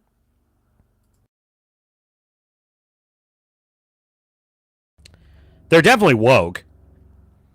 They're definitely woke. Well, what does that mean? What is woke? Well, it actually doesn't mean that they believe in the tenets of wokeness. It doesn't mean that they necessarily believe it. It means they adhere to it. And there is a difference. Now, they may believe it too, but I'm just saying whether they're true believers or not, they practice it. What is it? Well, they simply bend the knee to all things wokeness wants. Trans women are women. Men should be able to play in women's sports. You know, nothing wrong at all with a half-naked man in a pup mask talking to a 3-year-old in a parade. Nothing to see here. Censorship is fine as long as you're censoring people I don't like. Democracy is important unless you can vote for someone I don't support. Basically, yeah, that's basically what they are. Critical race theory, absolutely everything is race, everything is racism, everything is sexism, everything is homophobia. They're practitioners of this nonsense. So in that sense, yes, Universal, I would define them as woke, soy, losers. Universal says, I remember other more appropriate words. Pussy. Fair. That's fair. But. Hopefully we can cure them of their disease, shillery by proxy, and welcome them back into the ranks of regular humans someday. Yes, Universal. I agree. Why would I criticize the kids? The writers, producers, and directors are to blame. Basically, I mean, I think they're a little too young. I think they should be slightly older. I feel like the casting in Stranger Things was much better for the kids, and clearly, the performances of the kids in Stranger Things season 1 way better than this show, way better. But I mean, the thing is, when you're that young, really, it's down to can the director get a really good performance out of you. So, yeah, I don't really blame the kids too much for that. Melvin says, Crowbar says Melvin did his top 10. Got that. Anthony says the soy boys are 3 of the biggest douchebags ever. Yeah, no, they're nice. They're kind. They believe in fairness and democracy, unless you're punching a Nazi, or unless you're removing the orange man from the ballot. That's democracy. Yeah, so they don't have any principles. They would happily deplatform absolutely anyone that could compete with them. They would if they could wave a magic wand, they would deplatform all of their critics. It's kind of human nature, to be honest. Roll tape. Love them. MVP, dude. Put Neil in the Acolyte season 2. Let's get it greenlit. Let's go. No surprise, as we all recall, the soy boys loved the Acolyte, and I guess Neil in the Acolyte would fix the show, apparently. After the Wait, what? It doesn't even fit the timeline. Experience of really enjoying the Acolyte and then seeing how the internet treated it and how Lucasfilm did or didn't support the look. If you enjoyed The Acolyte, you're entitled to that. But if you think The Acolyte was a good show, your taste is terrible. Like, that's just flat out my perception. Like, you have terrible taste. If you think that was a good show, you are smoking crack, my dude. The Acolyte and the people that made it, it all left a bad taste in my mouth. This is kind of the perfect show to follow up with that, because I'm like, oh, this is reminding me why I do love Star Wars. Yeah. Like, I love the Avatar movies, the James Cameron Avatar movies. I love them. I also understand that the plot is thin, especially in the second film. I understand that mostly what I'm doing is going on a blue people acid trip and just enjoying my time in Pandora, regardless of whether or not it's meaningful science fiction. I understand that, and I'm cool with that. But I don't go around telling people that, like, Avatar doesn't deserve criticism because it's perfect. I understand. I know the problems with it. I like it anyway. But this guy's like, oh, the Acolyte is good. No, it isn't. It's incoherent. Just a friendly reminder to you all, Disney Star Wars, all of Disney Star Wars, is not Star Wars. 100%. And just when you thought the Disney Star Wars shills could not get any creepier and more sus... I don't know what if I ever see a kid cosplay as Neil anywhere at a convention, I'm going to lose my mind, dude. I'm gonna want to take pictures with that kid. If they do like Neil at Disneyland, adopt that child. Galaxy's Edge, oh my god! I can't. It's it's too much. I want to adopt Neil. I do. It's too much right now. And when you combine Neil with the other character that these Disney shills obsess over. Oh my Jesus God! fucking Oh Christ, no! Cover your ears. Oh my Imagine God. Neil hanging out with Grogu. Oh no! Darth Melvin had the best thumbnail ever. He had one of these shills, and it was a picture of the shill's face, and there was a Grogu fleshlight photoshopped in the background. I just about died. It's so fucked up, but it's so funny. My God! Oh my God! I think my heart would overload. Oh if that Lord! fucking happens in this show, dude, fuck, I man? will shit. Oh, that's a big boy, isn't he? I can't even, dude. Just all over the camera. Dude, I'm legit creeped out by these fuckers. I am creeped out by this. This is weird. Just all over the camera. I can't take this shit. Are you serious? Oh, I'm serious. And Neil is not the only character these freaks are obsessing over. There is a Oh my God. Oh my God, Chad. Oh my God.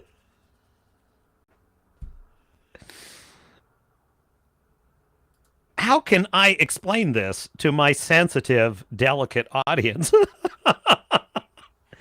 There's this tweet with a picture of the wolf dude. What's his fucking name? Who cares? That's the answer to the question. Who cares? But the wolf pirate from Skeleton Crew, quote, I'm glad that Skeleton Crew is finally bringing some sex appeal back to Star Wars. Are these wackos getting, like, titillated by this wolf creature? They want this wolf creature to freaking rail him? What? What? Oh my God! Group of mentally ill individuals on X who have created a group known. Wait, okay, I gotta read this. Okay, I'm trying to read this, but the. Okay. On X who have created A a hit group tweet known for as the Brothers Brutus Beat-Offs. We Beat-Offs. never lose. Damn it. If I would have just listened to the video, I would have had it. Okay, so Grizzy is reading it. Okay. I'll let Grizzy read it. Sorry, Chad. All right, go, Grizzy. Individuals on X who have created a group known as the Brutus Beat-Offs. I'm glad Skeleton Crew is finally bringing some sex appeal back to Star Wars. This is a kid's show, by the way. A hit tweet for the Brutus Beat-Offs. We never lose. I am winning. Continuously winning. From the guy who brought you the Chimere Queefers, I am cementing myself as the first stan of the Brutus Beat-Offs. What? Oh my God!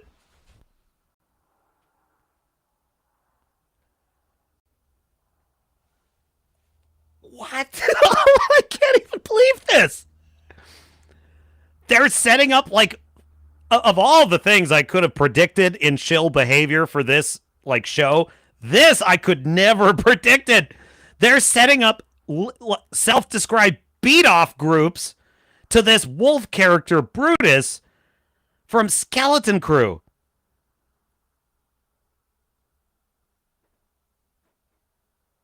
I have no words for this.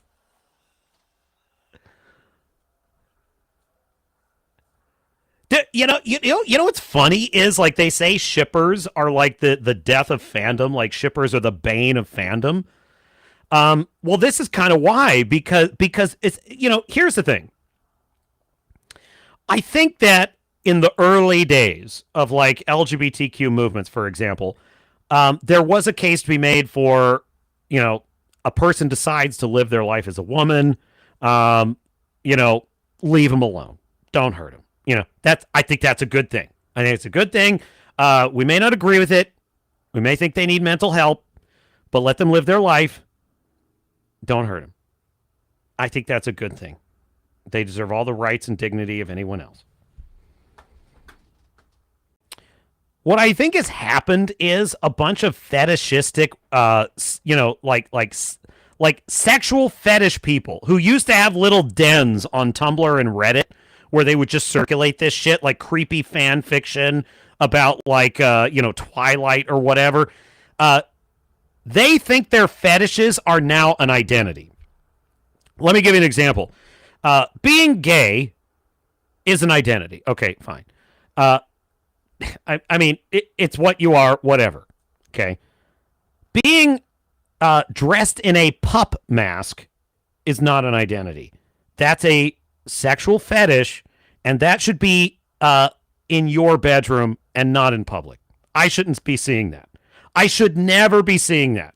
That's in your bedroom. I don't want to know about it. I don't want to hear about it. Let's just never see that ever. Okay? That's what that is. Now, these wackos think that walking around in public half naked in front of minors in pup masks, that's their identity now. No, it isn't. That's a weird sexual fetish you have that I don't want to be part of. Now, these same wackos are running Star Wars. They're running Marvel. They're running Rings of Power.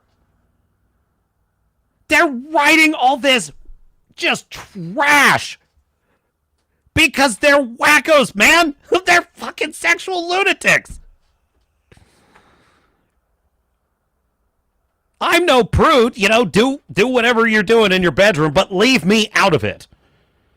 You know what I'm saying? Like, I'm saying your sexual kinks are not your identity, and the public does not need to be privy to it, is my issue.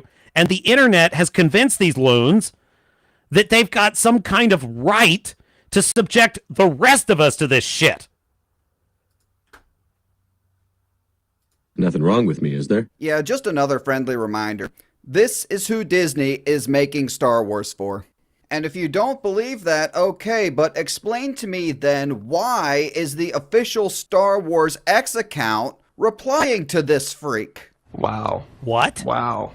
You're 4 inches deep into Kimir, and Brutus is 4 inches deep into you. Do you move backwards or forwards? Done. Yeah, thanks for watching. Make sure you check out some of the other goddamn Star Wars X accounts.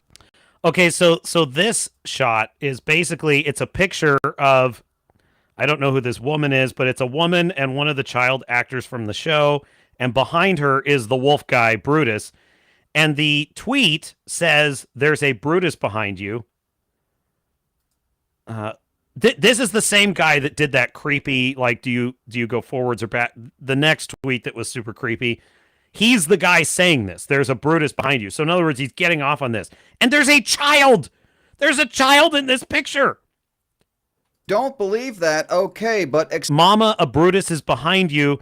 And then the official Star Wars account is replying and saying, "I'm cackling." Now, to be fair to the Star Wars account, they don't know what the fuck they're doing. Probably. They probably haven't looked at this guy's Twitter history, and they probably don't know that he's into all this wacko shit. Explain to me. But that's no excuse. They represent the company. They represent the brand. They can't be doing this. Holy shit, man. I wasn't even prepared for this one. Oh, my God. Hat tip Grizzy. Wow.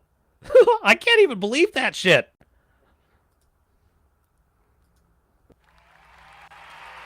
I don't know. Applause seems a bit out of place, but yes, applause.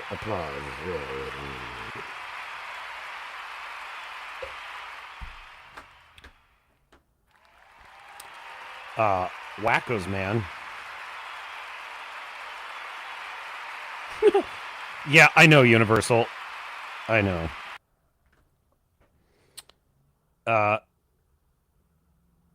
Yeah, the chat is not having it, and I understand. I understand your displeasure, chat. Okay, let's get to the worst films of the year. Are you ready for this, chat?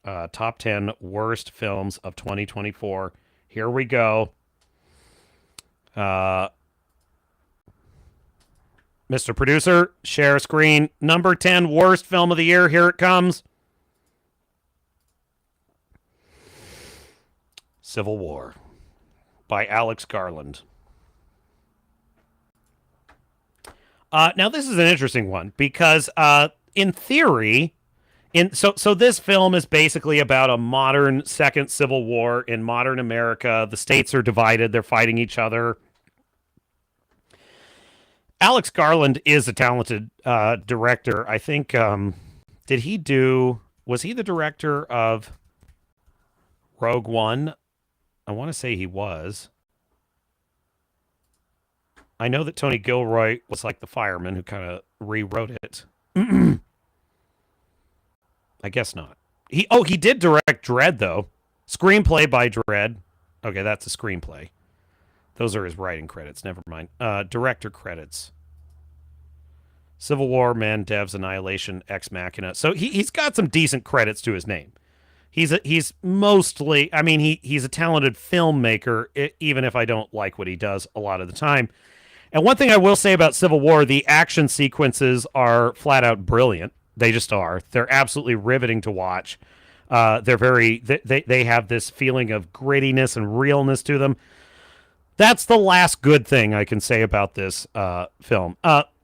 First of all, the idea in the middle of the 2024 election where Donald Trump was nearly assassinated twice, it really is poor timing to release a film about Americans literally violently fighting each other and assassinating a president in office. Now, that being said, I'm no prude, and I'm cool with a little controversy, but give me a damn good film if you're going to do it. If you're going to do it, if you're going to stick your finger in the eye of the American people, then fucking stick that... Well, let me rephrase. Then go for it and show me something that knocks my socks off. As it happens, this film plays it very, very, very safe. It basically follows these reporters who are going across the, war-torn land. They want an interview with the president before he gets overthrown. They somehow know he's going to be. He's not going to be able to hold out. So he wants an interview with these reporters, and they're just trying to get there. And it should be a fairly interesting Golden Fleece story. It turns out it's not. None of the characters are all that interesting. They venerate and lionize the reporters. Oh, they're so brave. They're so stunning. They're the most important people in society. What would our democracy be without these stunning and brave journalists? Meanwhile, they're fucking morons. They stumble into situations. They get people killed. But aside from that, the number one thing that intrigues me about this movie is... why? I want to show you something real quick, okay? I bring up the Blake Snyder beat sheet, but that's because it's a very useful tool for understanding like what makes storytelling tick. So if I go to yeah, here we go. So this is the why done it genre, which roughly is murder mystery or cop mystery, basically, is what a why done it generally is. So a why done it story has three elements. By the way, this is what I think Acolyte should have been. Number one, the detective does not change. We do. Yet he can be any kind of gumshoe, from pro to amateur to imaginary. By the way, X-Files. X-Files is a why done it show.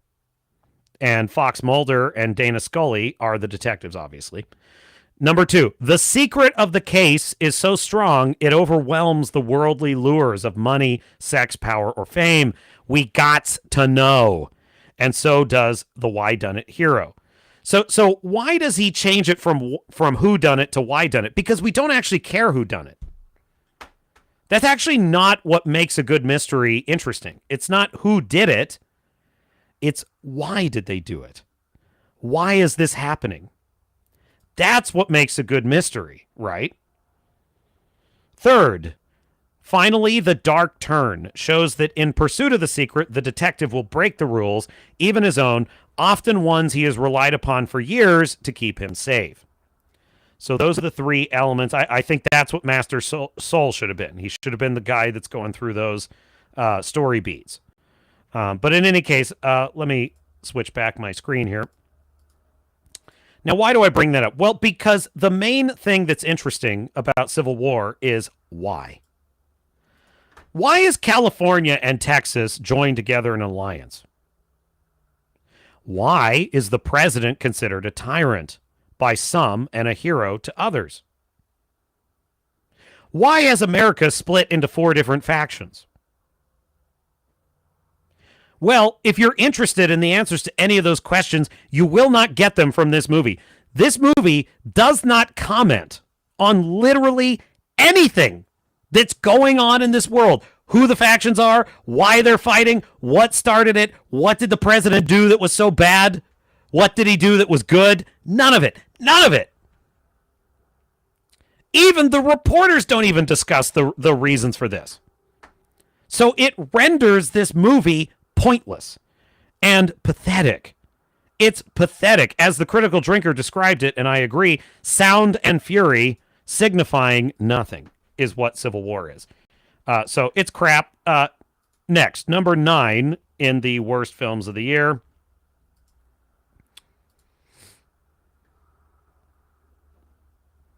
And that is Ghostbusters Frozen Empire. Like the Terminator franchise, why don't they just let this franchise go? Just let it go. The original two Ghostbusters films were excellent, brilliant paranormal comedies. They came from the singular vision of Dan Aykroyd. He was raised with all kinds of knowledge of the occult and the paranormal, and he translated that into a really cool movie. It was lightning in a bottle. Two great films. That's the end of it. But they just can't keep trying to revive this thing. Everything about the Ghostbusters Afterlife and Frozen Empire films, they get points for loving the lore. They love the lore. They love the fans. They seem to want to please the fans, and I appreciate that.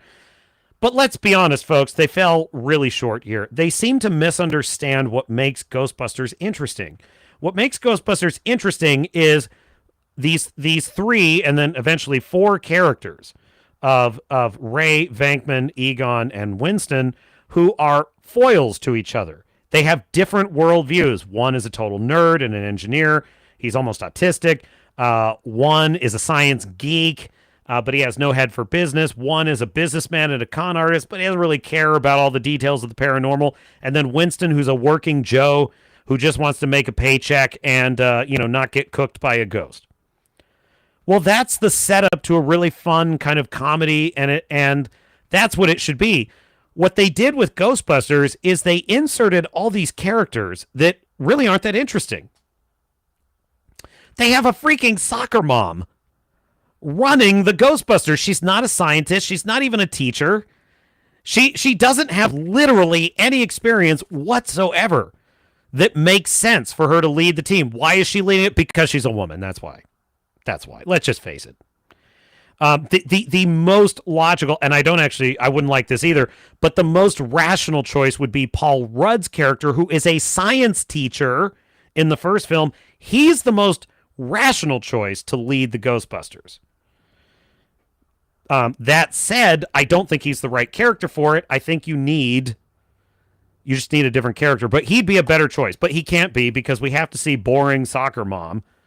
And then we have multiple characters that are redundant because they are just repeats of each other, and they play it too seriously. They take it all so seriously. They create all these kind of boring characters going through a melodrama. If it's not teenager parent angst or teenage romance troubles, it's something along those lines, and that's not the right subject matter for Ghostbusters. It's generally boring and a complete waste of time. Number 8, worst film of the year.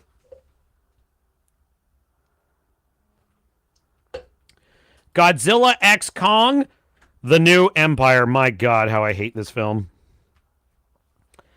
Why the hell does Godzilla have pink spines? Miss me with that shit. It's mostly just dopey. Look. If you like kaiju beating each other up and trashing the pyramids and trashing apartment blocks and trashing the Colosseum and trashing the London Bridge or whatever the fuck it is, journeying to the center of the earth, okay, fighting each other using giant gauntlets, and that's all you want, okay, fine, I'm not going to argue with you. I'm just going to tell you there is literally no emotional meaning in this film. There's no philosophical meaning in this film. It's a totally pointless exercise in mindless destruction. It is as nourishing to the intellect as a TikTok video. That's my opinion of this film. The plot is a complete mess. There's a girl who's the key to everything, and her plot makes absolutely no sense. The center of the earth thing is mind-numbingly dumb. I really hate it. There's a bunch of wacky, stupid characters that think they're funny and they're not. There's a bunch of scientific characters that think they're sort of the voice of morality, and they're not. And most of all, this is a film totally stripped of the moral underpinnings of the monster mythos. I would much rather see Takashi Yamazaki of Godzilla -1. I would like to see him do Godzilla Kong together. That's what I'd want to see, because I think he would be able to capture the moral weight of the story. The kaiju represent the sins of humanity. In this, they're just superheroes. And we're like, yay, Godzilla! He killed like 50,000 civilians in that fight. Oh, but he's Godzilla! He saved us! I don't have it loaded, but I'm going to find it anyway. You know what I'm reaching for, chat. You know exactly how it should have ended.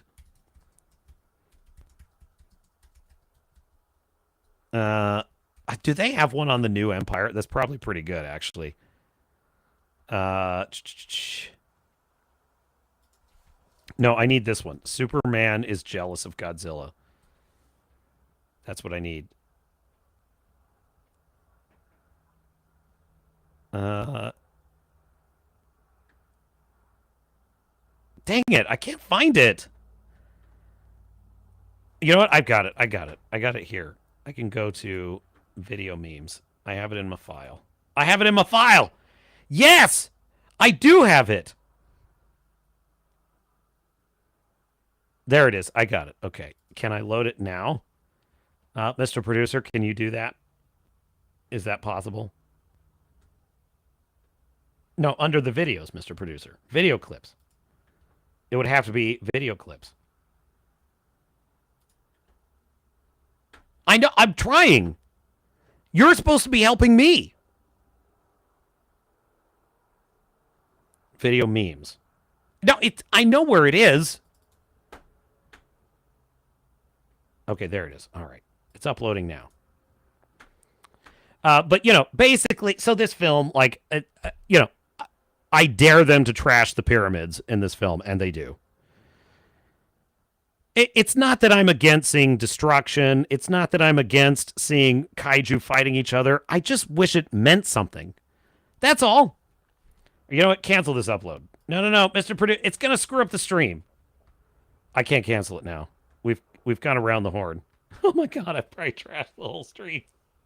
Because now it's going to be interfere. Oh, fuck it. All right, next video. All right, number 7.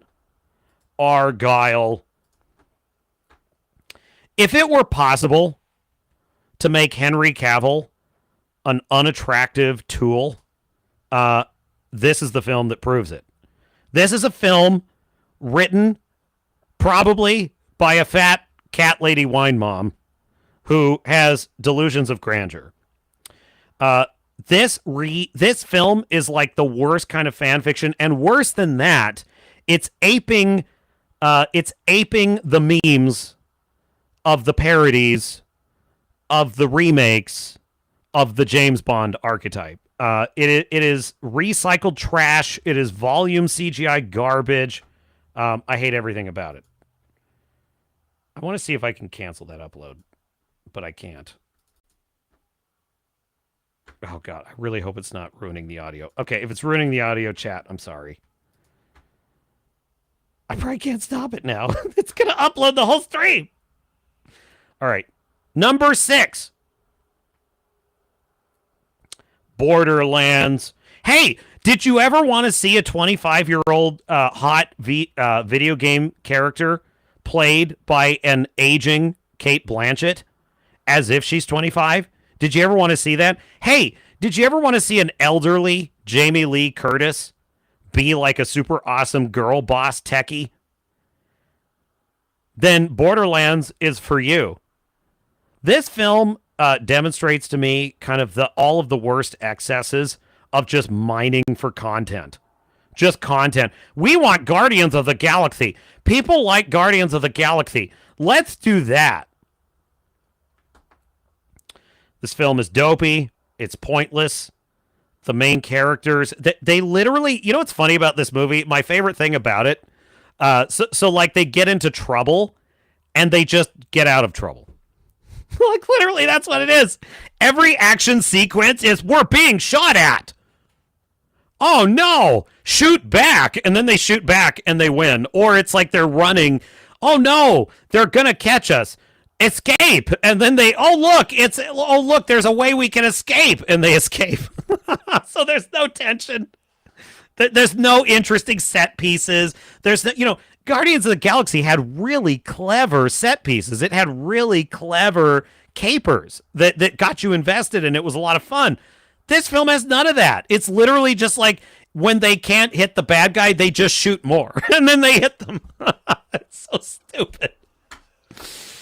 Yeah, so Borderlands is total trash. Oh my god. What if I leave the stream and come back, it might help it. Okay, just bear with me 1 minute, chat. Okay, I'll be right back.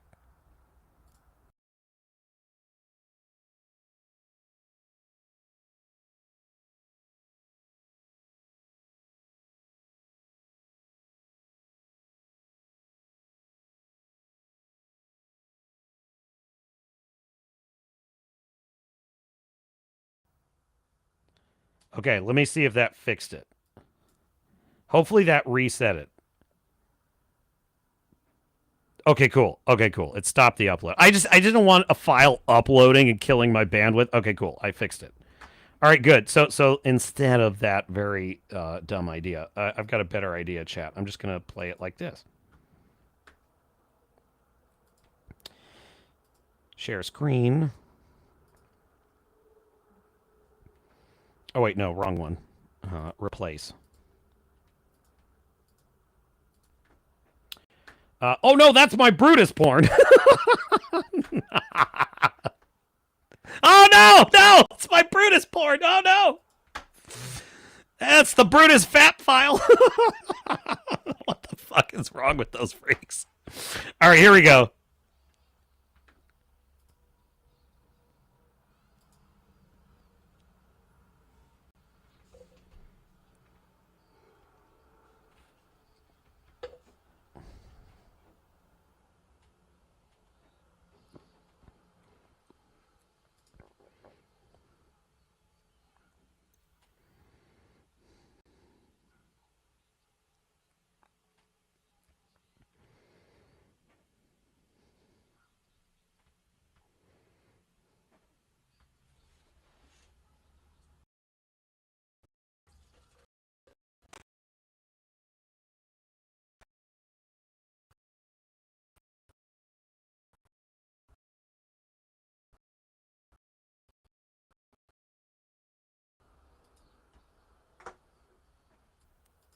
Dude, that's weird.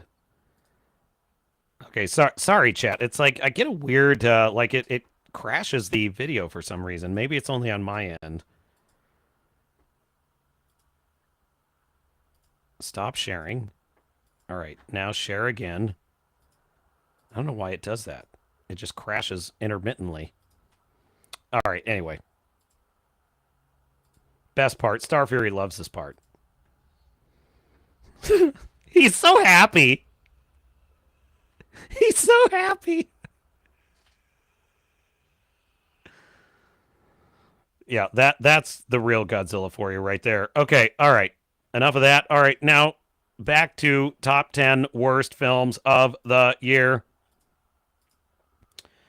So we covered Borderlands. Fifth worst film of the year. You ready? The top 5 is a barn burner this year, chat. Holy shit. Gladiator, Folie, Deux, as I lovingly call it. We did not need a sequel to one of the greatest films ever made, Gladiator.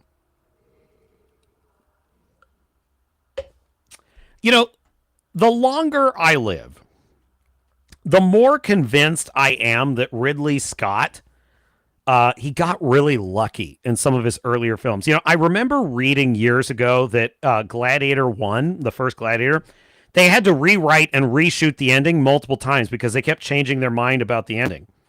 And I remember thinking that sort of fit because the ending does feel, in some ways, although it works, it feels a bit odd at times.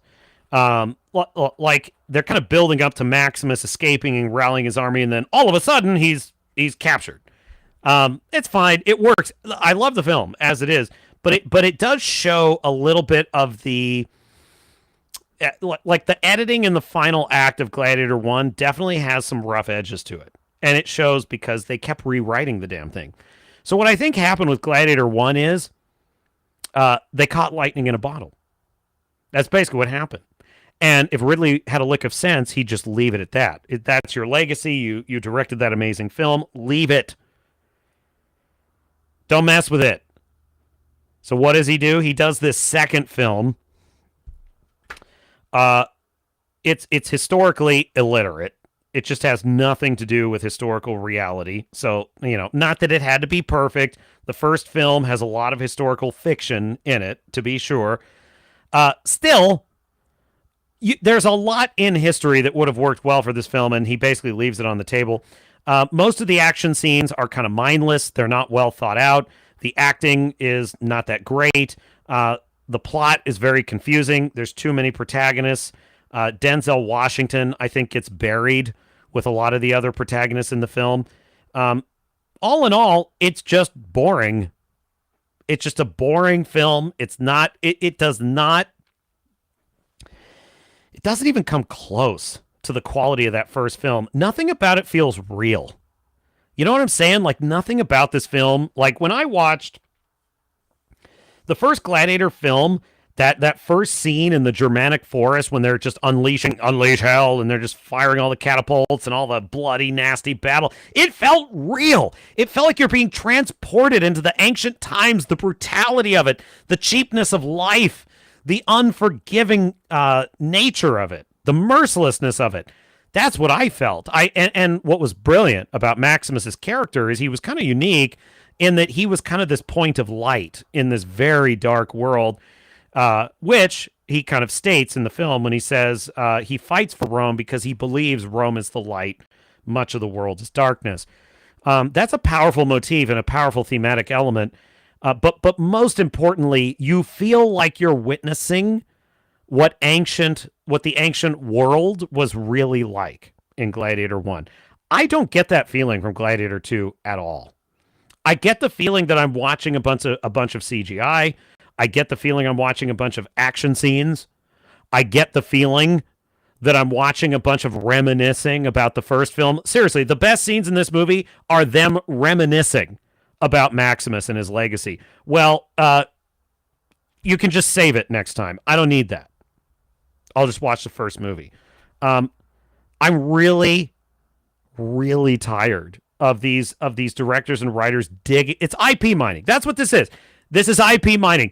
They just go around digging up the carcasses. It's only a matter of time before James Cameron announces Titanic 2. It's only a matter of time, chat. And this represents the worst of it. It's pointless. It's not good. It basically, it roughly honors the legacy of the Gladiator film, but it dilutes it. That's really the biggest crime of this film. It dilutes the first movie. The Acolyte sort of destroys Star Wars, but this dilutes the legacy of Gladiator, and better to have not done it, is my attitude about this film. So Gladiator was boring, and I wanted to walk out. So missed that one. Number 4, top 4 worst. You did this to me, chat. You did this to me. I wasn't going to watch this one. I was just going to I was going to do Craven because I figured like Madam Web, it'd be kind of something fun to laugh at. But then I stupidly put it to a vote in our Discord. Link is in the description. By the way, if you're enjoying it, like the stream, subscribe, put a heart on that X video if you're enjoying it. My chat forced me to watch this. And force is the operative word because I was sitting in that theater and I was like, I want to leave so fucking bad. It didn't help that the theater was cold and the seats in that particular theater sucked and I wasn't enjoying the seats at all. And then I got to sit through this. Now, is it the most woke offensive thing ever? Not exactly. It's more like it's vintage girl boss. It is vintage Mary Sue, girl boss, Hera, who is an unnamed character in the original Tolkien lore and is not germane to most of the events of the story. She is 100% the protagonist. It is the classic hero's journey. She ends it exactly as she began it. She's best at everything. She's the smartest person. She has the best ideas. Nobody will listen to her, and she needs to learn to step into her own power. It's fucking awful. It's so boring. The action sequences are so boring. I so don't care. Basically, the bad guy in this is a king that wants to marry her, and he's an incel. She's like, I don't want to marry any man. That's literally her thing. I don't want to marry a man. I don't want to marry a man. I want to have cats. I want to have cats.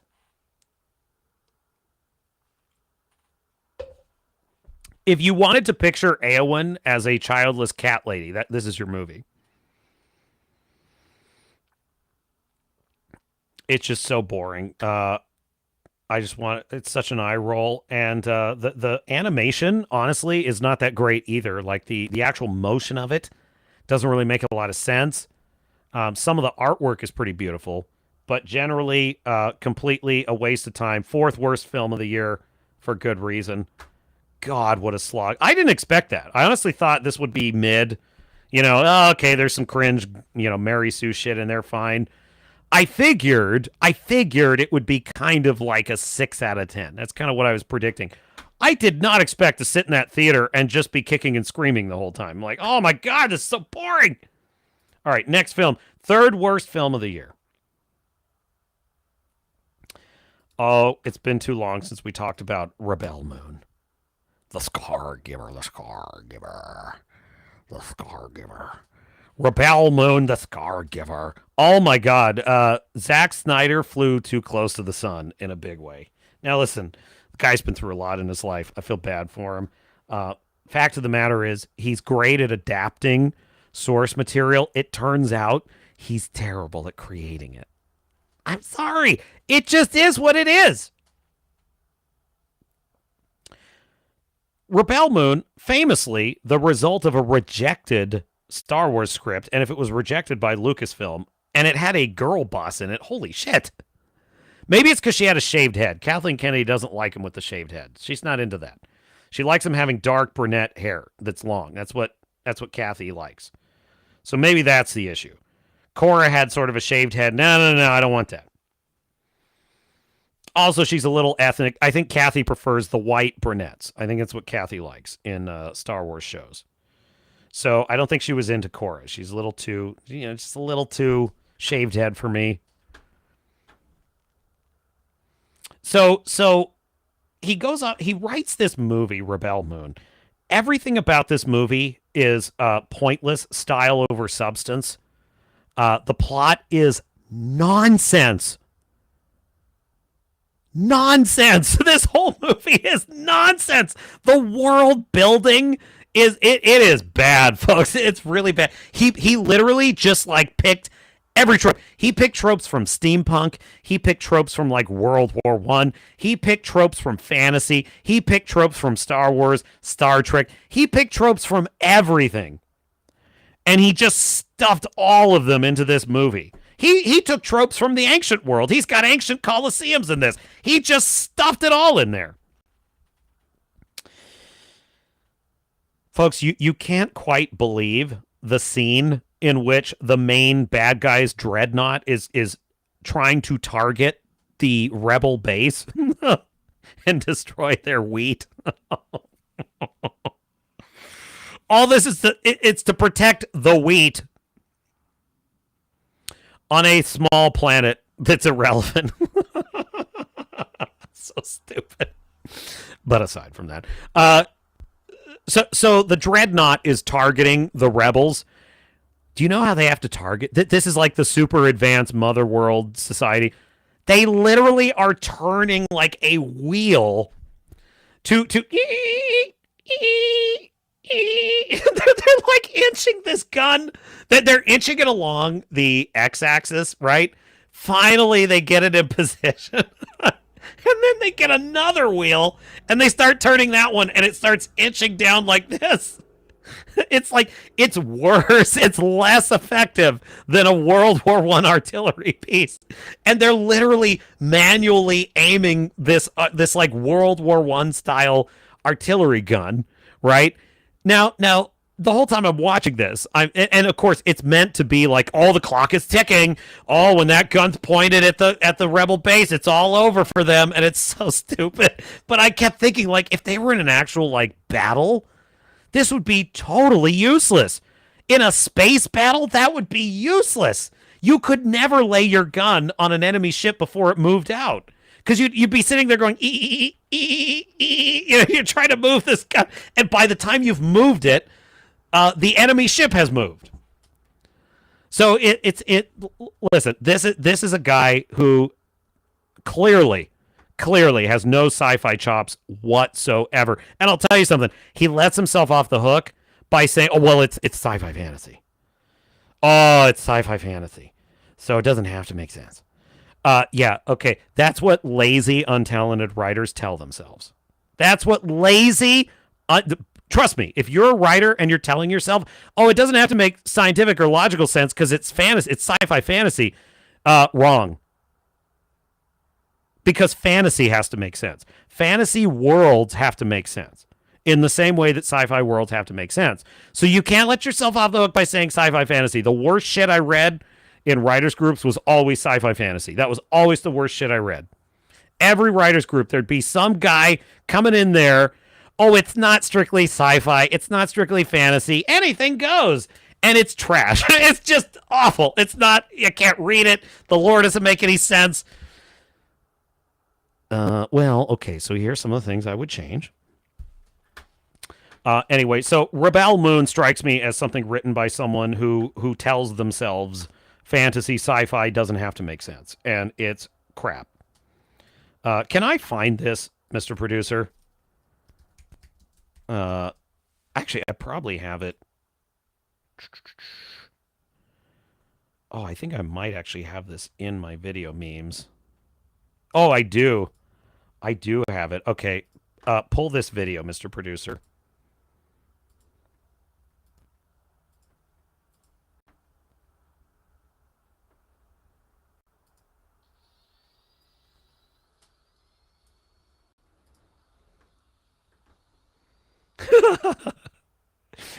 That's basically that's from the Nerdrotic video. Yeah, and I love this scene in the movie too, and he's like, "Kill her, do it, kill her." Fantastic, Rebel Moon. But the sad thing about look, the reason Rebel Moon, which technically speaking might be the worst film of the year, but the reason it's not at the top of the list is because who even knows about it? Nobody even knows about this movie. Nobody cares. The Shills don't care. There's no Snyder Shills. Nobody cares. There's no wacko Shills out there creating their little X-FAP groups to these characters. Nobody cares. And it's just classic girl boss bullshit. Vintage girl boss. The world's moved on, Zach. Your girl boss is old. Okay, second worst film of the year. Oh, this was a hard call because I was tempted to make this the worst film of the year. I was really tempted. The Crow. The Crow remake with Bill Skarsgård, an actor I like a hell of a lot. This film is one of the most pointless, depressing, self-pitying, absolutely uninteresting, flat, boring, visually dull film experiences I have ever experienced. This film is the antithesis of why you should make films. The protagonist is not interesting. His deuteragonist girlfriend, who I guess is the protagonist, is not interesting. The villain is laughable. The lore of this world makes absolutely no sense. Now, I had not seen the first Crow when I watched this film. So I honestly was kind of going in blind. I'm like, okay, I don't know how faithful this is or isn't. The strange thing about it was some of the choices in this film seem so nonsensical, so silly, that I literally thought, well, they must have done that out of a misguided fidelity to the original. Like, they must have made that creative choice because they had to keep it with the original. So imagine my surprise when I went back and watched the Brandon Lee original Crow film, and it was completely different. And by the way, excellent. It was excellent. And I suddenly realized, holy shit, Matrix ripped off a lot of this movie, but that's neither here nor there. I was stunned. I could not believe it. Every dopey, nonsensical, bizarre creative choice this film makes deviated from the source material. One of the major problems with this film is in the original film, Eric, the main character who becomes the titular Crow, he begins the film dead. He's dead. Him and his girlfriend have been killed. It is implied that they lived in the original Crow. It is implied that they lived a relatively happy life. They were a bit eccentric. They were artists, musicians, a little eccentric, but they had a good life. They loved each other. They loved their house. They were normal people, is basically what I'm saying. And they were happy people, and they were good people. Then some criminals, scumbags, killed them. Eric comes back from the dead, now empowered with the afterlife powers of the crow. So he's basically immortal. He has regeneration power, and he goes on a revenge killing spree, which is ironic because in life he was a peaceful and good man. Now he's a nihilistic messenger of death. That's excellent. That's great storytelling. Now, what is it in this film? In this film, Eric is a whiny, drug-addicted, miserable, basically suicidal, depressed guy at the beginning. And he goes on a journey in this film to become an even more suicidal, depressed, and murderous sad guy at the end. In other words, this film lacks any sense of irony. It lacks any sense of surprise. He just becomes more of what he already was at the beginning of the film, and it's depressing. He waxes all these bad guys. Who cares? There's this scene where he just murders all these people at an opera, and I felt nothing, you know? And I'm like, what is the point of this movie?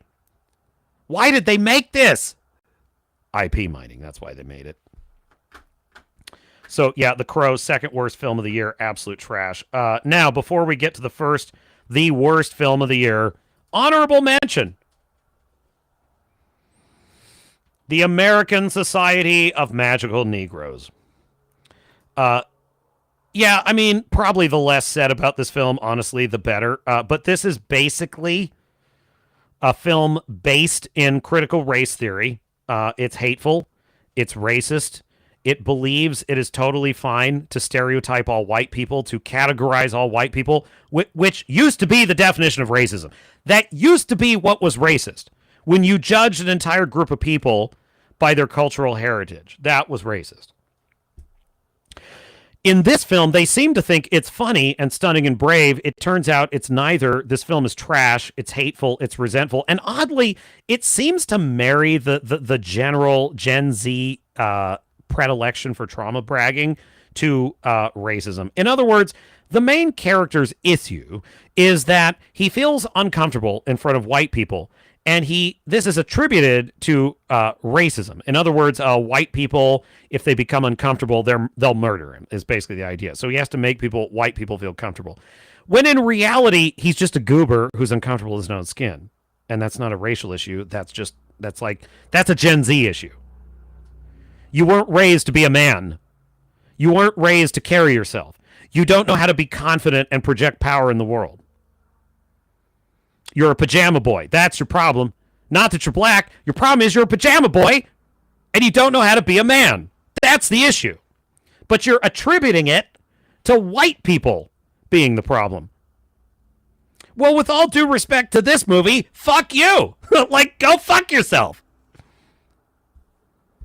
So, yeah, there you go. It failed. The amazing thing is it had a very low budget and it still failed. Nobody cared about this movie. Nobody wanted this movie. This movie is one of the vestigial organs of wokeness, and wokeness is on the way out. And this film is a sign of that. Okay, without further ado, the worst film of the year. It was tough, folks.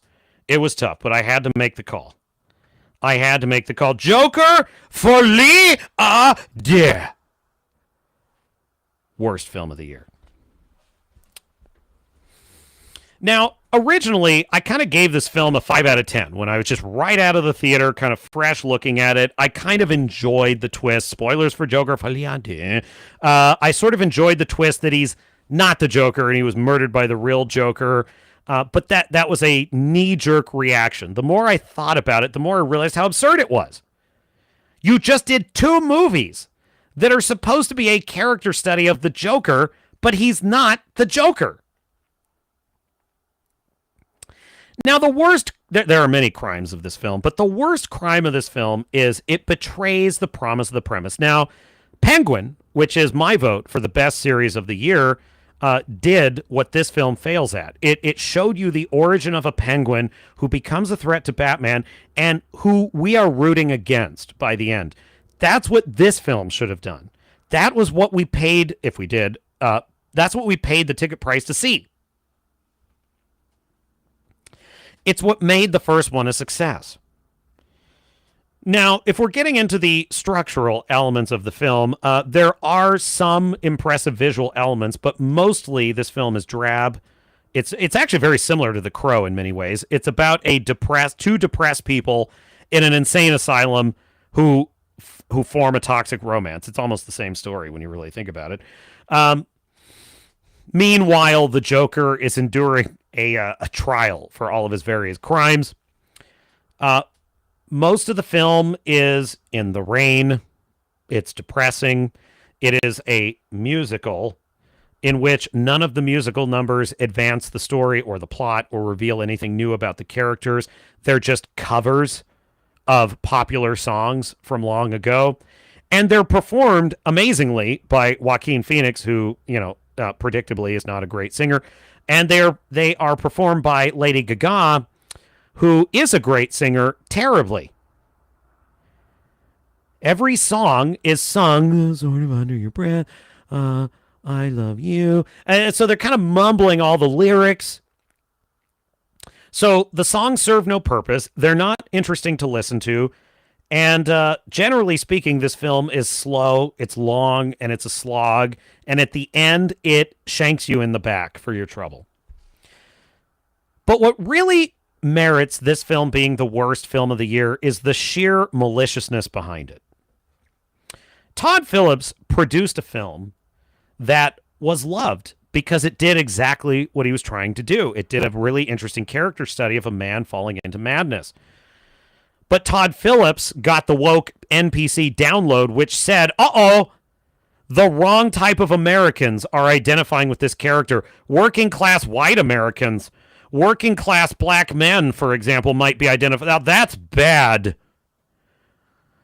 Only snobbish, elitist white liberals are supposed to be identifying with this character. They're supposed to be hating this character. The wrong people are liking this character for the wrong reasons, and I don't like those people. So we're going to make a movie that gives them the middle finger, and that's basically what this movie was. It went down to complete failure. Nobody liked it. The critics panned it. It was a total disaster, a shameless cash grab, and it hates its own audience. It hates its own fans because of the holier-than-thou, morally preachy Hollywood attitude that they know better than all of us. Well, they got what they fucking deserved. So, yeah. So, there you go. Those are the worst films of the year. Mr. Producer.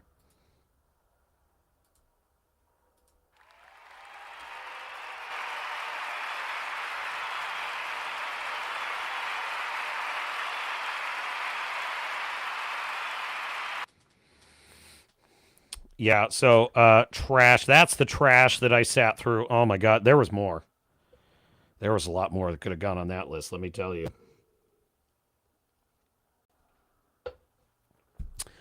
Dude, The Crow or Joker Folie, that was a tough call. That was a tough call. Those movies are both pretty punishing. But it's just the hatefulness of the Joker 2 mindset that I felt merited it being kind of the worst film of the year. It's all the worst impulses of fan hatred encapsulated in a film. If you don't want to make the film that's going to pay off the promise of the premise, then just don't make it. But beautiful money. Oh, and that's the reason. Okay, very good.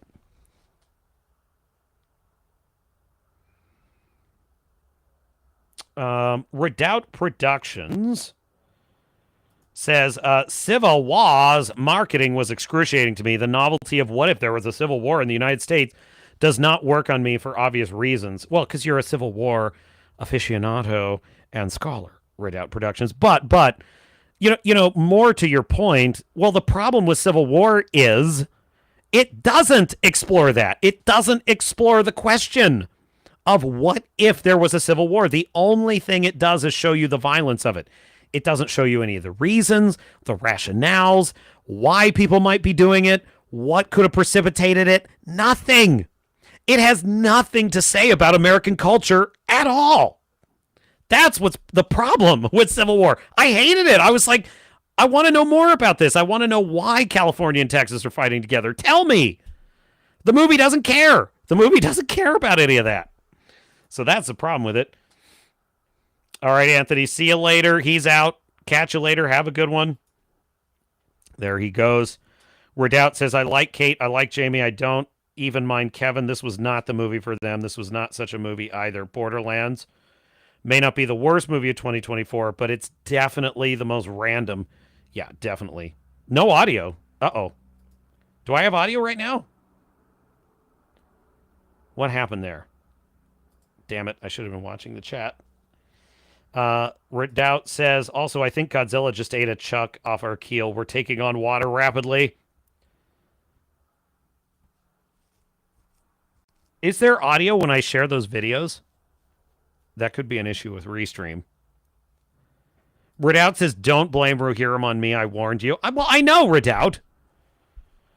But which way did you vote? Did you vote Rohirrim? Did you sentence me to that hell? Star Fury says, Rabble Moon. Redoubt says, Age of Sail gun crews could ready their guns quicker than what can be done in Rebel Moon. That's a great point. They could fire, I think the British Navy could fire something like 3 cannons a minute. What was it, a minute?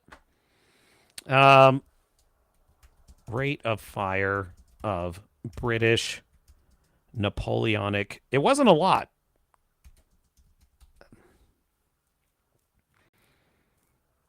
Two rounds per minute. Late 18th century Royal Navy ship could fire a broadside 2 to 3 times in about 5 minutes. That's with an old cannon. You had to muzzle load it and everything. They could fire it in 2 to 3 minutes. And in Rebel Moon, that takes about 10 minutes. It's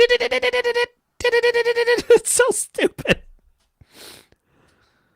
Redoubt says, I think why Joker 2 tips ever so slightly above the Crow remake is that everyone knew it was going to be bad for years, and then it was bad, so it strangely did not fail our expectations. Yeah, I would basically agree with that.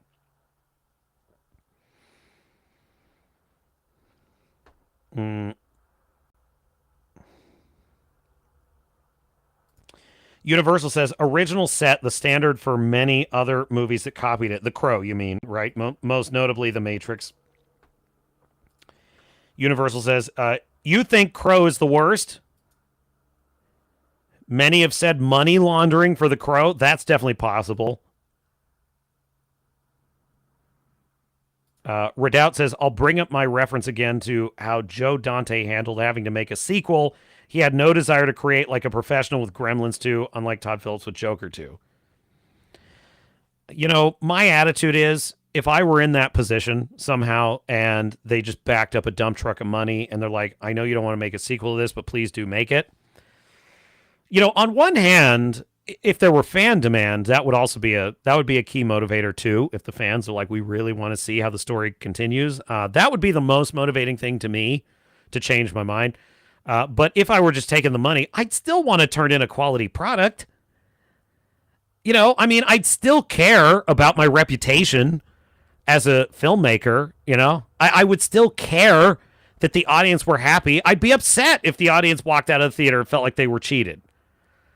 So I don't really even understand the mindset of even a creative that does it just for the money, but then just turns in a shit work product to deliberately say fuck you to their fans.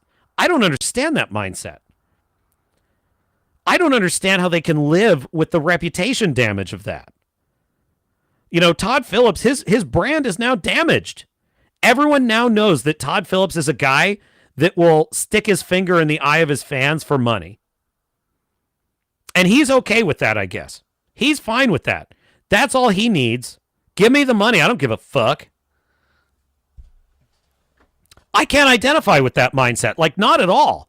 I would be just humiliated. I would be mortified if even just for the money I made this sequel and everyone's like, oh my God, that was a stinker. That sucked. I'd be upset. That's my brand. That's my reputation. That's my story. And I just screwed it up.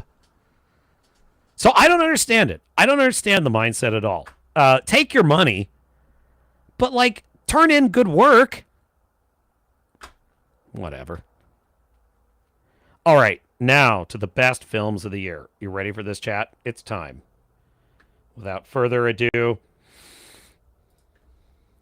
share screen. All right, here we go. Number 10, best film of the year, Twisters. Twisters. Who saw that coming? I don't know about you, but I thought this movie was going to be like Gladiator, Folie à Deux. Or Joker, Folie à Deux. Or The Crow, Folie à Deux. That's what I thought this was going to be. A sequel to a film nobody asked for, nobody wanted. Twister was a great movie. But also, does anyone really have like tornadoes on the brain right now? Like, is anyone worried about tornadoes right now? It just didn't seem very relevant. Well, it turns out that the film is pretty similar to the original. It just follows a simple formula. A bunch of thrill-seeking storm chasers are on a mission to collect, to run an experiment that they think will help save lives. What's that guy's name? Let me grab it. It was on the tip of my tongue. He was in like Anyone But You. He's a great actor. He's really a rising star. He was in Top Gun Maverick. There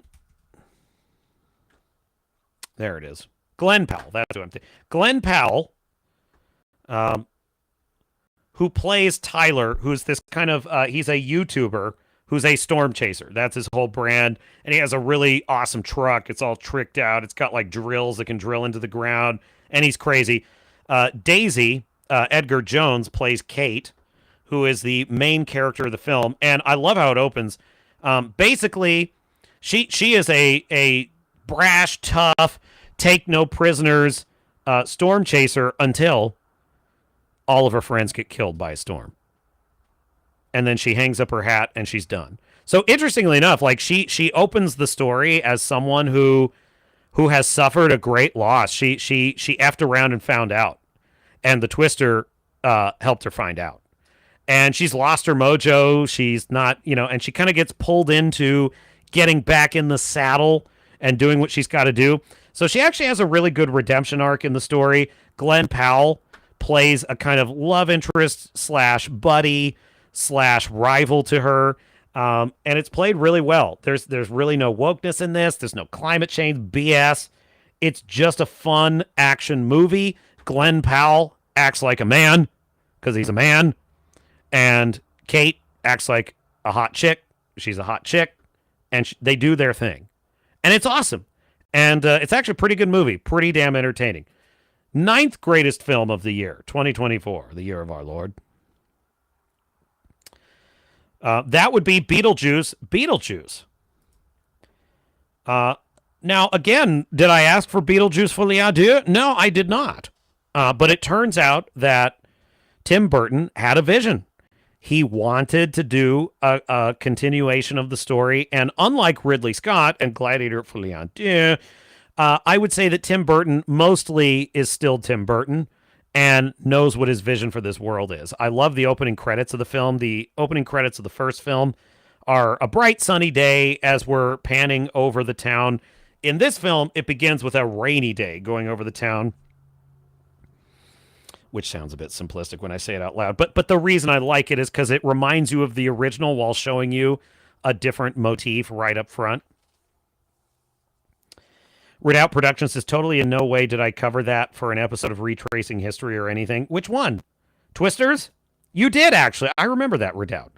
Twisters did wonders to the outdoor cinema season. Lots of places hosted Meet the Storm Chaser nights, double feature with the 2 Twister movies. Yeah, they were great. It was a lot of fun.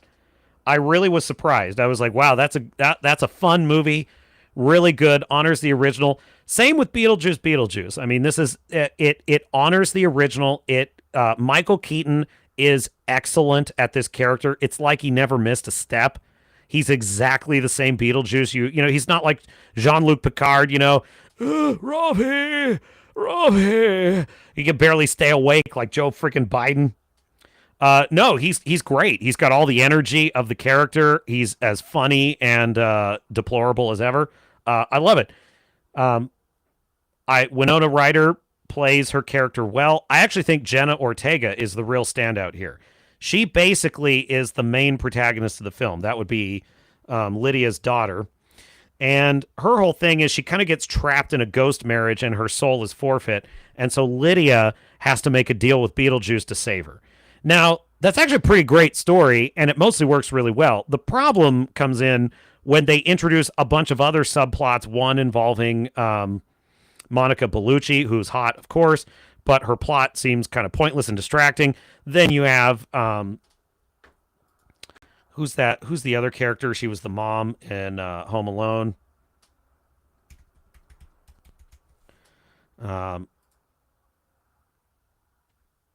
I forget the name of the actress. That would be Catherine O'Hara, who plays Delia Dees. So they have all these subplots in the film that are competing for attention, and they really wind up being a bit distracting. There's another subplot involving Willem Dafoe, who's great, of course, but it's involving Willem Dafoe as a ghost detective. And the problem is all these different plot beats are kind of competing with each other, and it makes the film a bit messy, but overall, it's fun. It maintains the heart and soul of the original, and Michael Keaton is great. Jenna Ortega is a worthy successor to Winona Ryder's Lydia. And at the very heart of it, it's kind of a family story, and I like that a lot. So, and the set design is brilliant as ever. Tim Burton has not missed a step. The creepy, weird ghost underworld lore building is phenomenal in this movie. It's a lot of fun. I can see why people are cosplaying this movie. I feel like it honored the original. It had a vision. It's not perfect, but it's extremely entertaining, and it honors the original. Redoubt says, Michael Keaton has been rather absent in comedic roles for a while, so it's good to hear he can still turn in a performance after so long. I think he's still pretty good as an actor. I mean, he was pretty good as Batman in The Flash. It just wasn't his fault that The Flash was shit. The 8th best movie of the year. The Fall Guy. Ryan Gosling and Emily Blunt. They make being hot movie stars cool again. Great again. She plays a movie director. He plays a stuntman. And they kind of had a relationship that fell apart. She needs his help to complete this movie she's working on. And it turns out that someone's trying to kill her. And he winds up getting, it's basically a dude with a problem story. He gets pulled into trying to save her from these bad guys. The thing is, his only skills are his stuntman skills. He does know a lot of skills because he's a stuntman. So he winds up in all these high wire action scenes. He winds up in all these car chases. He does all this cool stuff. The characters are fun. The movie is incredibly entertaining. And it's a great action movie. It loves stunt work. This movie is it's an homage. It's what's the word I'm looking for? It's an ode to stunt work. That's what this film is. It is an ode to stunt work. Every action set piece in this film is designed to celebrate the amazing talent of stuntmen, choreographers, basically the blocking of an action scene, and all the action set pieces are fantastic in this movie, and it happens to be a hell of a lot of fun to watch. So, and it's classic. It's just classic action. It's just classic action movie stuff. So,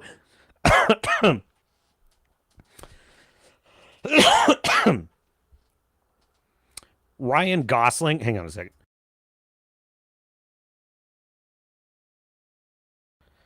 Ryan Gosling as this sort of plucky, down on his luck stuntman who's a little bit naive. He's not, he's a nice guy. So he's in a little bit over his head, but he's also a man of action. And he just does what he's got to do. You know, he's very much like an everyman, even though he's got all these skills. You know, his whole thing is he kind of does what he's got to do because he just got to do it. You know, bad guys are after my babe. I just got to stop them. There's no time to worry about why or how or what I'm going to do. I just got to do it. It's just what I got to do. And there's something really charming and wonderful about that. So highly recommend The Fall Guy. Number 7.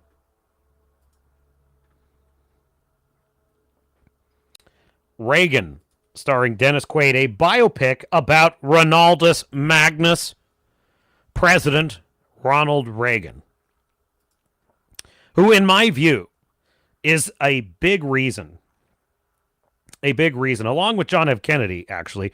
I think if there's two presidents that averted nuclear war, I consider it to be John F. Kennedy and Ronald Reagan.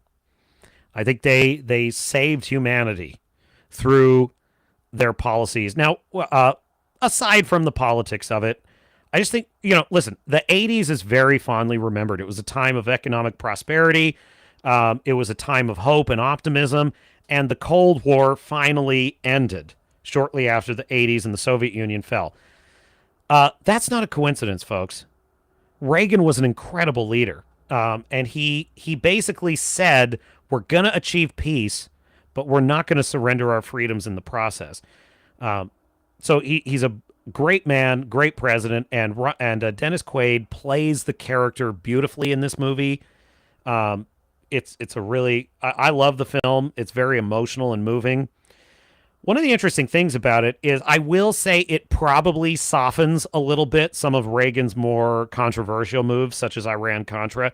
It kind of casts him in the light of being misunderstood.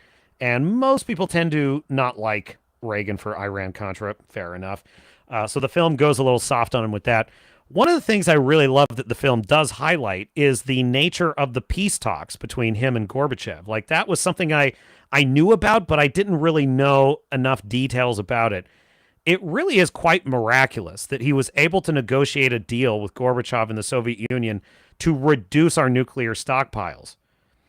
When he was president, the United States had 50,000 nuclear weapons, and Soviet Russia had 70,000. Now the numbers are almost a tenth of that. They're basically like 5,000 for us, roughly 7,000 for the Soviets, or that is the Russians. That's still a lot of weapons, and that's still very bad for humanity, but think about that.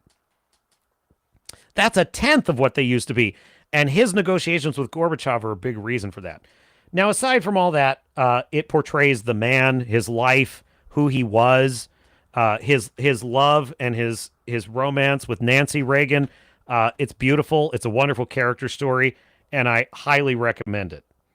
Redoubt says, yet to see Reagan, partly due to the runtime. I have yet to see it, but I was pleasantly surprised by how hard Dennis Quaid used the podcast circuit to promote the film. He's great. I loved his take on it. So yeah, brilliant film. Definitely see it. You get about 1,000 biopics of left-wing presidents. Right-wing presidents rarely get this kind of treatment in film. And of course, people forget that Reagan began his career as a liberal. He was a liberal. And he joined the Republican Party because he saw a bunch of communist wackos taking over Hollywood, and he wasn't going to go along with it. So, in any case, people rarely, I think he's, because of the side he was on, it's rare that you get this kind of great biopic for a Republican president, and I appreciate that. All right, next film. Number 6, best film of the year, Nosferatu. I just saw this. I just saw it this last week. Couple of things right off the jump. I love the atmosphere of this film. I love the cinematography. I love that it's a period piece set in early 19th century Germany. It is meant to recreate the feeling and the presence of that original Nosferatu film. The main actress, that would be Johnny Depp's daughter, Lily Rose Depp, plays a woman who's being tormented by dreams of Count Orlok, who is the vampire in Transylvania. And her husband, played by Nicholas Hoult, brilliantly, is on a business trip to the same Transylvania, and she tries to talk him out of it. She's like, don't go, this is really bad.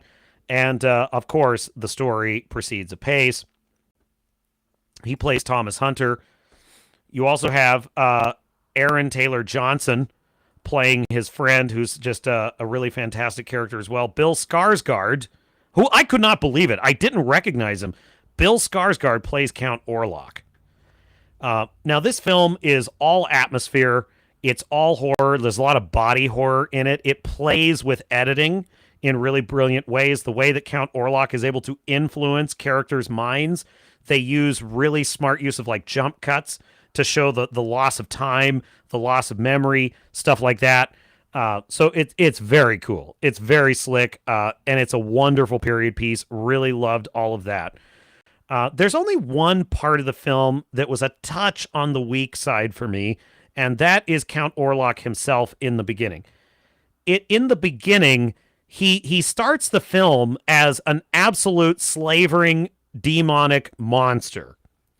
And the character of Thomas seems to like, oh, he's scared of him, but he's like, oh, okay, yeah, I'll help you sign your documents now. And it's like, shouldn't you be fleeing in terror? Like, let me put it to you this way. If you're walking on a moonlit path in a forest alone in the middle of the night in the Eastern European mountains with not a soul or a town for miles, and a black coach drives up to you that does not have a driver nor any passengers whatsoever, and the door to the coach opens on its own, inviting you in, do you get in that coach? I'm just asking, because my answer would be a hell no.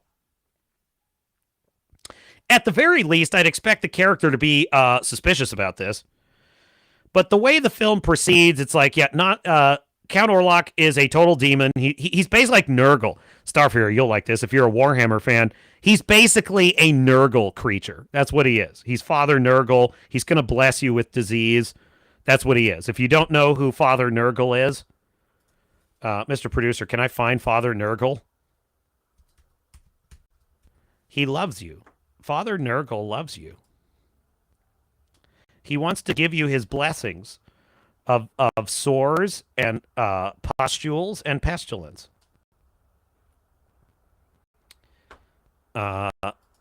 Anyway, I can't find a good picture. Anyway, he is the... I could probably find a Nurgle demon, though. Give me a Nurgle demon, Mr. Producer. Nurgle demon.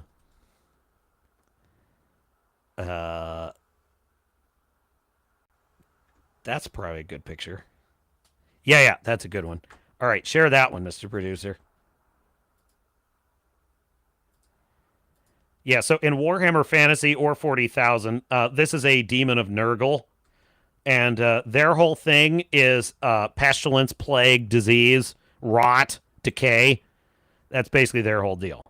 So yeah, that's your typical Nurgle demon right there. Okay. So what I'm saying is that's basically what Count Orlok is in this film. He's not your sexy, sparkly vampire that you want to fall in love with. He's more like a disgusting, rotting corpse that is going to rape you. Yeah, that's what's going to happen. There is some serious, crazy, sexual violence in this that is terrifying, like really terrifying. So this film plays with body horror, and it plays with those kinds of anxieties. And when he's preying on someone, it is one of the most disgusting things you've ever seen. So for the most part, I loved it. I just had a problem with the fact that it seemed to just rush into it. Oh, okay, here he is. He's a demon. Oh, okay. I kind of wanted them to slow roll it a little. You know what I'm saying? But for the most part, excellent film. Loved it. Great period piece. Number 5, best film of the year. Sonic the Hedgehog 3. Dude, where did these movies come from? It was our own Starfear who convinced me to watch the Sonic 3 trailer, which in turn convinced me to watch the Sonic 3 film, and the first 2 films, of course. And I find these films to just be, yes, they're for kids, but they're also well written.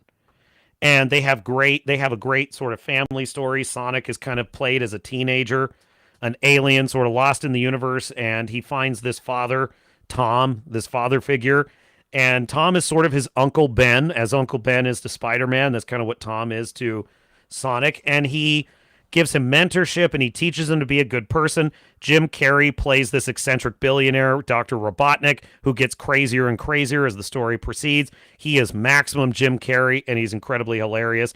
And the third film introduces Shadow, who is similar to Sonic, but he kind of was tortured and experimented on, and he suffered a great loss in his backstory, and he's basically out for revenge. So the third film, it has great heart. It's great fun. It doesn't take itself too seriously, but it also does take itself seriously. It takes the fans seriously. And it delivers a great movie. It's a lot of fun. Yes, kind of for kids, but you'll have a lot of fun watching it. So definitely Sonic the Hedgehog 3. Number 4, best film of the year. All right. Slow down now, chat. Don't put down your pitchforks, okay? Yes, Wicked is my vote for the 4th best film of the year. It really is a great film. I got to tell you that I got to call it like I see it. It is a great film. It really is. The lore building of Oz is magnificent. The special effects are awesome. I'm not like a super fan of musicals, but I can be persuaded if it's a good one. And this is a good one in all the ways that Joker Folie is not a musical. And even if it were, it's a terrible one. This film excels. Now, it probably helps that it's based on the play, which has been successful for years, which in turn is based on the novel, which was a runaway success years ago. So, to be fair, it's building on success that's already been proven. But that being said, the stars, Ariana Grande and Cynthia Erivo, they are weird people. If you watch those interviews, no doubt about it. But as actors, they're fairly brilliant. Their singing is exceptional. And it's actually a pretty good story about friendship, about belonging. I know.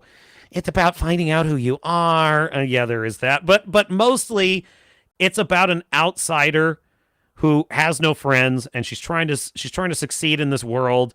And, she's looking for that glimmer of hope, that glimmer of belonging. And Glinda maybe offers that. Most of the songs and set pieces are pretty good. There's a few that are a bit tedious and a bit too long, I thought. I guess that's just what musicals are. There's just a lot of singing that, in my view, is unnecessary. There's just a lot of unnecessary singing in musicals. I know. So there's some singing in this movie that I consider unnecessary. But the major set pieces are grand. They're a spectacle. They're brilliant. And they use the medium of film quite artfully, because a stage play is a very different thing than a film. So in a film, you have editing. You have the camera can choose what the audience focuses on. And it would have been a mistake to just translate a play and not use those tools. And this film uses those tools really well with the editing of the film, and it uses the medium of cinema to tell a new version of the story, and it's pretty good. I enjoyed it. I would actually watch it again. I really would. Defying Gravity is kind of the triumphant set piece at the end of the film, and I understand why it's such a classic and why people love that song so much. It really is good, performed brilliantly by Cynthia Erivo and Ariana Grande, and she is comedic gold in this movie. She's very funny. She's very bubbly. Great character. But a little bit of musical goes a long way. So let's move on to number 3, the 3rd best film of the year, Deadpool and Wolverine. This was the Marvel movie we needed. Hugh Jackman being Max Surly Wolverine, check. Ryan Reynolds being Max shit-talking Ryan Reynolds, Deadpool, check. Making fun of the MCU and lampooning it for 2.5 hours, check. An awesome buddy love story, check. Lots of irreverent, what's the word I'm looking for? Lots of irreverent, crude humor, yes, check. Excellent. Lots of sexual innuendos, plenty. It was great. It was a classic Deadpool and Wolverine movie. Now, some of the TVA plot was pretty dopey, but that didn't really matter all that much, because the main thrust of the story is it's about Deadpool and Wolverine getting together and lampooning the MCU. And that's basically what you get. I watched it again recently with someone who hadn't seen it, and the reaction was, wow, that movie delivered. And it does. It's a lot of fun, and it's no surprise that it made basically $1 billion in the summer season, and it just kept on going. So Deadpool and Wolverine skewers the Marvel Cinematic Universe. I dig it. Redout says, your comment about how right-leaning presidents don't get the biopic treatment of left-leaning presidents makes me immediately think about how Nixon, 1995, got ghosted by the press when it debuted. Yeah, I guess what I mean is a positive biopic. That's kind of what I mean. Kennedy gets lots. FDR gets a positive biopic. I just feel like, maybe I could be wrong. Maybe there's data that would prove me wrong. We'll see. Just my sense about it. All right, the second best film of 2024. Furiosa. I love George Miller's Mad Max world. I really do. I love all the Mad Max films. And one of the things that is my favorite thing about this world is the epic spectacle craziness of it. But it's so consistent. Like what's fascinating about Furiosa is it world builds the wasteland, which is kind of, you didn't think you needed that, but it's actually a lot of fun because you've got Bullet Town, you've got Gas Town, and you've got the Citadel, and they kind of create this interconnected economy. It's really fascinating. The main character of Furiosa, played brilliantly by Anya Taylor-Joy, goes on this epic journey to get home.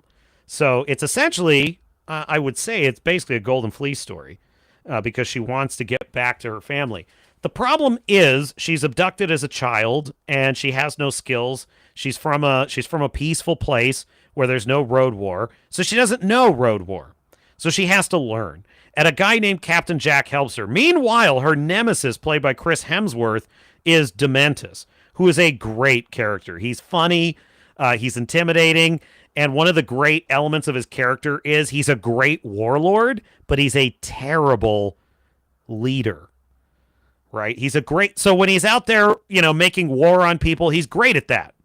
He can slaughter all of his enemies, but the minute you put him in charge of running a civilization, it all goes to shit. And I find that incredibly hilarious and fun in this movie, and it works so well. You just got to see it. He really is fantastic in this movie, Chris Hemsworth. He just absolutely kills it. And just the world of it, the action scenes, all the action scenes are spectacular. There's one action set piece in the middle on Fury Road, the titular Fury Road. And it's basically a tanker fighting off all these gliders and motorcycles and cars, and it's just fantastic. It's like unbelievably creative and fun. There's another scene where she's in kind of a sniper battle with him. It's fantastic. Above all, the music, the motifs, the mise en scène, the world itself, it all feels faithful. It feels consistent. It all fits George Miller's vision. And it's just grand and impressive to watch. So I really enjoyed Furiosa a lot. And I think it's the second best film of the year for me. And it's a surprise because I thought it was going to be like Rebel Moon or War of the Rohirrim, where it's all about a girl boss, just girl bossing. And it's really not. It's really not. She's a great character. She goes on a really interesting journey. And even though you have that cringe line, only because of the pattern, folks. It's only because of the pattern. But you have that cringe line in the trailer when she says, "My mother was fierce and magnificent." And you're just like, oh, geez. This is the "she's so stunning and brave" line. Well, the film actually earns that because in the film, there's a great opening set piece where her mother's trying to bring her back and she's trying to snipe the bad guys on the desert. It's fantastic. So love that. All right. Sip of water.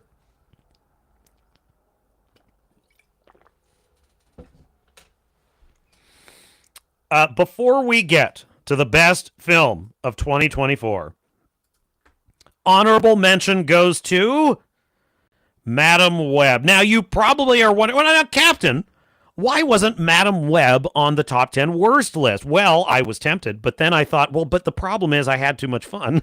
I had too much fun with this movie. As I've said on previous streams, you haven't lived until you've seen your protagonist steal a ambulance from people who are in an emergency crisis and need it in order to drive it into the bad and other such nonsense. You just haven't lived until you've watched a superhero movie advertised as a bunch of Spider Women superheroes in which there are no Spider Women superheroes. In which the crowning achievement of the film is the main character going blind and paraplegic. And it's like this great, wonderful moment. Oh, I finally arrived. This film is dopey as hell. It is so bizarre. Or the scene where she abducts 3 women. That would be Dakota Johnson here in the middle. Abducts 3 women, takes them to Central Park, sequesters them there, and then and just says, "Don't do anything stupid while I'm away." Fucks off to a library to like research for 7 hours while they sit in a park. It's so bizarre. So listen, it's so bad it's kind of good is my analysis on Madam Web. So it's almost one of the best films of the year. Okay, technically speaking, is it a trash fire? Of course it is. It's an absolute trash fire. But entertainment value is one has charm. This one has charm, not least because it's so bad it's funny, but also because Sydney Sweeney and Dakota Johnson are such professional babes who had such a brilliant professional response to the failure of this movie. I mean, imagine all of the men like Mark Hamill that just cry like babies, or Mark Ruffalo, and they just whine and they caterwaul and they bitch. You don't understand my movie. And it's like you get these professional women who just say, yeah, I was in a stinker, but at least it helped me finance my next movie, Anyone But You, and I'm grateful for the experience. Or that was Sydney Sweeney, and then Dakota Johnson saying, look, the fans smell bullshit. I don't blame them. Well, listen, that's classy, and it gives your movie a little bit of charm. So, Madam Web, honorable mention. Okay, now, without further ado, it is time. The best movie of 2024. Drum roll, please. Godzilla -1, the 70th anniversary re-release. That's right, it's Godzilla. Godzilla -1 is the best movie of the year. Again. It did it again, folks. What now? I'm in the... What do you mean I can't do that? No, it was a re-release. Technically, it counts. Mr. Producer is saying I can't do this. He said I can't have this as the #1 film of the year. He says I'm cheating. According to who? What? I didn't say that. Receipts? Forward me the text. Did I say that? Did I say that? I may have. Okay, I may have said that. I may have said that's against the rules and I can't do that. Okay. Oh, okay, fine. You won the point. Take the win. All right. Mr. Producer has informed me that I may have stated it is technically illegal to nominate a re-release as the best film of 2024. Therefore, yes. Roll tape, Mr. Producer. Okay. Just kidding. The #1 film of 2024 is Dune Part 2. It was kind of a shoo-in, let's face it, folks. I kind of knew it was going to be from the minute I saw it. I love these 2 films that Denis Villeneuve has produced. I love this adaptation. This is maximum cinema, these films. Hans Zimmer's score is, aside from Interstellar, it's probably his best work ever. The world building is unbelievable. The way that the film creates a consistent style, it's sober, it's grounded. It's a magnificent hero's journey. I just, every time I watch these films, I feel so immersed in this world, and I can't even believe it. I can't even believe that I'm wandering around this desert for 2.5 hours and I'm not bored at all. I'm just fascinated by this place and all of its wonders. Now imagine being able to do that with a desert. It's amazing. I love Timothée Chalamet's performance of Paul Atreides. I love Oscar Isaac's performance of his father, Duke Atreides. Josh Brolin as Duncan, I think, is great. Austin Butler shows up in the second film as the malevolent Fade Rotha, one of the Harkonnens sent to destroy the Fremen and destroy Paul Atreides. And he just tore the doors off. It was just such a great freaking performance. Absolutely loved it. And the thing about the Dune films I love the most is they're mature. You know what I'm saying? I feel like these films are like, wow, this is what movies are like when the adults who do not eat glue are in the room and they know what they're doing. They cast that mostly the right people. There's love and care put into everything. The music, the soundtrack, the story, the lore building, it's all magnificent. I love Jessica Ferguson in these films.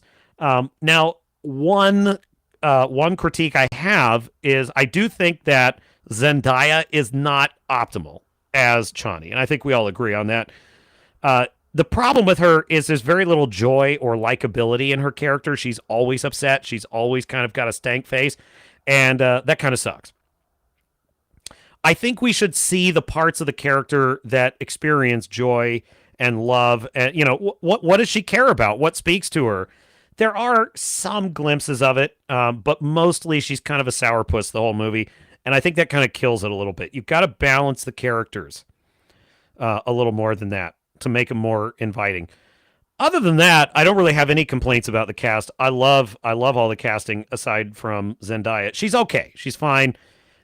She's just not, I think, the best choice for the role. The other problem with Dune 2 is it's a little bit rushed in the final act, I think.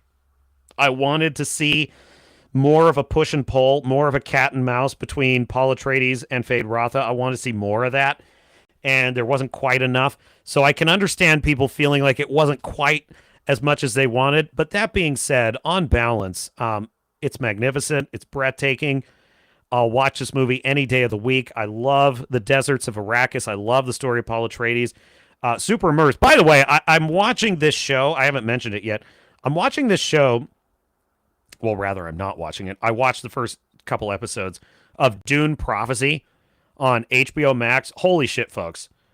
That show is dull. I mean, dull.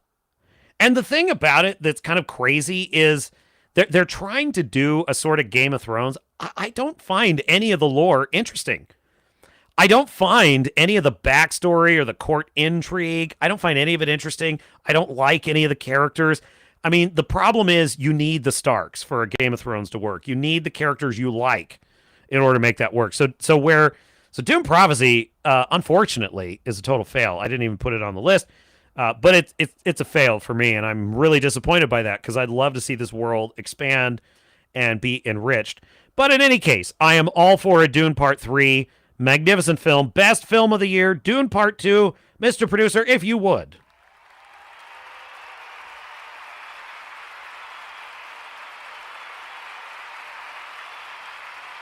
And there you have it. Okay, let me see. Let's close it out with another.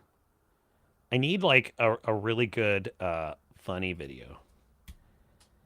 Do I have pitch meeting? Give me a pitch meeting, Mr. Producer. I wonder if he's got a new one. You know what? I kind of have been wanting to do... oh, yeah. Ryan George's picks for 2024.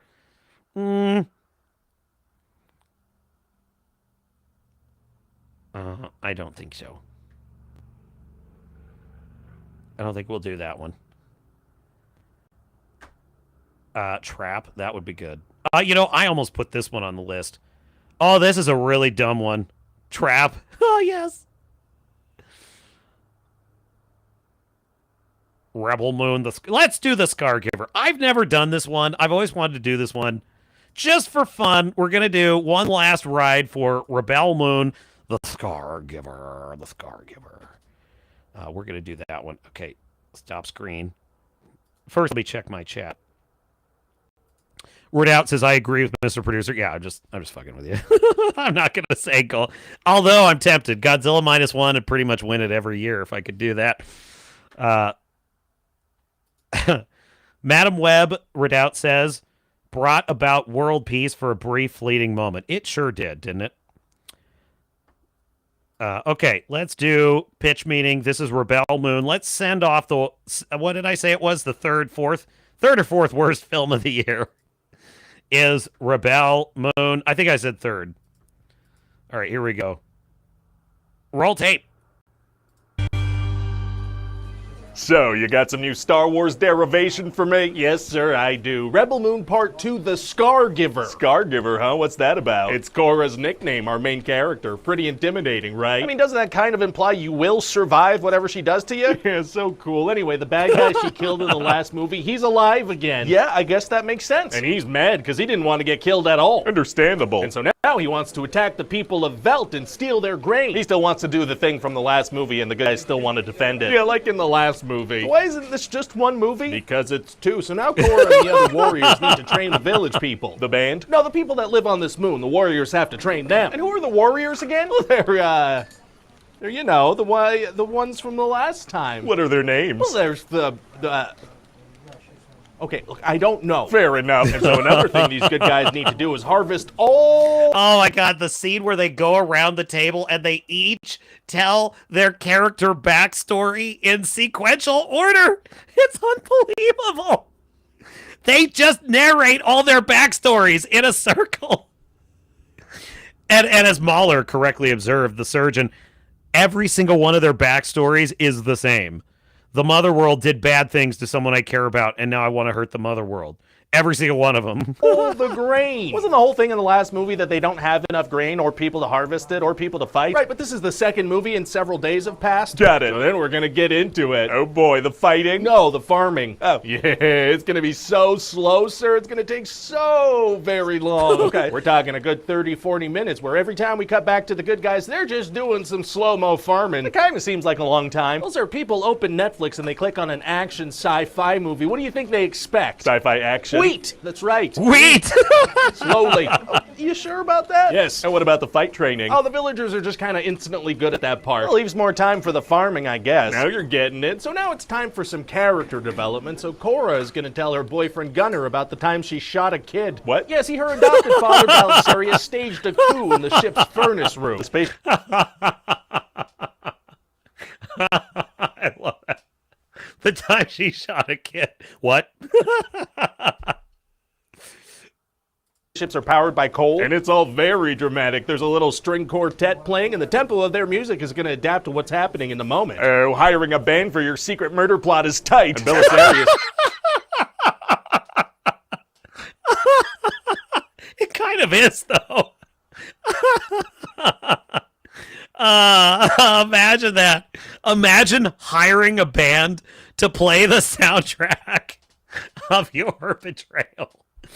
That's hilarious. This kills the royal family, but Korra is the one who shoots the magical princess child, and then Belisarius reveals he's framing her. Oh, very sneaky Belisarius. Yeah, but she manages to pull a gun on him. So she shoots him? No, she can't bring herself to shoot him. Killing's wrong, so she just kills some guards and escapes. Oh, okay, well then it's time...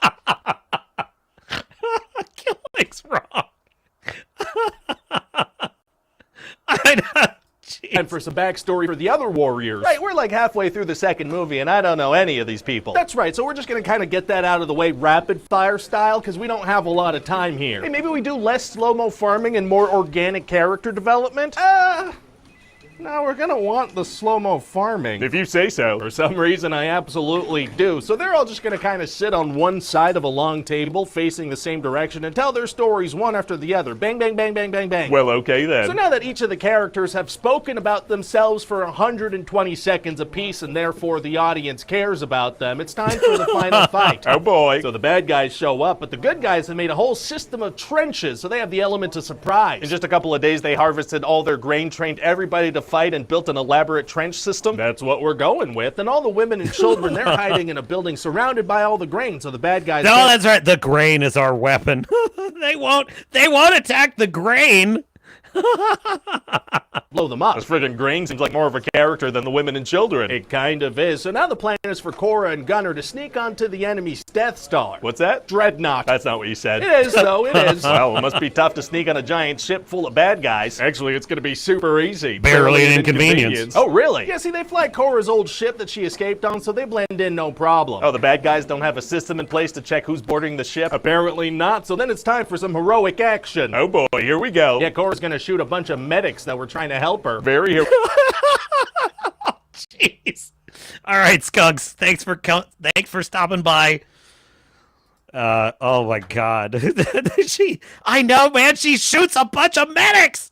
They're supposed to be off limits in war. Heroic. And then she's gonna rig the ship to blow up. Bam, bam. But meanwhile, the bad guys have found out that she's on the ship. So what do? Well, the bad guys like, actually, Korra's the only thing that matters, so just blow up the grain and the women and children now. We just spent half the movie harvesting that in slow motion. Now it just doesn't matter. Correct. So now they want to find her on the ship so she can't escape back to the moon. Well, if they know she's on the ship, can't they just shut all their doors and fly away, knowing she'll be trapped on there? Hey, shut up. So then before the bad guy can fire his super slow there it is. There it is. The freaking wheel. Just like worse than World War I technology. Grain and the women and children, I guess. Korra's gonna blow the ship up. Very exciting. So she gets in a big old fight with the bad guy, and then she chops his head off. Let's see him come back from that. Right? I mean, he might. I can do what I want. Right. But also, Gunner got hurt, so he dies. He's a dead guy now. Oh no, he was in the movie. He was, yeah. So then Korra reveals to the other warriors that she's actually not a good person because of that time she shot a child. Yeah, right. But then this general guy is like, actually, I knew that about you, and she's not dead, so it's all good. He didn't want to reveal that to her earlier. No, he wanted her to keep suffering and hating herself for a little while longer. Kind of a jerk move. And so they're like, well, we gotta go find the princess, and with that sequel bait done, we're done. What do you think? Oh, you want to make more of these? Of course, sir. There's so much more slow-mo space farming potential. How much more slow-mo space farming could you possibly want to shoot? Oh my God, this headline from Screen Rant. Zack Snyder's Rebel Moon franchise, no, expanding to 6 movies in new trilogy? Oh, because he must be, okay, so he's going to do a third one, and then he's going to do that stupid Snyder Cut thing. Oh my God. Stop this man. Someone has to stop this man. Dude. Scar Kipper. Okay, one last thing before we go, chat. You know, this is one of the best things we've celebrated. You know, the fall of, we talked about Star Wars, The Acolyte, the worst show of the year. We talked about kind of the fall of Star Wars, and this is a video that, to me, helps us heal and let go. Let me grab it here. Yeah, here it is. I got it.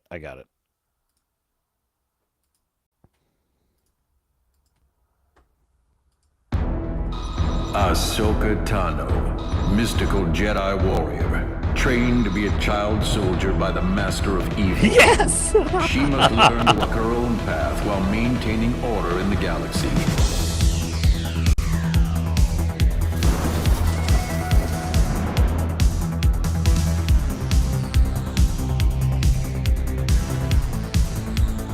Ahsoka, a Jedi who fights against the forces of darkness using her twin lightsabers and incredible never-before-seen abilities. Water breathing, whale song, and quick change. Joined by a ragtag band of friends, they journey into the unknown. Sabine, Mandalorian warrior, explosives expert, hopeless Jedi, street artist. Hera, a pilot with the heart of a pilot, who is always dressed to pilot. And Huyang, Ahsoka's faithful servant, a 25,000-year-old robot that possesses more knowledge and experience than any other living being in the entire galaxy. Possibly the most valuable relic in all of existence. He is now responsible for ship maintenance. That's like my favorite. He is now assigned to ship maintenance. It just goes to show you like how like they overlook so much that's going on. It's like you have a 25,000-year-old robot. He should actually be like the advisor and he should be like Spock. He should be like the mentor. But it just goes over their head because all they're thinking is droid. He's the droid, and the droid does ship stuff.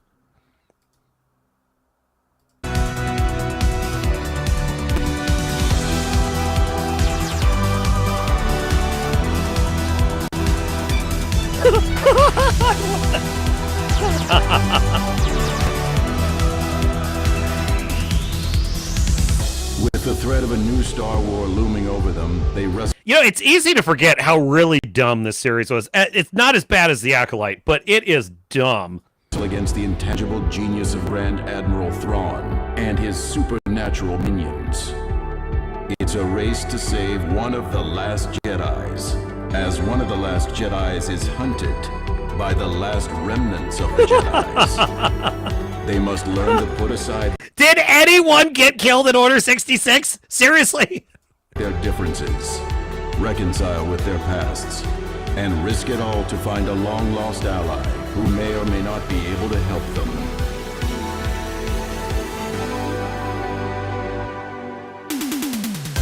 But hope always remains in Ahsoka.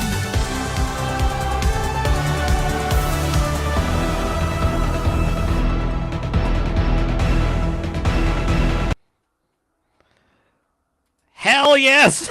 That is so, you're right, no doubt. That's like the best content in YouTube for 2023.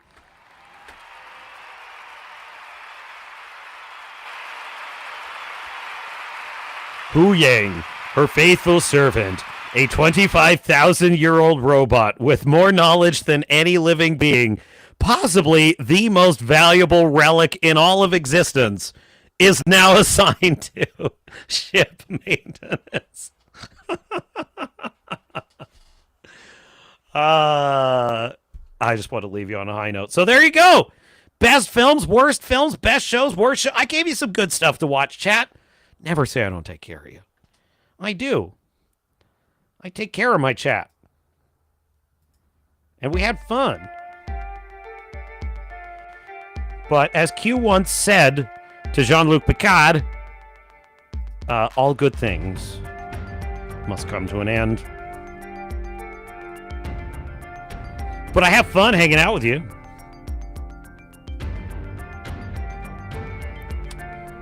Yeah, so best film of the year, Dune. Worst film of the year, Joker. Folie, Deux. Worst show, Acolyte. Best show, The Penguin. Hat tip and a captain's salute to Lauren LaFranc. Shattering that glass ceiling. All right, my dear chat. Well, this is the Captain's Cast. I am your host, Captain Garrett. And we'll be back next Sunday, same time. And we'll have a ball. So until next time, this is Captain Garrett saying I will see you out there.